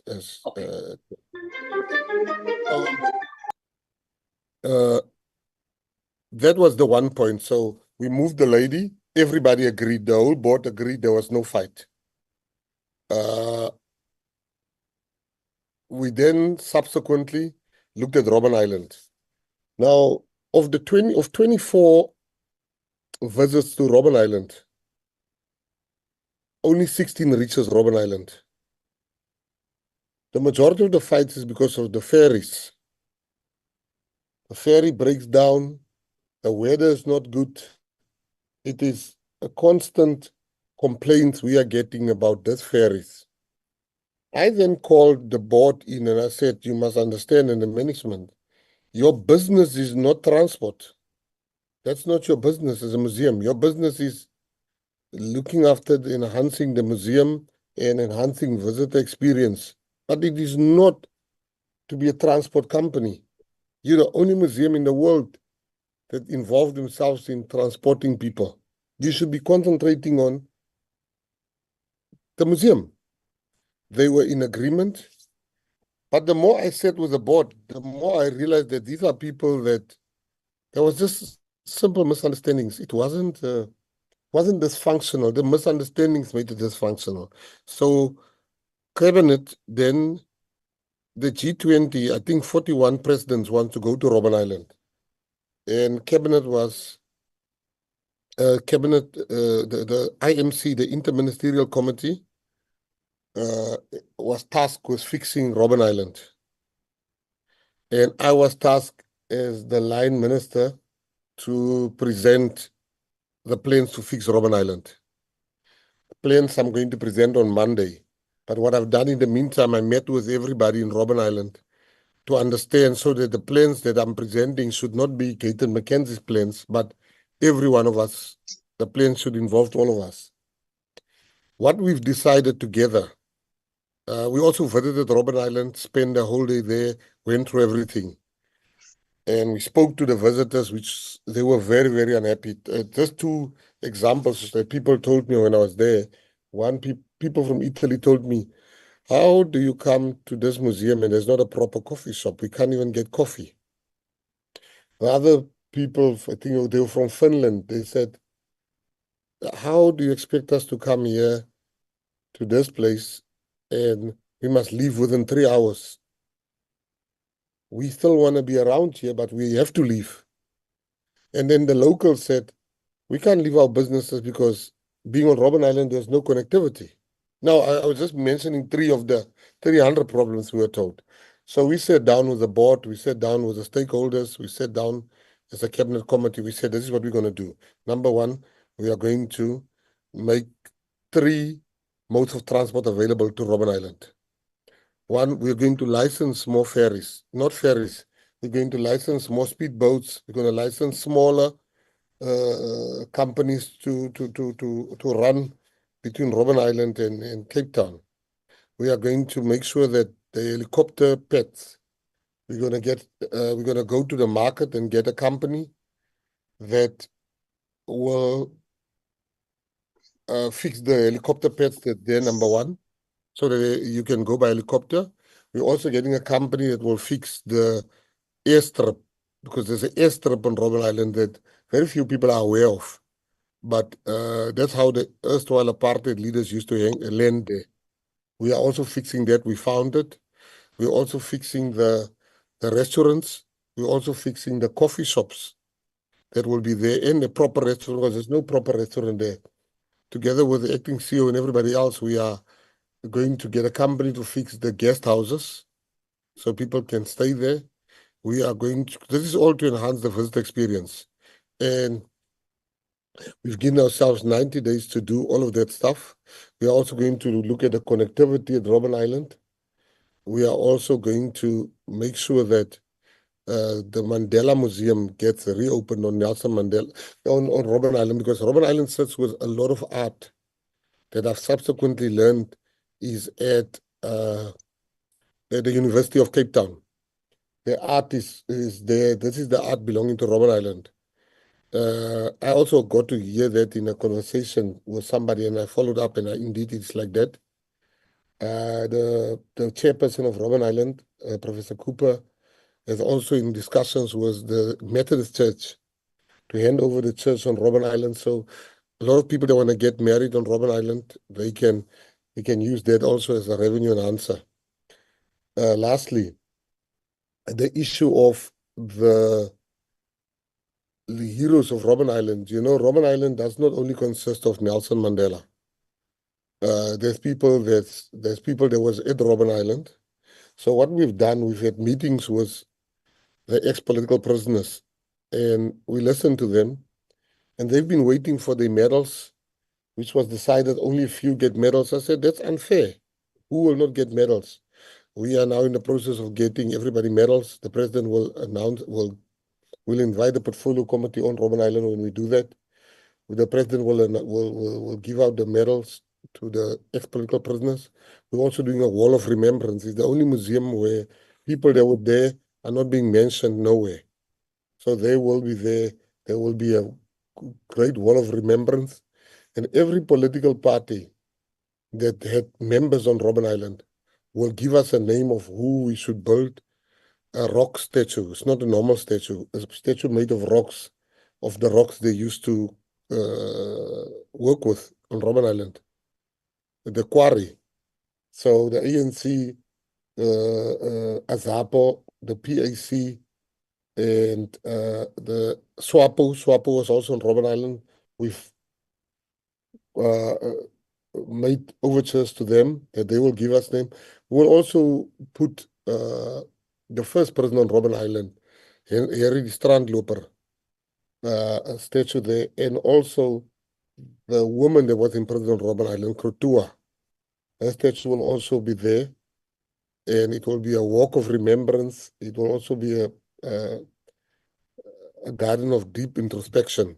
So basically, I'm mentioning this to the committee that these are going to be big things that are going to transpire. What is the place called? Waterfront. Then came with a proposal. They want to do all of that. And we said, no, let us go to the market. You know, they came and they said they're willing to do all of that for us. Obviously, we'll talk about the commercial side of it. And I said, no, I don't agree with you guys doing everything immediately for us. Let us go to the market, and if your guys are the best price, if your deal is the best one, the CEO and those people will deal with it. The CEO's case is about to commence, I was told. The Robben Island thing is getting the report today of the CEO that's currently at NFVF. We are in a discussion today in the afternoon meeting where we are going to speak to Robben Island Museum, Robben Island board, and hear what is the report saying for us to take our next decision of what we are going to do. But there are other places we can send it to while this investigation is on, instead of just sending her home without an investigation. But let's see what the report says today. The chairperson is getting the report, and he will share it with the entity.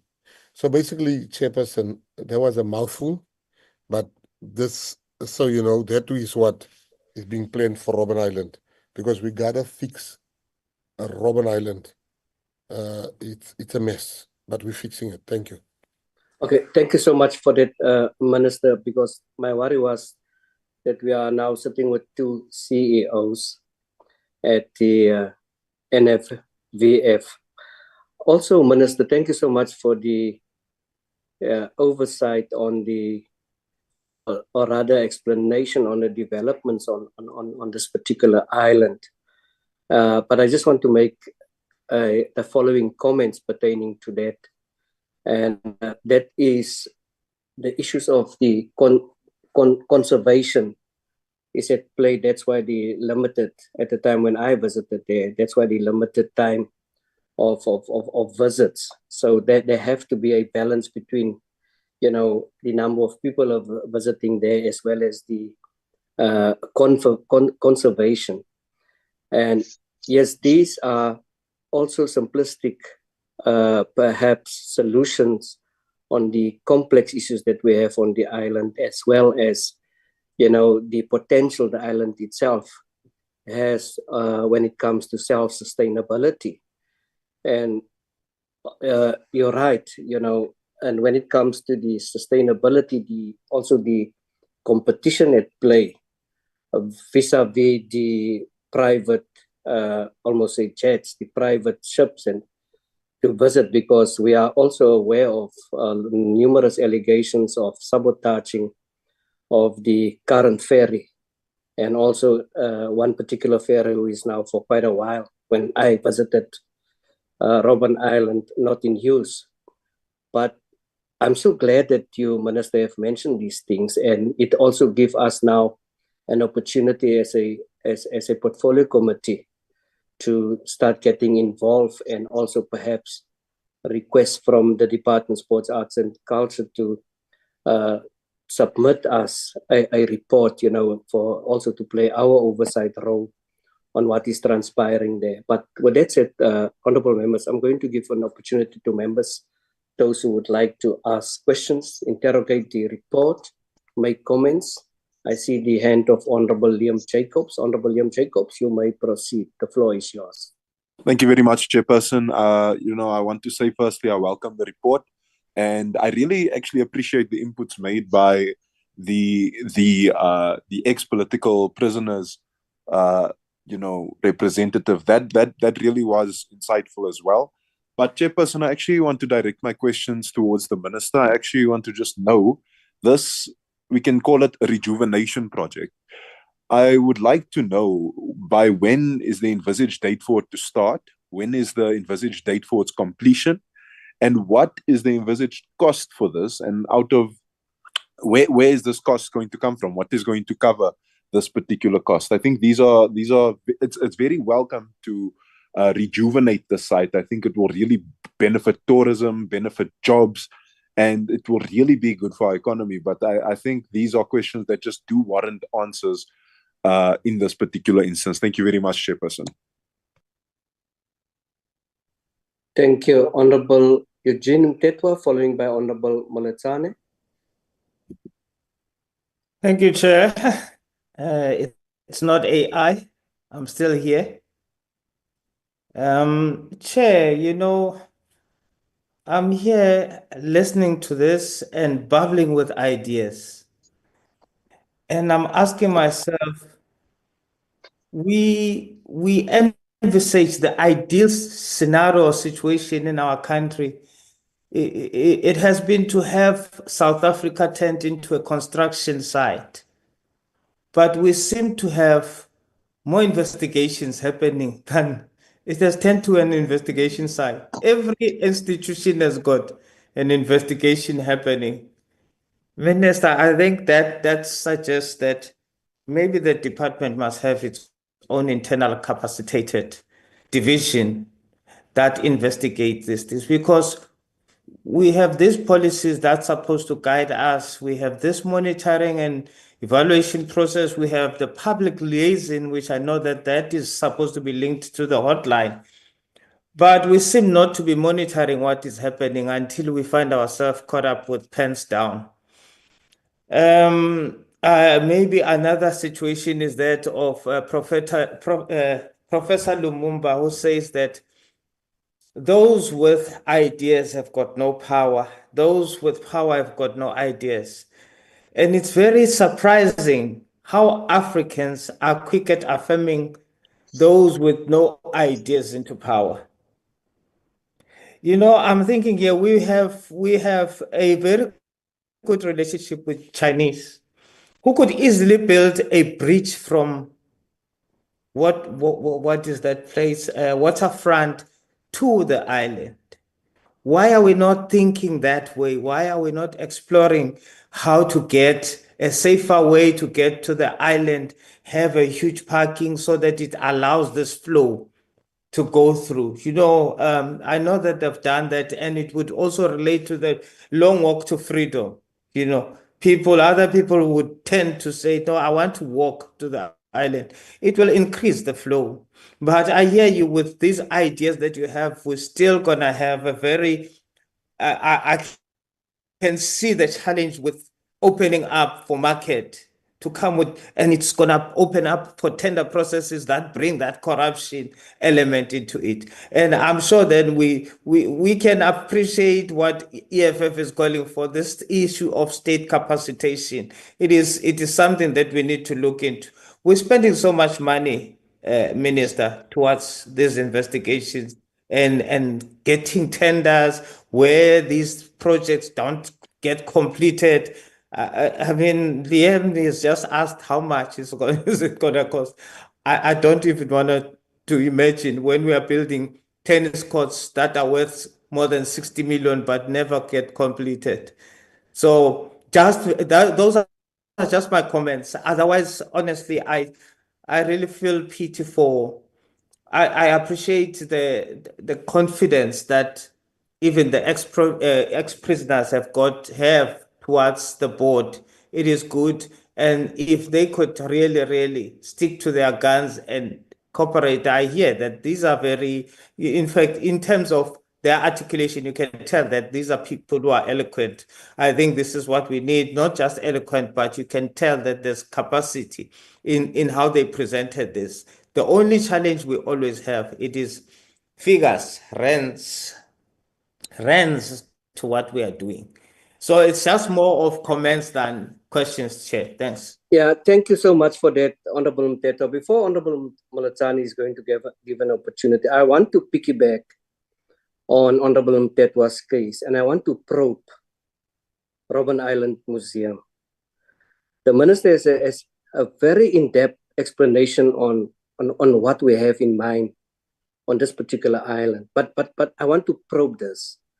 There are 3 vacancies at a very executive level. That's what Honorable Mtetwa said. CEO Heritage, CEO Chief Operations Officer, CEO Chief Infrastructure. Then we have 5 senior management level positions: research, ferries, infrastructure, human resource, conservation, visitor operation. What are we dealing here with, honorable members?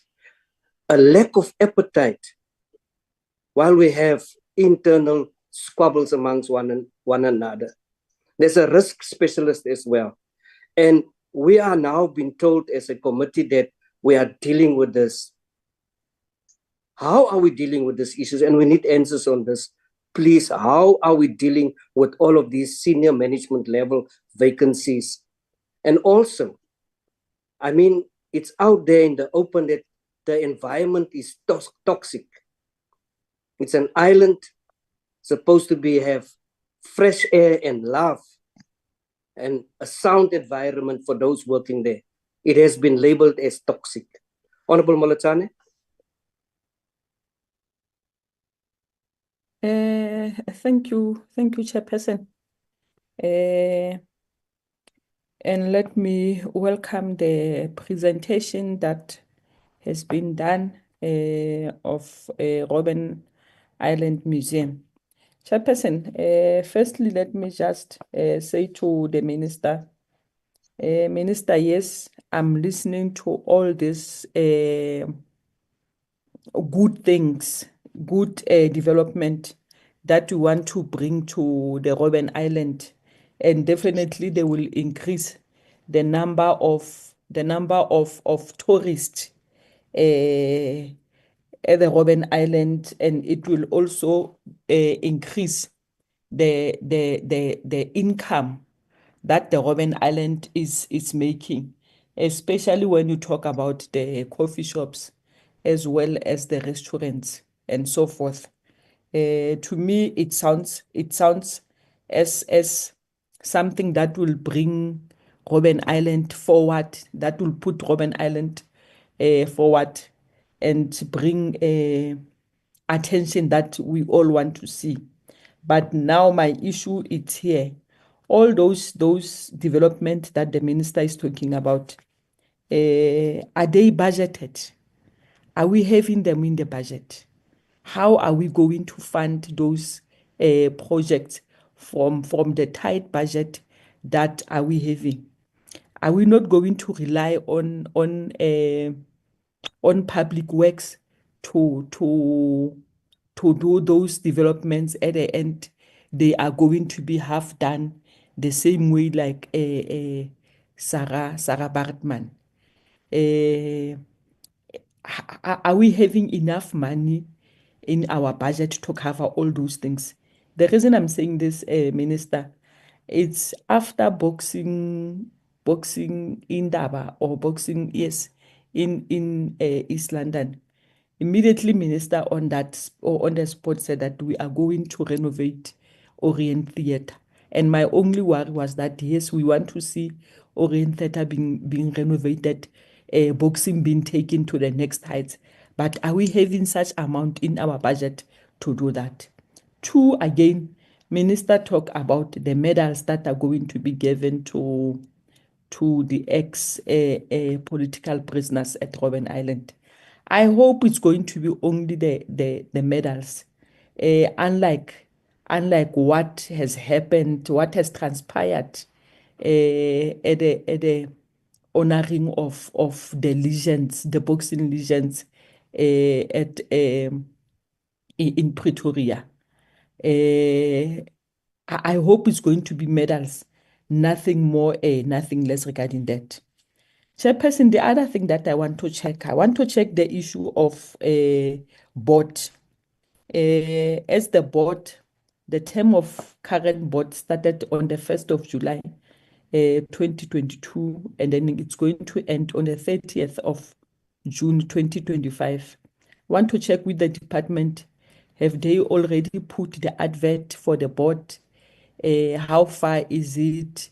The reason I'm asking is that, you know, it becomes a problem where you find that the board it overstay their period, or it end up having a gap in between, not knowing when someone came in and said, no, I was not part of that board. They didn't do the handover. That is why I can't be able to answer to a certain questions. So I just want to check with the department, how far are they with this term of the board? The other question, Chairperson, I just want to check with the minister, because he's just told that they've moved the CEO from Robben Island to NAVF. Now I just want to check, are we going to, it looks like this thing is starting to be a trend where we will move a person from one entity to the other entity without resolving the issues. We need to start resolving the issues instead of resolving the issues by moving a person from one entity to the other.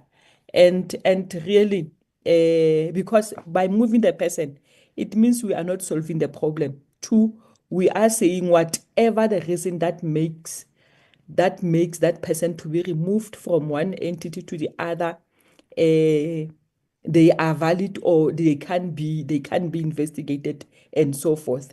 And also that it decreases the moral of that particular official.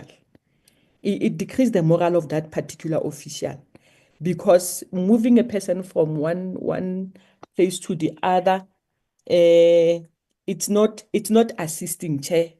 It's not assisting. At least the person needs to know that I have the issues here. The issues are being resolved. When that person he or she is taken out, he knows that we are taking you out because of 1, 2, 3. We've tried to resolve your issues, or the issue has been resolved due to these problems. We're supposed to move you. Chair, I think the other thing, I just want to check the CFO. The CFO. Is the CFO under investigation, Chair? I want to check that. Is the CFO under investigation? I've just said something to the minister that, you know, some of the issues, you will get them through media, you will be reading media. And I know regarding the media, sometimes media will say what they want to say so that their product can sell. It's very rare where you will find the media giving us the true reflection of an issue that has transpired. But I just want to check that. And then the other thing that I want to check, the allegations contained in the, if the CFO is under investigations, what are the allegations contained in a whistleblower report? Has the CFO been suspended yet, Chair? That's what I want to raise, Chairperson, for now. As I submit, thank you, Chairperson. Thank you so much, Honorable Molatani. Advocate Sali. Thank you, Honorable Chair. I just firstly want to say to the political prisoners that is online, I really hope that your concerns raised will be addressed and expedited. But I also want to take the opportunity while I'm here to thank you for your sacrifices. And, you know, Robben Island holds a very deep significance for many of us. From my own side, my ancestor, Twanguru, was also a political prisoner on Robben Island, and we continue to respect those sacrifices made by many of our ancestors held on Robben Island. And, you know, I'm thinking of what the Honourable Minister has also indicated with all these ideas and concepts with regard to improving the Robben Island to make it more tourist friendly, more attractive as well. And I was listening to as well as your 12-year-olds who is allowed to go to Robben Island for free, simply so that they can remember and be knowledgeable about the heritage. And I think that is so important. But I just need to, not to burst everybody's bubble, but I think we need to be conscious that Robben Island is a UNESCO World Heritage Site and there's significant building limitations. So any development or alterations that we would want to do, there is a lengthy process many a time involved in ensuring that these suggestions, for example, that has been made by Honourable Minister, can become a reality. So that's going to cause constant constraints, and you got your normal challenges, etc. So I would like to know from Honourable Minister, has these aspects been taken into account? Because there has been previous ideas, etc., passed or indicated that could be done on Robben Island. So how are we going to address those particular issues and concerns? Because it feels like it's a year later when we discussed Robben Island, and I visited Robben Island on a couple of occasions, and watching the deterioration over the years and the ailing factor of Robben Island, it's very sad for all of us, that the neglect that is happening there, and we seriously need to do something and to improve Robben Island so that more can learn from what has happened there. Yes, I love the idea, Minister, with regard to the whole of remembrance. It's like long overdue, as well as there being an art museum. It's sad to note that the art meant and supposed to be on Robben Island is being held at the University of the Western Cape. I love University of the Western Cape. I'm an alumni, but it's not supposed to be there. It's already supposed to be a museum of, just for the art and the history of the relevant island. And there's so much potential at that island. So I would love that also to be answered. Thank you very much once again to the political prisoners and to all on the platform. Thank you. Thank you so much. I see no further hands. I'm having a direct question to DSEC as well, pertaining to the nominations of candidates to serve on the cultural body for the Robben Island Museum. I just want to check with DSEC. These are appearing on some of the websites, but I think as a norm or rather a rule, it is not gazetted, but even now it is not a legal requirement to gazette these announcements. I would want to know what is the response of DSEC when it comes to this kind of announcement. And I believe in terms of the oversight role of members of parliament, we need to keep the public at large informed on what is transpired, because as a matter of fact, and we all know, we talk about a lot of things, a lot of interference and so on. When it comes to websites, it can crash. When it comes to social media posts, it can be easily deleted. So I would like to know what is DSEC's response on this particular issue. And this is also to assist government, on unfounded allegations when it comes to these kind of nominations of candidates. Thank you so much. I'm now going to give a responsibility first. There's something that slipped in one of the questions. I think it was not clear. The issue of the CEO that was seconded to NFV from RIM. Now that there is a CEO, Mr. Blennis, who was appointed on the 14th, where is the CEO that was seconded to NFV? What is she doing currently? Thanks, Chair. Thanks, Honorable Maybe Mthethwa. the issue of the investigation around her, what is happening with those, the allegations? Thank you so much. Honorable Khabo. Chair, thank you very much. Mine is just a quick one in relation also to the CEO.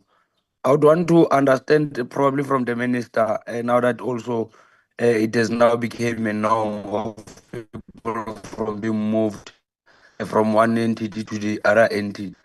I'd like to check with the minister as to what were the reasons of not subjecting the CEO into precautionary suspension the law allows instead of moving it to another entity. Thank you. Thank you. Is that the legacy and Honorable Malatane? Looks like. Yes, Chair, it's a legacy hand. Okay. Let me first ask the department. Then I'm going to ask Robben Island for a response in this regard. The department, Robben Island. Thank you very much, Chairperson.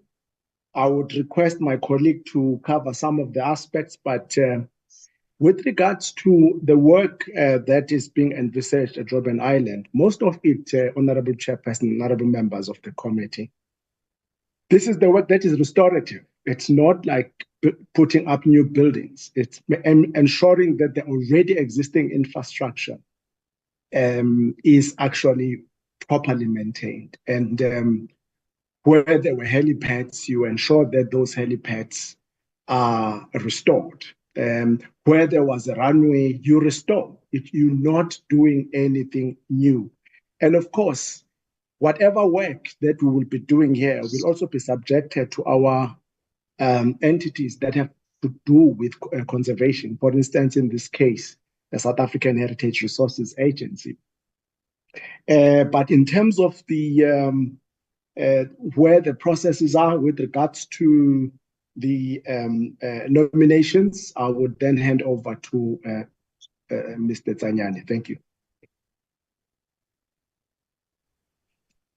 Thank you, DG, and good afternoon to the Chair and honorable members, Minister and Deputy Minister. The question on the term of council and how far the department has done. What we normally do, what we have done in this case, advert has been issued. It was issued and it has actually closed. So we're in the process now of consolidating the list of the people that have been nominated. And the process that would then follow would involve the interviews of the members, but also it will then go to the minister, who then makes a determination in terms of the appointment of the council. But the processes that lead to the appointment at this current stage were started and they are in progress. And in terms of the adverts, the question on gazetting the advertisement, I do want to say, Chair, that it's not only social media that we utilize when we advertise for the councils or boards. We do also use print media to advertise, because we are aware that some of the people are not able to reach, or to access website and some social media platforms of the department. Those are in addition to the print media that we use. The issue of the government gazette, Chair, is we normally do not use it except where, as we have said, where the legislation instructs, because also it becomes an issue of costs as well. So normally where there is no requirement, that is why we don't use it. We tend to use the newspapers also for the purpose of accessibility. We know that certain people also are not able to access the gazettes normally, because it's normally in some instances becomes electronic as well. So, but we don't normally use it, but we do use newspapers nationally, which are published nationally, so that at least it can reach a number of people. I think those are or maybe let me also talk about the issue of the CEO, and I know maybe Honorable Minister would also add on that one, is that yes, at NFVF, the CEO has been appointed, but the council at NFVF did request to Minister that for purposes of handover, the seconded CEO be there to actually do the handover process to the new CEO up until the end of this month. Thank you. Yeah, I just want to protect that the ministers not engage in HR matters, so the department must be responsible for that. Any other responses, Robben Island? Thank you, Chairperson. I think I should just point out that with regard to the CEO, as I already indicated, on the 6th and 7th, the council will be meeting, receiving the report from the National School of Governance, and then make a decision thereof. Until then, we would prefer not to go into it, because airing this in a public platform like this can compromise the council and can incur consequences. The issue of heritage and getting the approvals, we're well aware of the limitations, and that process of getting approvals has already begun, and we are fairly clear that those approvals will come through within a matter of weeks, so that the restoration as the DD will take place, rather than doing anything new in Robben Island.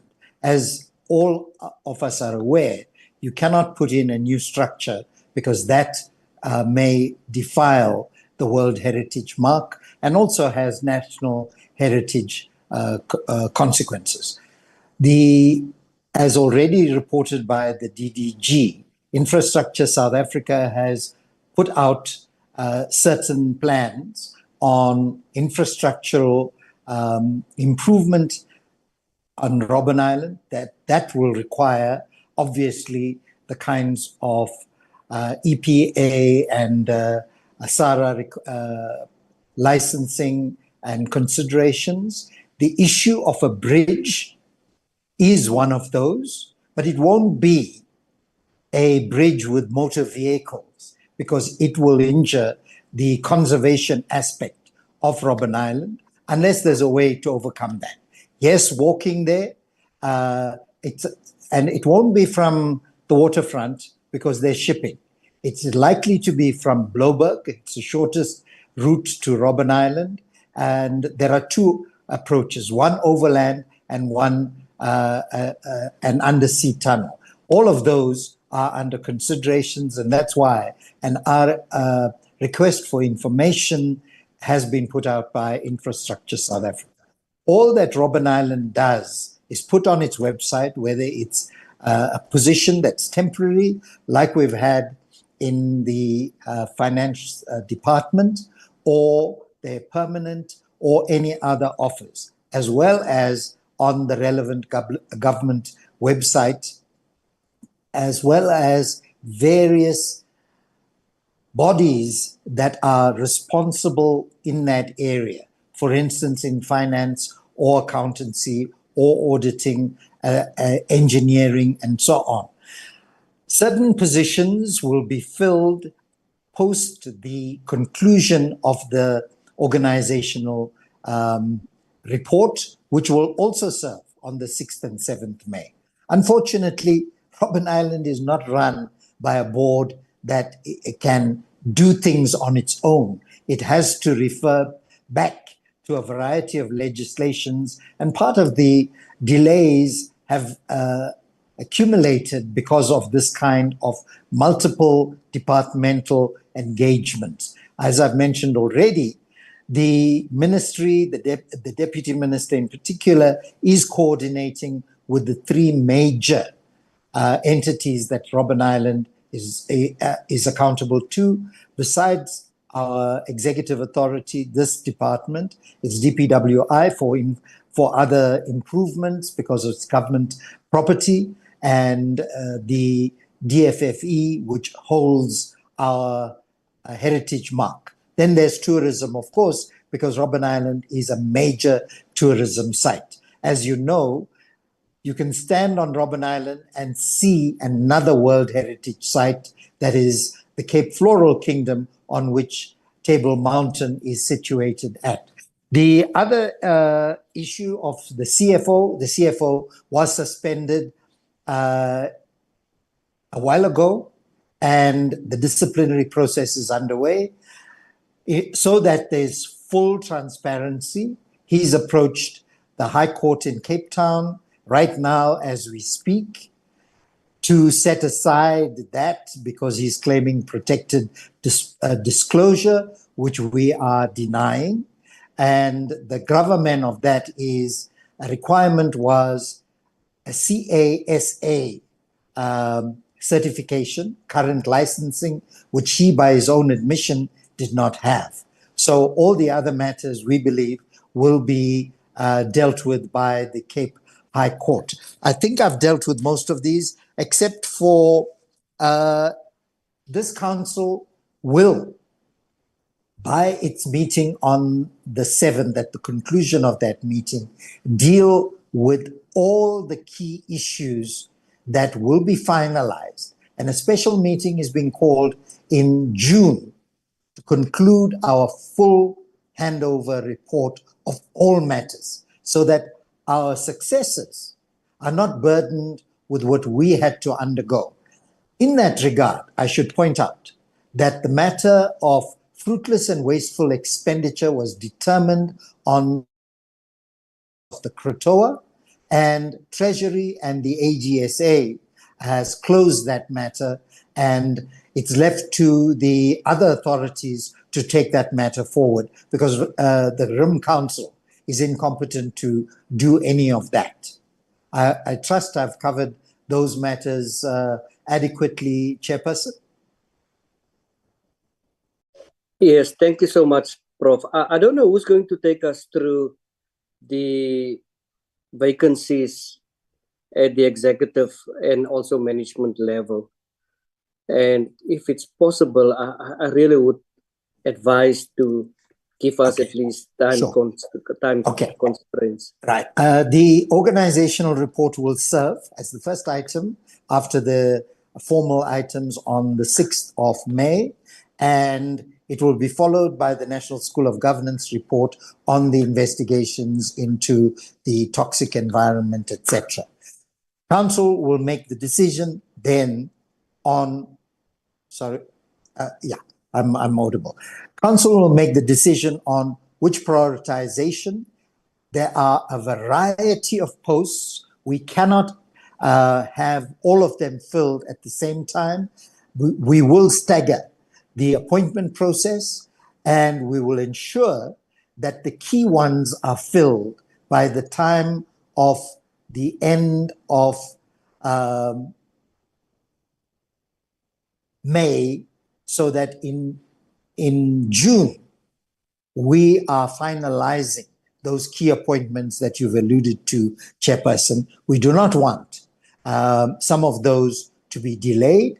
At the same time, we are acutely aware, as we found 3 executives who were appointed in the months before our coming into office, and that has to be managed in some way. We do not want an accusation that newcomers are in a graveyard position where the oldies are leaving them with their burden. So that has to be managed fairly carefully, and we will ensure, therefore, that what we've unfurled right now, temporary positions for 6 months, are met so that key areas don't go with dysfunction. Thus far, we must commend the leadership who are operational, the current ACEO, and the persons who have stepped in and are doing more than one position for the same salary, who have done a sterling job and actually have maintained the operations at Robben Island. But they can't continue to work because there will be burnout, as there probably currently is, and therefore the temporary positions. There are quite a few temporary positions. There are at least a handful or more, but those are maximum 6-month contractual, and thereafter will be further contractual or permanent, as the case may be. Chairperson, as you realize, some are limited by appointment processes. Thank you.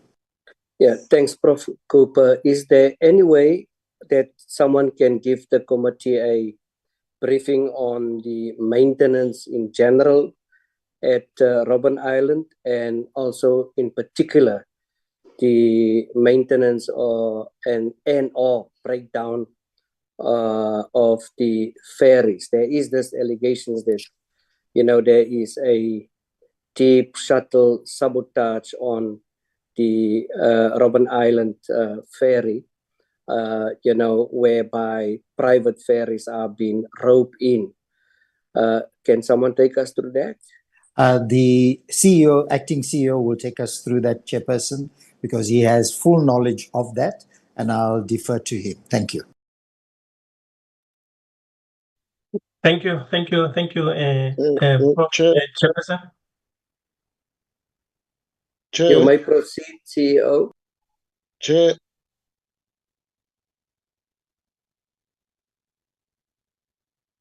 Hello. Who's that? Please proceed. Is you are audible, CEO? Yes, Chair. It's the Mr. Masemola. Can I ask a question? My hand was up for quite a long time. Who's that? Whose hand is that?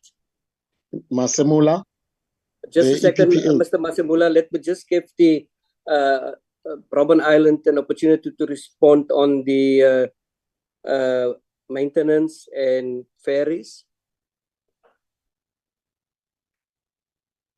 All right, thank you, Chairperson, and thank you, Prof, and good afternoon once again. Chair, perhaps to answer this question, let me just give a quick background. So previously, the organization used to have, or the operating model used to be like this. We would operate our own ferries, which were 2, Sikulekile and Krotoa. And then when we have breakdowns, then we'll then tap into the chartered boats.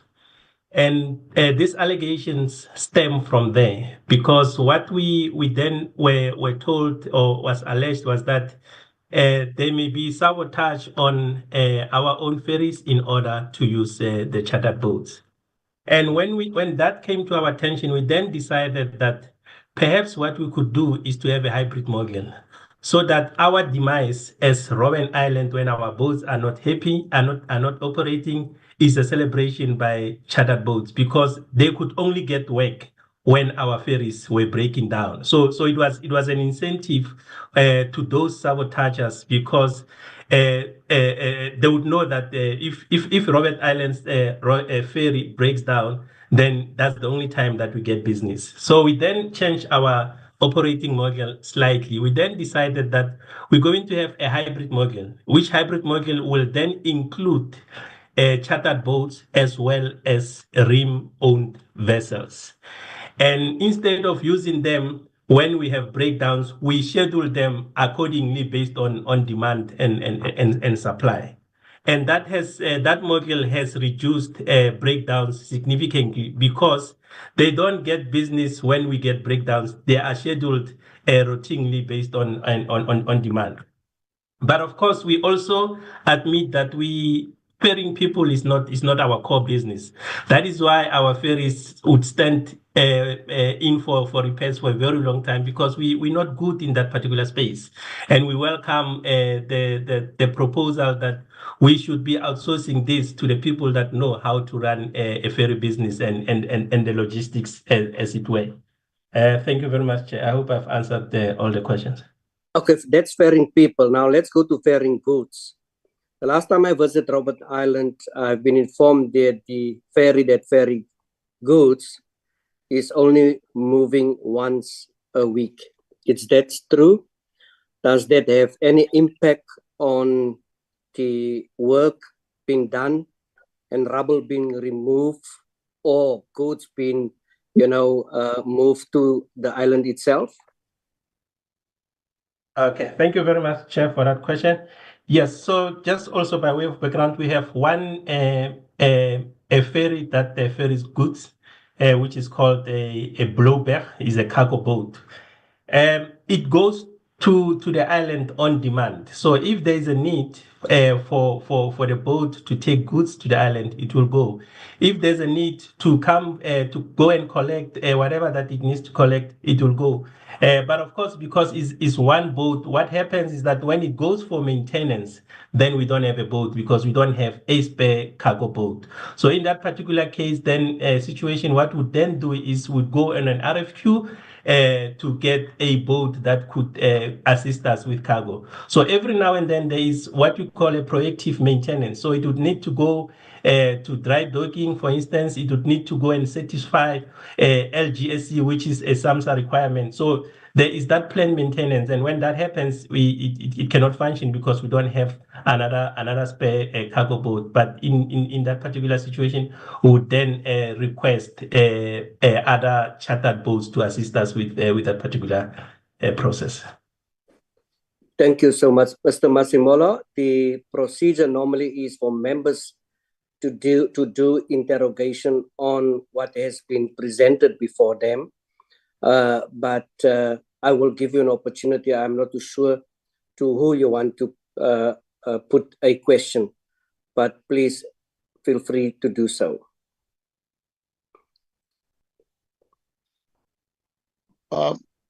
Thank you very much, Chair. The question actually is directed to RIM, and how do they select in terms of the selections of the candidates who will serve in the council? That previously, you see, these things, they raise a lot of, dissatisfaction amongst our members and also members of the public. That, currently we had a Zimbabwean who has been, the CHO, and we members complained about us in terms of those the selection, procedures. And now that we raise it with RIM also, that they should look into these issues, that any foreigner who's going to be employed at Robben Island, at least you should be able to pass through the eye of the needle, because we have seen in the past, I don't want to dwell into that, what they do there, because when you employ one is calling hundreds of them to come. And that's why the stone quarry has, not been finished up until to date. Yeah, may I stop you there, Mr. Masimola? Yeah. I'm very, very concerned, and I don't want to put the committee into murky waters. You are a member of RIM. I would suggest that those issues be addressed or be written rather to RIM itself. Honorable members, we are close to closure. Before my closing remarks, and also I'm going to ask the Minister to have his closing remarks before I'm declaring this meeting closed, I would like the Honorable Molatane to have her input as I see her hand. Honorable Molatane. Thank you very much, Chairperson. Chairperson, the reason I've just raised my hand, it's regarding the issue of employment of foreigners.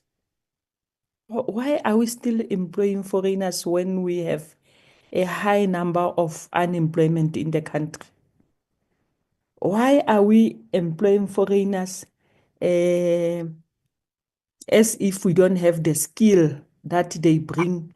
Honorable Moratsani, I am so sorry for this. And I don't want us to get involved because, you know, some of our politicians who are on the ground, we are aware what is happening, you know, and I don't want to come to the offense of Prof. Robben Doro, who is a South African citizen born in Zimbabwe. And so I want us to guard, and I don't want to compromise us as a committee in allegations that have been raised that is not supposed to be raised in this particular forum.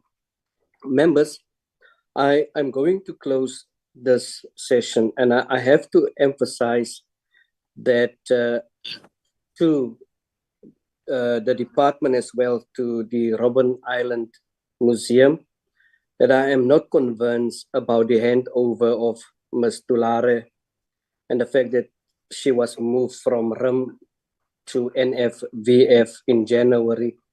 She has only been there for 3 months.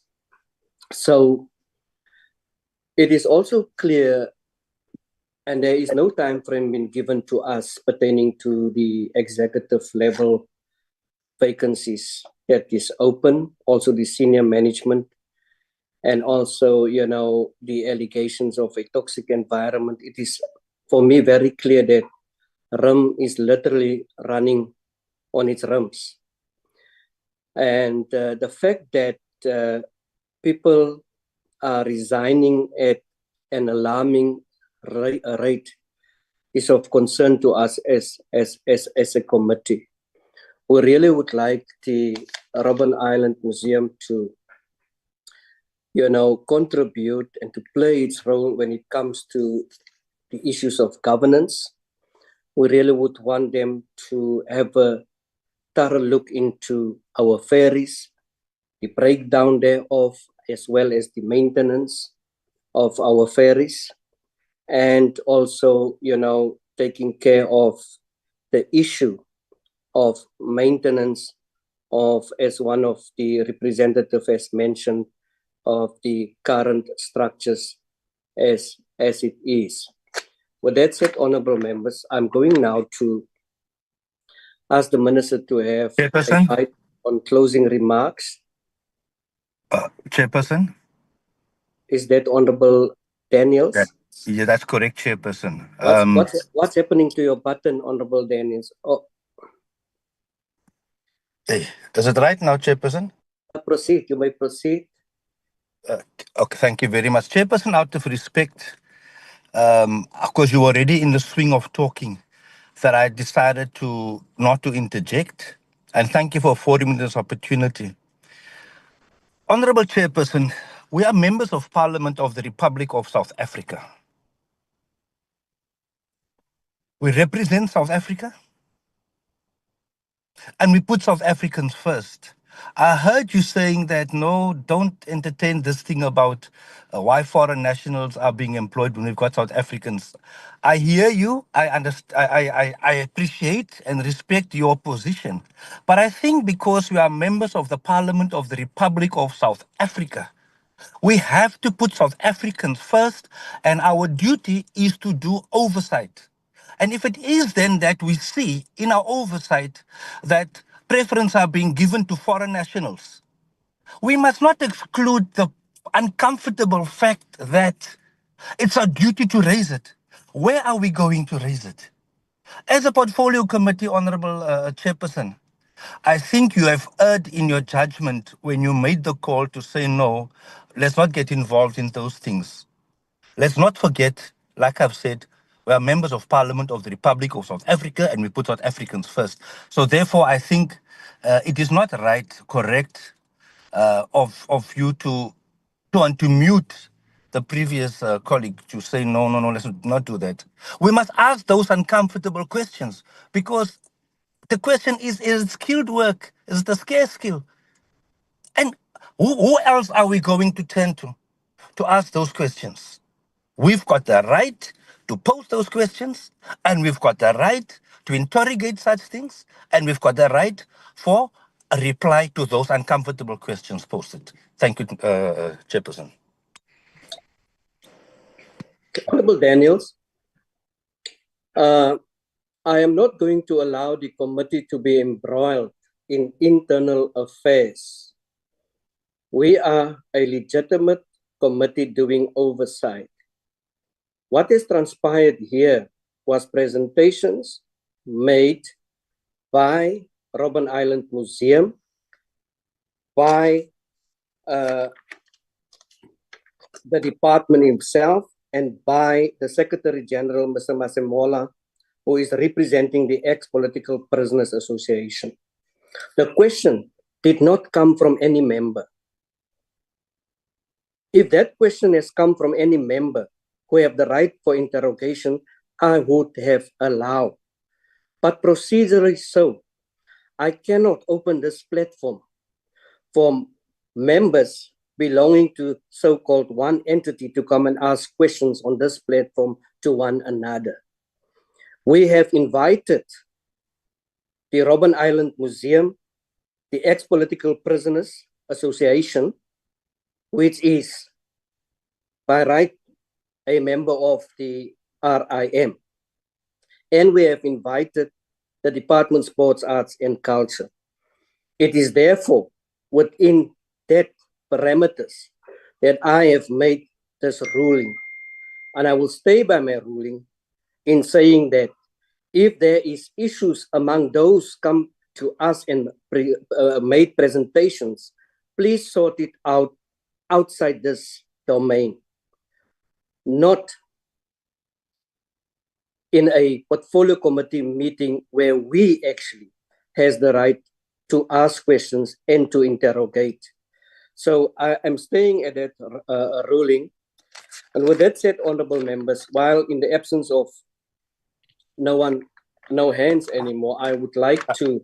Sorry, Chairperson. I would like to say Honorable Gaber, Honorable Bilankulu, and then Honorable Daniels.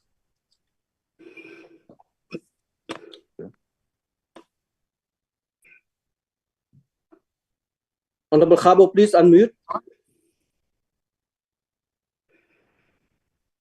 No, thank you very much, Chairperson, and thanks for this opportunity. I would probably want to appeal to your conscience, especially in relation to this matter, on and around what I believe is being said and what you seem not to understand on what is being presented.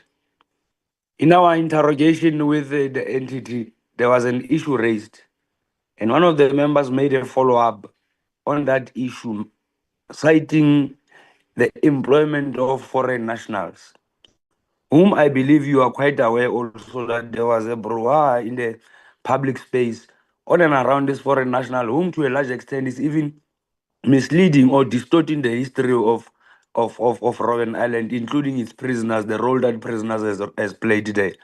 So I'd want to appeal to your conscience in a sense that, Chair, it cannot be right that we would want to dismiss this matter as if it's a matter that has been brought through the back door. It's a matter that has found expression within the platform of a meeting, and a member rose Honorable clarity. Honorable Gaber,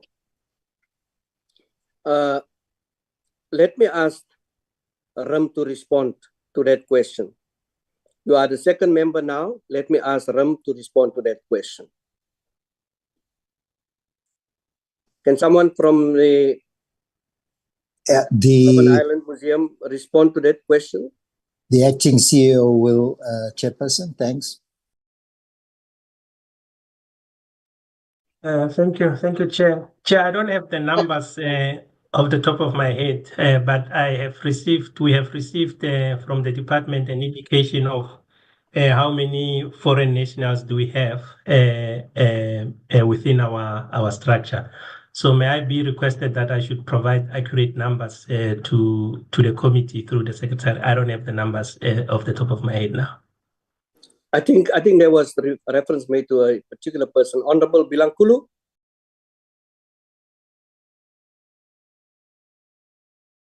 Thank you very much. By the time you said you want them to respond, I wanted to say sometimes when you recognize hands, you need to give them opportunity to ask questions before you give the one who's going to respond, Chairperson. But the issue that I wanted to raise, I think, is the issue that Honorable Khao raised it. But now I think I can say, Honorable Chair, I think there is a need for the Portfolio Committee to schedule another meeting in order to deal with this, because we can't leave it as a Portfolio Committee members. Meanwhile, we heard that there is a problem, and the member of this particular committee of the portfolio, or the member of the Portfolio Committee, did raise that issue of appointment of foreign nationals. We can't leave it just like that, whether it has been brought by us or whoever. But as the Portfolio Committee, the moment it lands into our ears, we need to act on it. So if we're not going to deal with it now, it means we need to schedule a meeting for that. Thank you, Chair. Thank you, Honorable Bilangkulu. A response has been given by REM.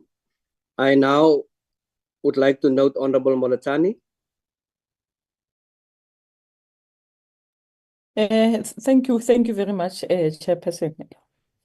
You know, Chairperson, the way, in fact, after asking the question, the way you just cut me off, Chair, you make us to be afraid to ask, since, in fact, these difficult questions, because now we are listening to the presentations, and we ask questions out of what has been presented.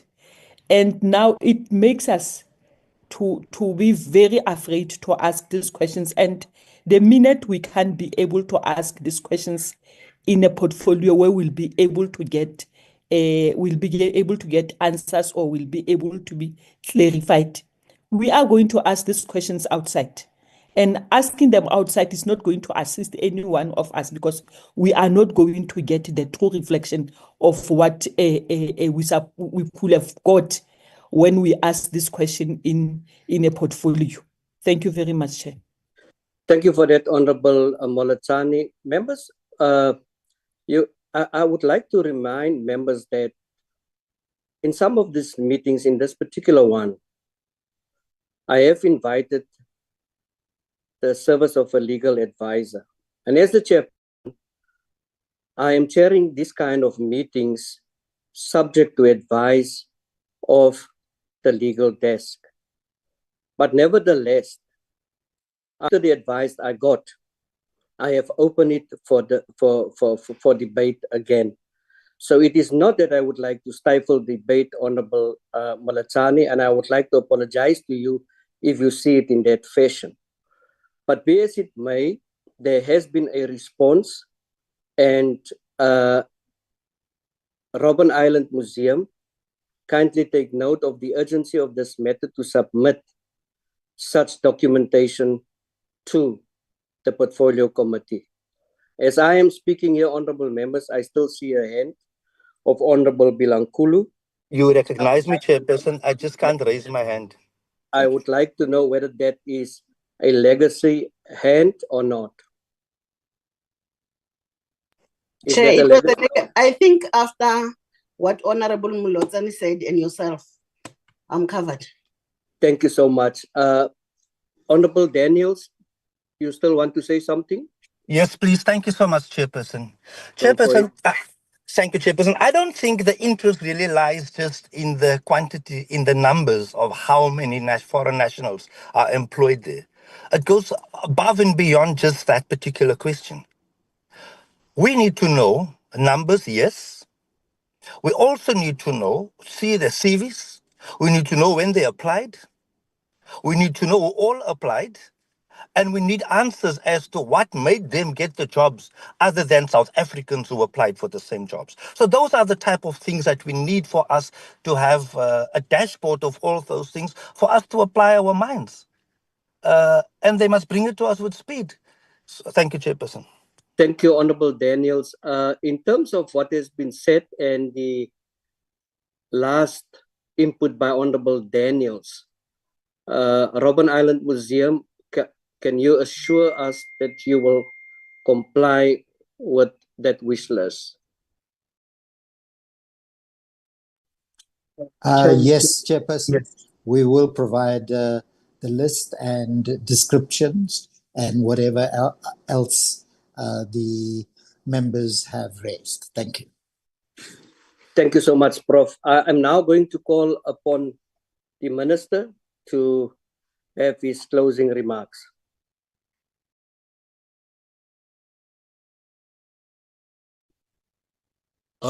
Chair, I'm a bit confused now. Should I have my closing remarks or should I answer the questions that has been asked? You can do both, Minister.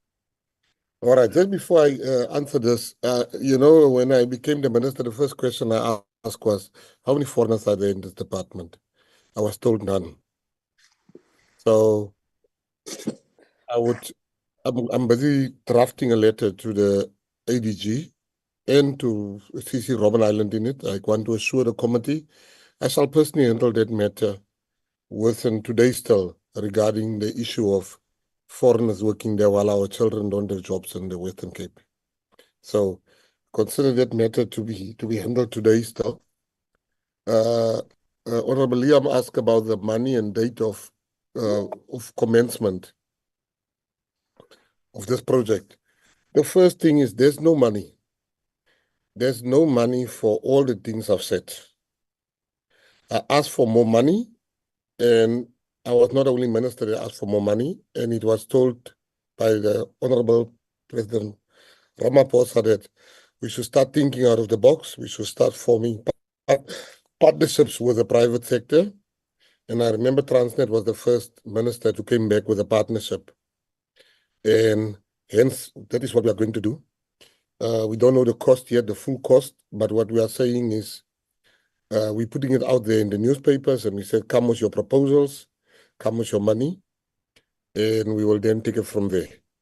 But I must also tell members, honorable members, that has been the song in South Africa because there's no money, things don't happen. We need to think differently about these matters. And I heard that the issue of a bridge, I can assure the Honorable Minister, Honorable Mtetwa, that, you know, I was looking at the prices when I first got the bridge will cost 3 billion rand. Undersea tunnel will cost 10 billion. Now, coming from the commercial world, it doesn't make commercial sense for anybody to put that type of money down to be able, because commercially, anybody with 10 billion rand in the bank would want to get more than 20% of value for that money. I don't think they would be able to recoup their money in this lifetime. It doesn't make commercial sense. The issue of the second issue that was spoken about, I think Honorable Sali was answered. We're building nothing. We are not building anything.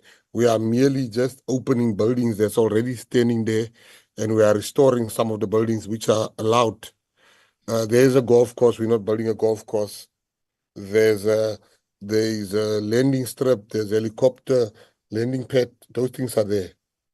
The issue of Honorable Moletani, where she said, is true. Sarah Bartman, we are still waiting.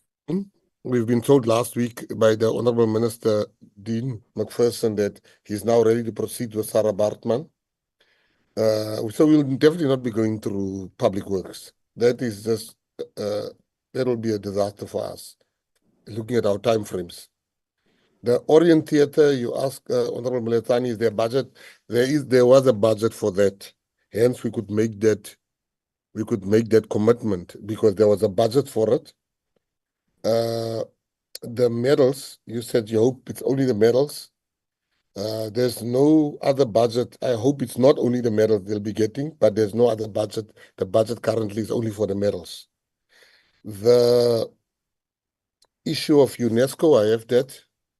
I'm just going to list the issue of UNESCO. That has been answered. The heritage site, there's no new buildings. And the issue of the Gazette has been answered. I think, Chair, let me end by what Honorable Eugene Tetwa said. It is true. I always use those words that he used. I don't know, did he steal it from me, or I always use the word to say that we're not a construction site, we're an investigation site. So me and him will see who came up with that. It's so true, because whenever there's a project, people look at what is the impediment to the project, instead of just saying, let's find a way. And that is what I like about Professor Seth Cooper. He's the type of guy, you speak to him, he says, all right, let's find a way to do it. But most officials will find a way not to do it. And I can assure the committee that this is not something that we want to just do. This is something we have to do. You have presidents coming to Robben Island and they're not going to sit in that ferry. For security purposes, you've got more than one coming. This is an effort for the country. That's why Cabinet is on my case for this matter. And I can assure the committee that we'll deal with the issue of the, I nearly said Abahambe, we'll deal with the issue of the illegal foreigners there. I want to thank the committee for asking those questions. It is a very transparent process. It will be in the newspapers. It will be everywhere. People will get a chance. We don't know how much it's going to cost, but we will find out. But thank you very, very, very much. Oh, and thanks for a compliment by the ex-political prisoners. It's going to happen. The wall of remembrance. We can't have people spending half their lives on Robben Island. There's not even a stone with their name on it. It is not right. And then, Honorable Chair, can I just correct something that the person has said about Robben Island, the member? He said, Minister Mackenzie, the good minister, although he was not part of the struggle. I just need to correct. That's what I was correct. Let me first start by telling you, my mother had 3 brothers. They all died in Angola. All 3. My uncles. I was the first colored in Heidedal to lead colored people to march with black people for the first time. I led the revolt at Heidedal Senior Secondary School. So I just needed to say that I wasn't just a gangster. I also had my role. I was not on Robben Island, but I had my role. Thank you. Thank you, Minister. No, Sometimes some things don't need any explanation. I'm having also a cousin that was in exile for almost 20 years, Patrick McGlure. He was with the Black Conscious movement, and it was a very difficult time for us as a family. We could not see him. We had to collect monies to have him back in South Africa. But with that said, honorable members, I think there is quite... Chairperson, sorry for interrupting here. It's Liam Jacobs. We should have had this meeting in person. Honorable Liam Jacobs, proceed. Chairperson, yes, I agree 100%. I didn't get an answer on when the project is envisaged to start and when it's envisaged to end, given that the G20 is this year. Which project? I think we're calling it the Rejuvenation Project because there's a lot of aspects to it for Robben Island that the Minister mentioned. I think Honorable Jacobs didn't listen. I said 90 days. I said we've given ourselves 90 days for completion because we're not building. It's not 90 days for completion. It's not 90 days for the bridge, Minister. No, that is not the bridge. The bridge, I walk very far. I don't walk on the bridge. Yeah, that's a dream. Yes. The chairperson, we've tried to sell this idea to the Japanese. But yeah, I don't think I think they saw there's no commercial sense in doing it. But Honorable Jacobs, we gave ourselves 90 days, but our real time is 120 days because then the G20 committees are starting to flood our country. Thank you very much. Thank you very much, Chairperson. I think there by the bridge, I got personal load shedding then that's what happened there. But fortunately, stage 2 is finished. Thank you very much, Chairperson. We are going into it now. Yeah, reminding me of Honorable that members, flag. with that It's said, reminding me of that flag that was supposed to light during load shedding. honorable members, with that said, it brings us to the end of this meeting, and our plight towards the Robben Island Museum today and to the Department of Sports, Arts and Culture is to adhere to what we have requested and also to take with them our concerns as far as the governance issues is concerned. And we hope that, soon we will deal with the issues of what I call kite flying and dumping of CEOs and CFOs, to other departments. But we do have challenges. We don't deny that. But I think there is also room for us to find one another when it comes to this toxic environment, however you would like to call it. And it is about the citizens. It is about the country. It is about how we are going to transform South Africa, how are we going to deal with social cohesion, and also to address my favorite closing, the inequalities in our country.